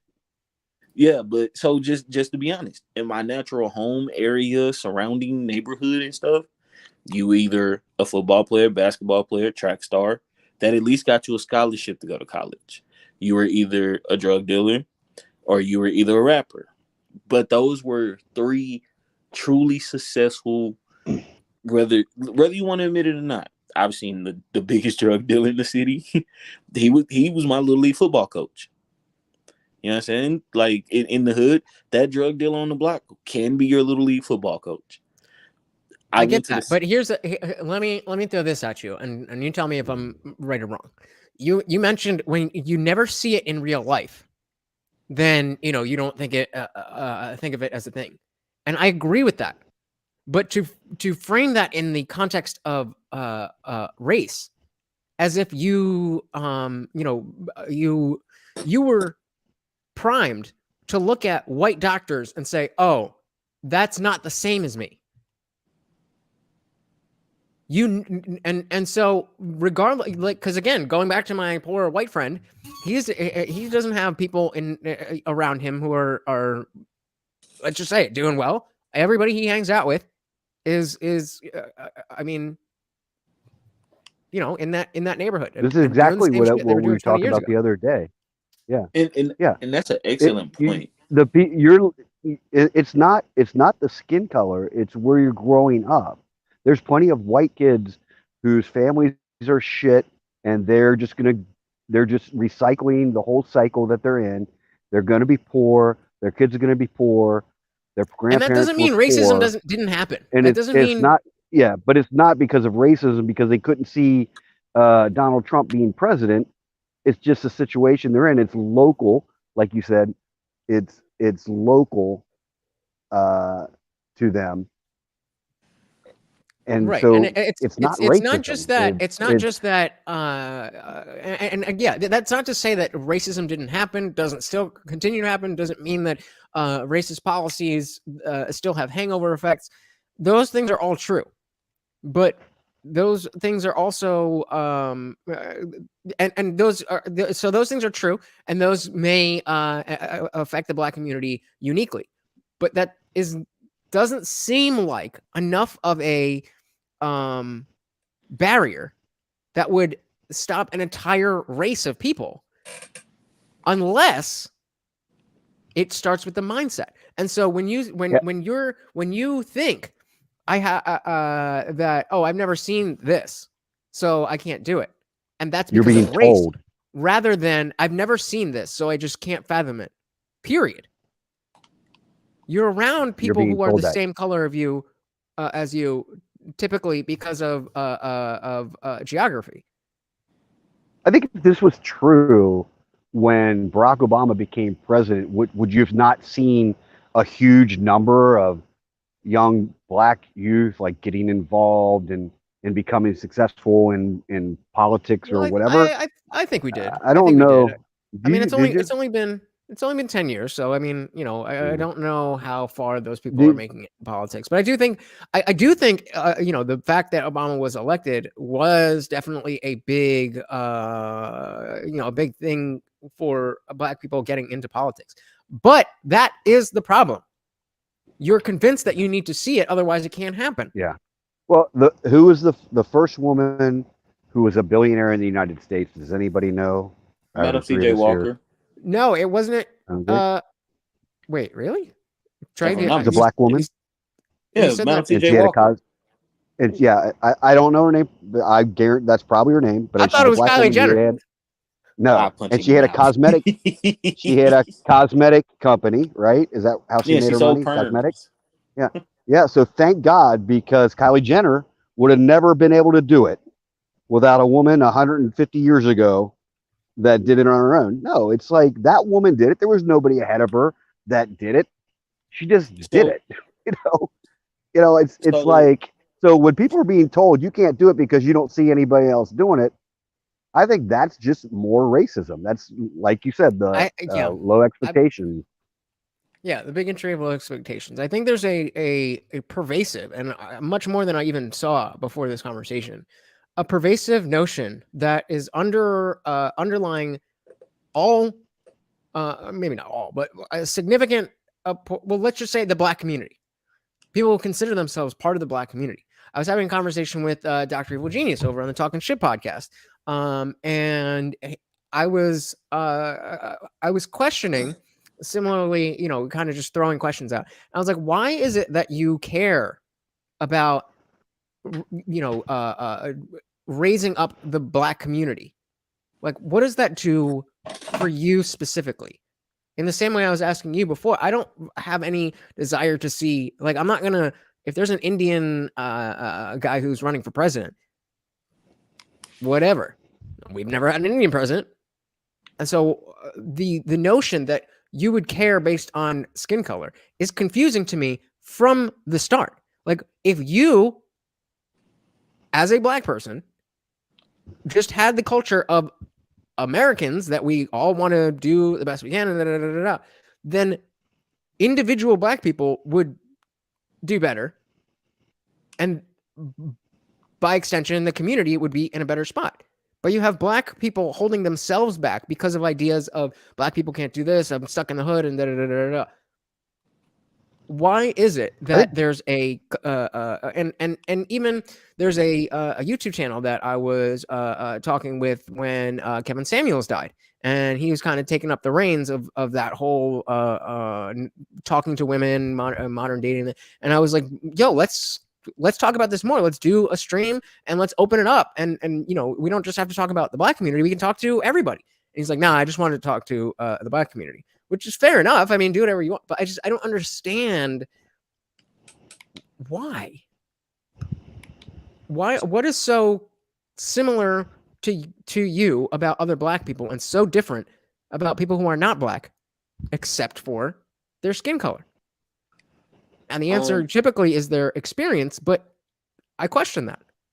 Well, experience is more of the just easiest way to shorten it answer.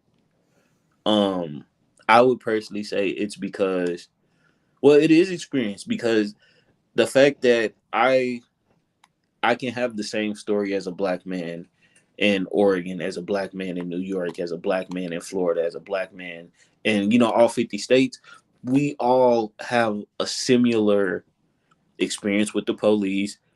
How do you know that? How do you know that?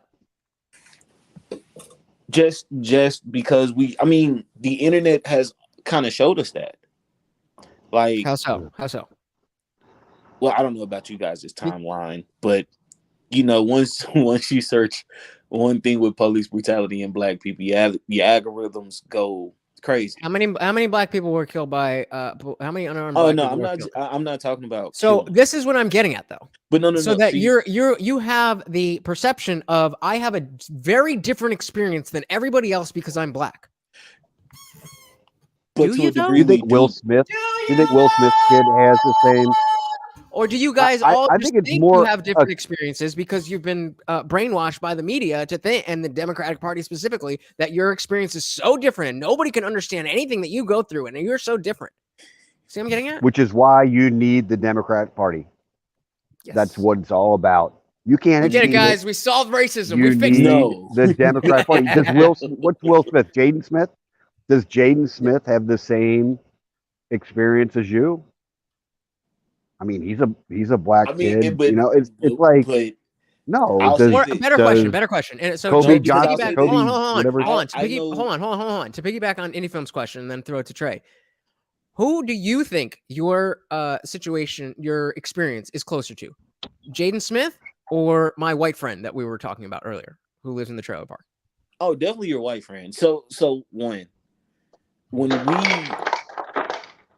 we okay, I'm trying to think of the correct sentences I want to put this in, because first off, I understand exactly what you guys are saying, and for what you're saying, for what you would say is media, I can understand that, but that's also where it goes into like our real life personal experiences. But so you can say like, yeah, the media portrays this and the media shows this. Is it just the media doing that?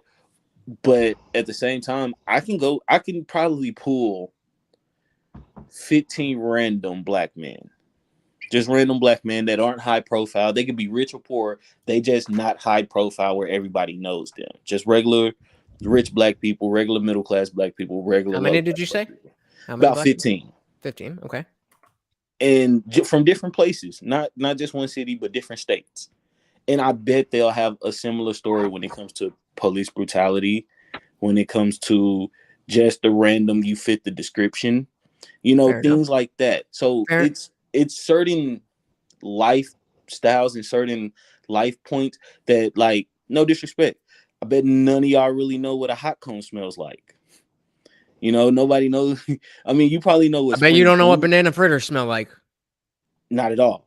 All right. So what did I? But my thing I bet you don't know what marijuana smells like. Oh, I bet you I do.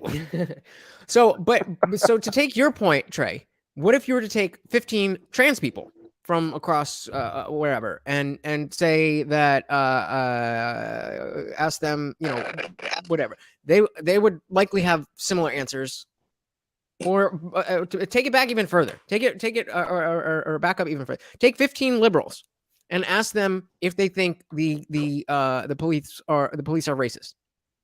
The point is the answers they're going to give, the way they perceive their lived experience is colored by that political propaganda.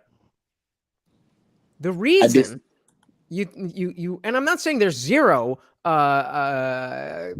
legitimacy to the common threads on Black people, trans people, liberals, or anything. I'm just saying, is it possible that the oppression that, I'm not saying you personally, but that the Black community claims to suffer from is self-induced based on the narratives and the propaganda that is put out by politics and the media?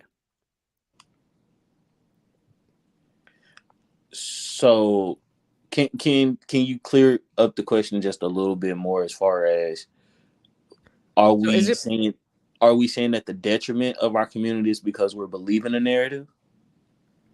Correct. Do you think, or maybe a better version would be, a better version of the question would be, do you think it's possible that a good portion of a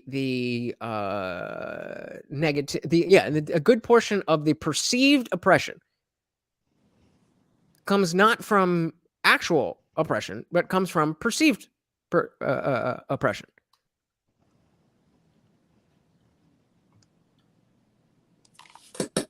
So I'm thinking about my question. That's why I'm quiet. I'm thinking about the answer. Well, let me throw in something, Trey, while you're thinking.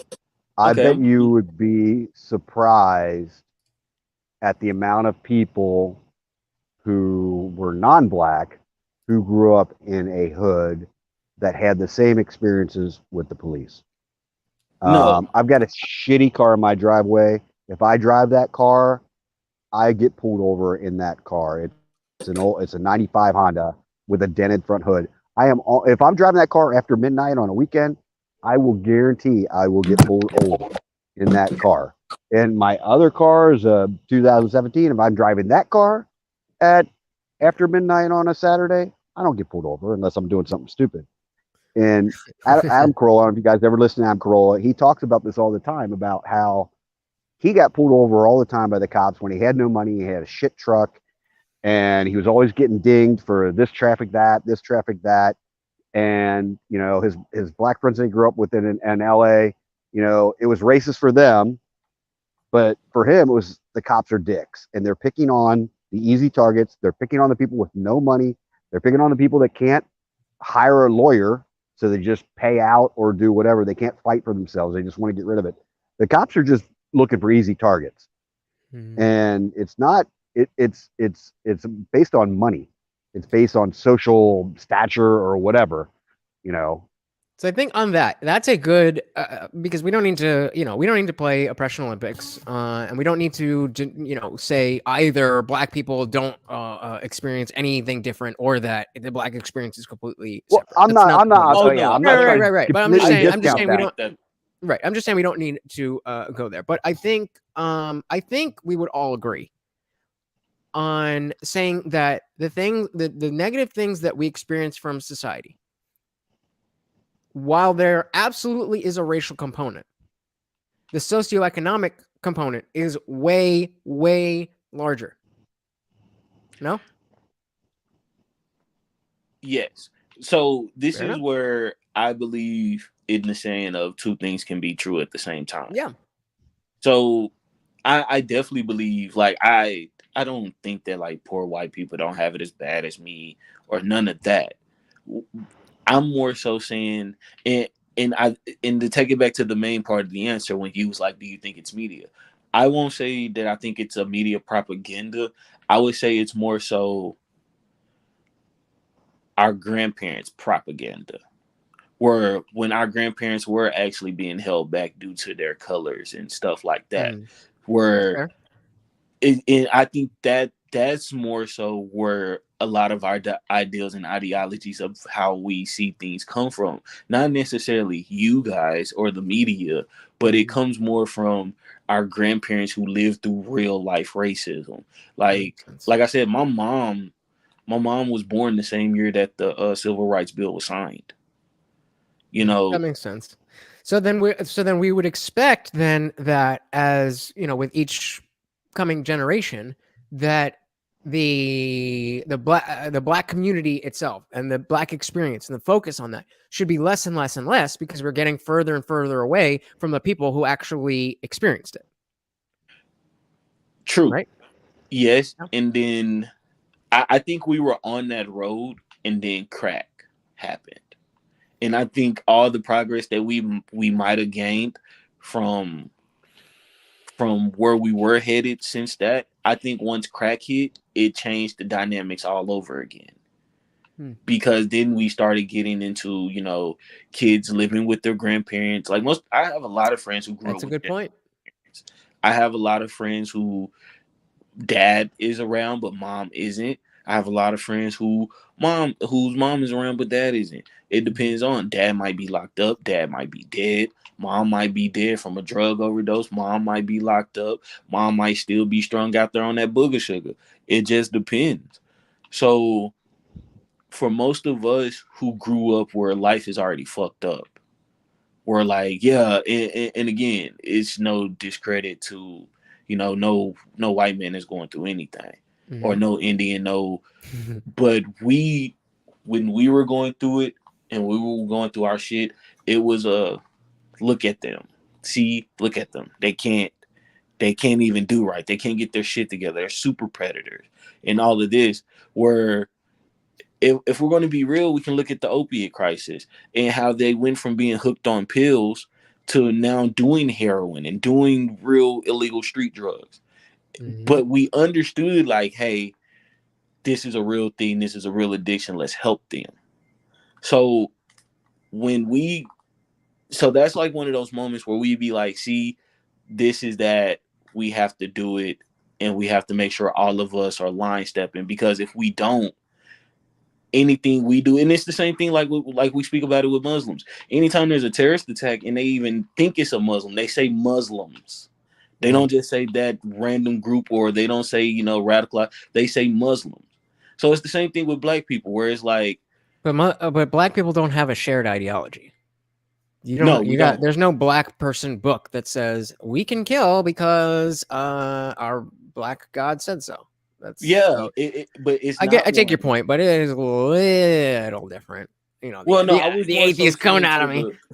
I was more so saying more towards the generalization of one of us. Like, I remember when when Will Smith slapped the shit out of Chris Rock, and somebody was like, well, you know, this is what happens when you let black people do stuff. And it's like, yo, that was just one dude, man. Because who said that? Well, you know what? Never mind, because it was a coon ass nigga, Jason Whitlock. Yeah, I mean, it's like I don't know who would say that. I would say this is what happens when your wife's sleeping with your son's best friend, and then giving you shit, and then you're like, I gotta man up. Yeah, I gotta man up and show everybody I'm not a puss. Well, no, when you said it, it actually reminded me of who actually said it. And I was like, well, no, because he's black. So, but it's more so, I'll say our grandparents, because they were put through so much, they taught us that. Like, the same way I was saying, like, you know, we teach child support like it's the boogeyman. That's the way our grandparents taught us about the white man. So that does make a lot of sense. Did your grandparents actually tell you that, hey, you can't achieve because, you know, the man's holding you down, or how did they phrase that? It was never just, you know, the white man's gonna hold you down. It was always, you know, you have to work twice as hard as them just to get half of what they got. So that and then our grandparents, they love to throw it on the white man. Some have, you know, the white man. And so a lot of us grew up with that, especially in the South. In the South, because things were a little more blatant, it was like, okay, we could clearly see because you were black that happened. Yeah. So I can't necessarily speak for like when it's what it's like in like an upper New Jersey or, you know, New York or something. I can't speak for it up there. In the South, the dynamics are a little bit different, just because some of them are still like blatantly open with it, and then some are, you know, in the middle with it. But we just decided that we were going to take that ideology of if we can't see it, then it most likely can't happen. And if I'm listening, I was just saying, I there was a poster out like Civil War era or post Civil War that said, you know, am I not a man? Do I not bleed? It's like we just have to get back to that. It's like we got to stop saying, you know, because you're white you get this, because you're black you don't get that. And you were talking about the South. My cousin married a black man. She's white. They have a son. They're divorced now, but they lived in Atlanta for a while. And I remember going down to Atlanta in early 90s, late 80s to visit with them. And I just felt so much more like friction between, you know, blacks and whites or whatever, compared to being here in, you know, Kentucky, Ohio area. And it was really strange to me. It was like, you could just feel friction and anger and whatever. And I guess it's just left over from whatever, or it's they're being told, hey, because of this, and it's, to me, it's still the Democrat Party or people that want control, and they're saying you can't achieve unless you elect us, and then you can achieve. Well, Barack Obama was elected. Did it make a difference? You know. Yeah, and I mean, you know, obviously, you know, we don't need to beat a dead horse. I mean, obviously, there is vestiges of racism, and there is, you know, equality under the law today, and those things mix. And each, depending on where you're from, what you look like, all of these different things, it's going to affect you differently. But I mean, definitely this was a very fruitful conversation. I learned a lot, and that's I'm glad I decided to have you guys up together, because this was a really cool conversation. So who came up first? Trey was up first. So anything last words for the people before I give you the floor? No real last words. Again, man, love what you do, Jesus. My Christianity won't let me call you that Jesus name, but I'll call you Jesus. You're always gonna be my guy. But no, just I love what you do, man. I love your channel. I'm starting to find myself watching it too much, and I don't know if that's a good thing. But it is, baby. It is. But no, I just love the fact that you allow everybody to have like a real conversation about real life issues. And I love the fact that, you know, everybody you bring on, including you, Mr. Films, you know, the fact that y'all are having conversations, not being degrading, not being, you know, rude about it. Everybody's asking questions, and, you know, if we're wrong, we're wrong. And I like that we're actually able to be like, you know what, I was wrong. So enjoy your channel. I'm in the Discord. See you guys for Game of Thrones on Sunday. Gang, gang. Well said, brother. Thank you so much, as always, for coming through. And I'll see you Sunday. Appreciate it. Peace. Mr. Indie Film. So you came in late, right? Did you catch? Did you catch what we were like the main topic I with caught Project nothing. Veritas? Yeah, I mean, yeah, no, with Project Veritas, I didn't see that. So, long story short, you know how they do their hidden camera Tinder journalism. They got a assistant principal in Greenwich, Connecticut, on camera saying, actually, fuck it. I was gonna just say it, but it's still hold on one sec. Where the fuck? Did I really do that? I think I saw it, but if you play it again, I'd happily watch it. There we go. By the way, my son's name is Trey, but it's Trey, because he's the third, and that's what we do. This isn't it. Hold on. We on fun. Oh wait, is it? Yeah. There. All right. Word.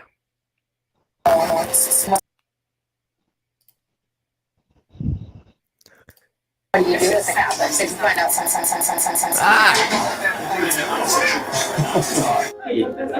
Teach them how to doesn't matter what they think about it. If they think about it in a logical, progressive way, that becomes their own. Like, so you kind of like gear them to Hold think on. more. Oh, that's the music in the background of them. Got it. Oh, okay.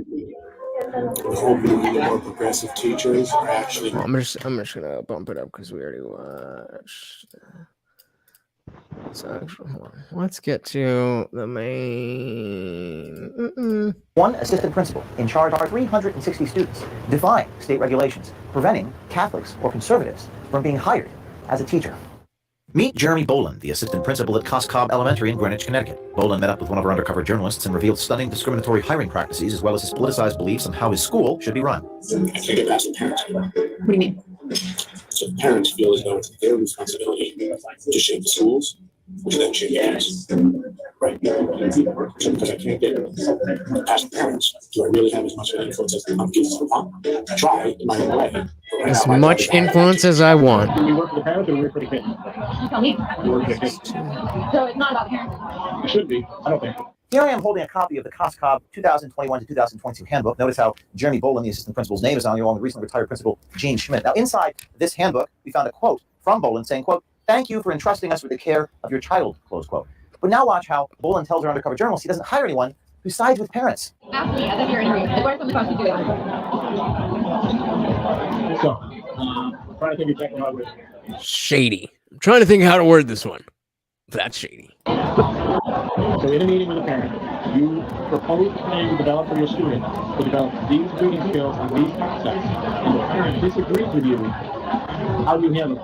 Okay, so if someone sides with the parent, then what? You let them explain, and then you move on to the next question. But then eventually the outcome of that. They don't get the job. Now watch as Boland reveals to our journalist how he uses a specific line of questioning during the interview process to help determine if someone is conservative, which plays a key role in his evaluation on whether to hire that individual or not. How can you figure out who's conservative? It comes down to the shorts. So typically an interview is 30 minutes, which is not a long time. So you got to be very specific about the questions.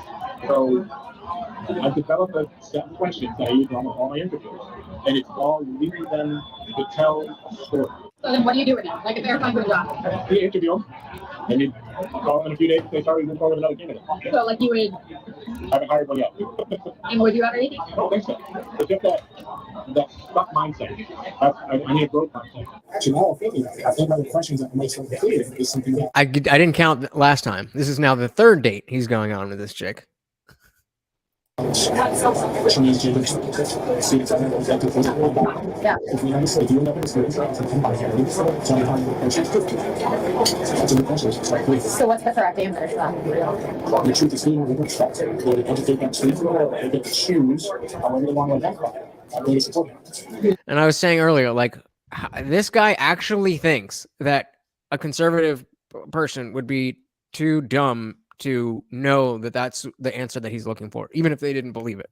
Like, do you think conservatives don't work and have job interviews? Like, that's not a good question. Right, and if someone gives the opposite answer and they're in support of, or they're not in support of transgender. So here you get somebody who's co-religious, they would probably say something detrimental to that. I don't think kids, we can have a good college too. If people knew that you like didn't hire conservative though, would they be pissed or like? I'm not allowed to ask. I'm not allowed to ask me. So it just looks like questions. The way I worded something.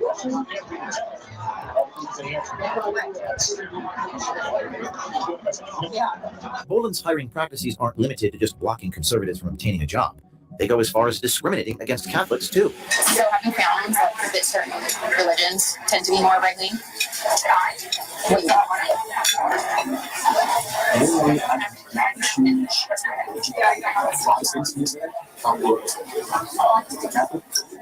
you so then what do you do as a Catholic? So you find out someone's Catholic. So would you ever hire a Catholic? I agree, but why not?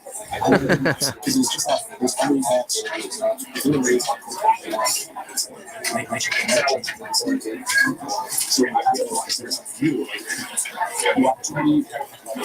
4 minutes left. Here I am holding up Connecticut Law Section 46A60B, which specifically prohibits discriminatory employment practices. The violation occurs if anyone refuses to hire or employ, quote, because of an individual's race, color, religious creed, age, sex, gender, identity, or expression, etc., etc. Now watch as Mr. Boland tells our journalist that he thinks he is above the Connecticut state law and school rules. Of course he does. Potential new hires. He discriminates using religion, politics, and age. Have you had a lot of right-wingers applying? I haven't interviewed any because I feel like I'm able to screen out. How so? Any younger.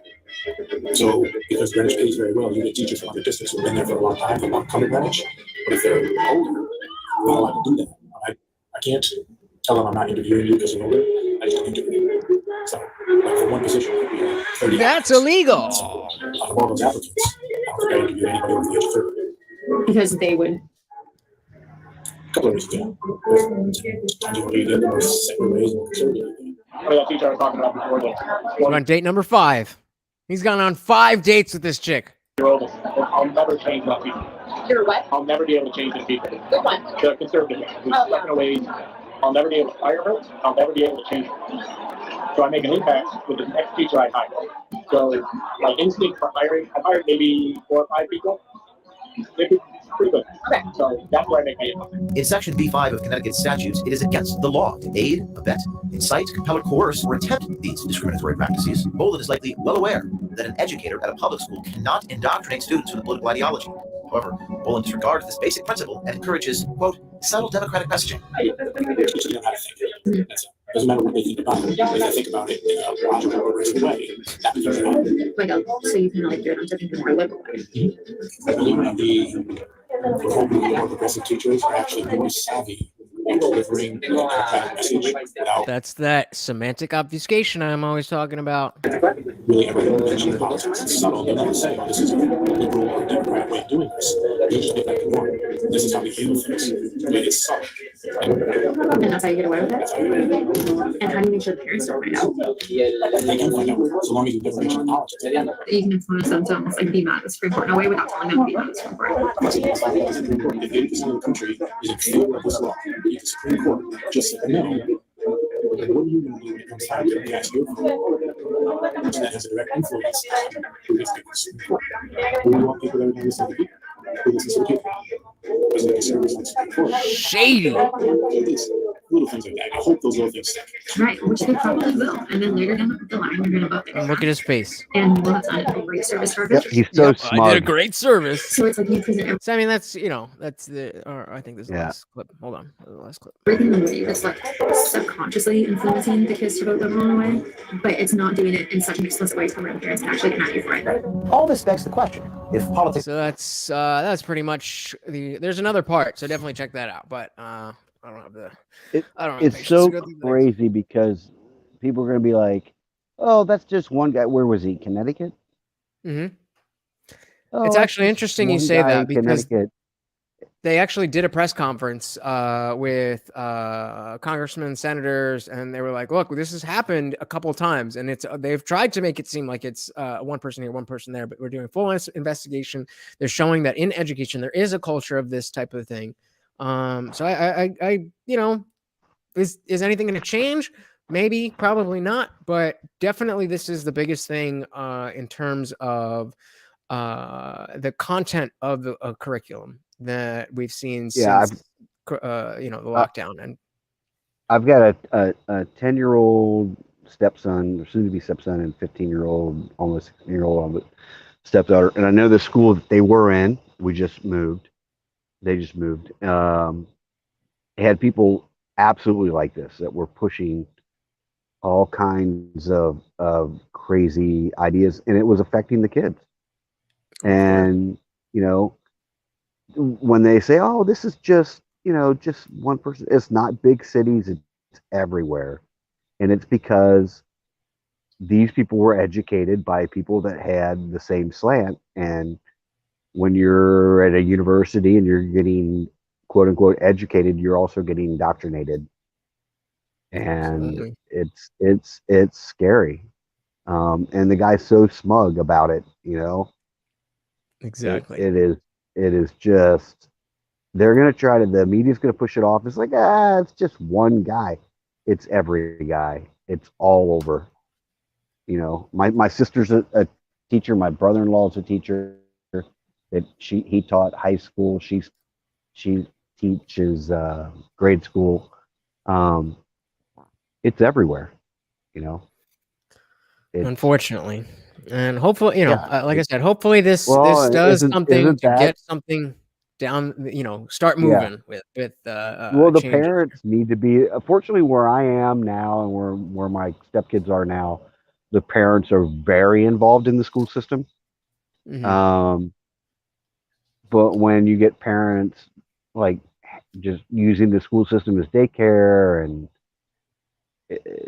you're giving these people your kids to raise, and then these teachers think that they're their children, think it's their obligation to impart upon them their political leanings, 'Cause they don't have any their friends or ideas. family of their own. They're just fucking weird. Exactly. Yeah, they don't have their own children, so they're going to take your children, Yep. and they're going to do whatever, and it's like it is scary. I mean, I haven't heard, at this level, until the administrative level doing this, but you could see it with the school boards, where people were reading books that are approved for grade school, and the parent starts reading the book, and the school board's like, you can't read this in Yep. our meeting. This is profane. It's like, why are my kids given these books?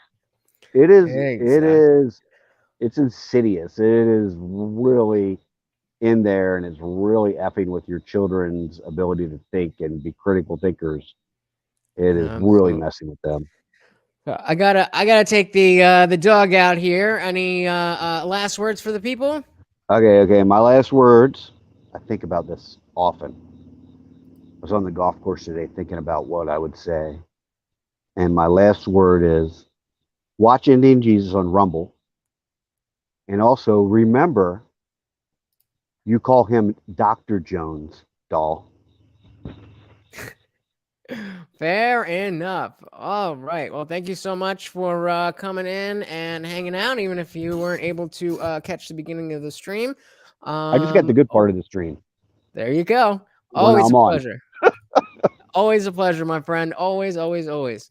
You are always welcome to come back. And you have a good one. You too. All right. Take care. So, we revisited this the actual report that we saw earlier today, and it's no less shocking. It's to use Indie Film's words, it absolutely is insidious. It's insidious that this is going on, and that we know that this isn't an isolated incident. Just the fact that part two was a woman in New York City. All I can do is present this to you and hope that it's enough for you to start a conversation with someone you otherwise wouldn't have had the conversation with. That's the only thing we can do. Unless you're going to go sit on the school board and you're going to pretend to be a liberal and infiltrate the ranks. That's all we can do. I don't have kids. I don't plan on having kids anytime soon. So it's not really affecting me as directly. Obviously, when these people get older and start living in the world, that's going to affect me. But it's not quite the same as having my own child come home and tell me that they hate me because I made them white or something like that. Like it's getting so bad. But how bad can it really get? I almost fear asking that, but how bad can it really get before, something changes? We're seeing more and more people hop on this idea of parenting being a much bigger part of education than the teachers want. Remember when teachers were lauded? Like teachers were the end all be all. Maybe it's a little extreme. And now we're here. Why? Because of leftist politics. What else is new? I think James O'Keefe has a little bit more work to do with this particular story, so I'll definitely be following it. I don't know if we're going to do another entire stream about this stuff, but certainly if more stuff comes out, we will go over it. We'll talk about it, and as always, I want to hear from you guys. So I thank you so much for hanging out with me, all of you in the chat. I really appreciate you, Tyler. I am that I am. Indie Film, Bullets for Teeth. Who else was here? JH was here for a little while. I don't know if JH is still here. Super Smoke came in for a while. All of you guys, I really appreciate you even taking the time to click the button. And you see this guy here, he is asking to go outside. So with that, I am going to run. But don't forget, the party is not over. The party continues in the Discord server. All you got to do, go down to the description, and there is a link to the server. Right now, it's public and it's free, but that will change shortly once we have a little crew of people. We're gonna put up a paywall, and if you're not in, then you're gonna have to pay. So get in now while it is free, and you can always reach me and the other homies from the chat. We're always hanging out in there. Also in the description and rolling across the bottom of the screen is a support link where you could Cash App, Venmo, PayPal, Bitcoin, whatever. If you want to help out and support the Indian Jesus, I would very, very much appreciate that. But you don't have to do any of that. You've done all that you need to do just by sitting here and watching me. But it is also free to like, to comment, to subscribe, to ring the bell, to tell your friends, and to share the video with somebody who might be interested in it. So that would help me out as well. But like I said, you did your part. You were here. So even if you just don't want to do any of that. You just want to sit at home and think about how great I am and how awesome this channel is. You could do that too. That would be totally fine. Thank you for coming to the party, guys. I am your host, Lutch, a.k.a. The Indian Jesus, here to resurrect the second coming of common sense. Until next time, I am out of here. Peace.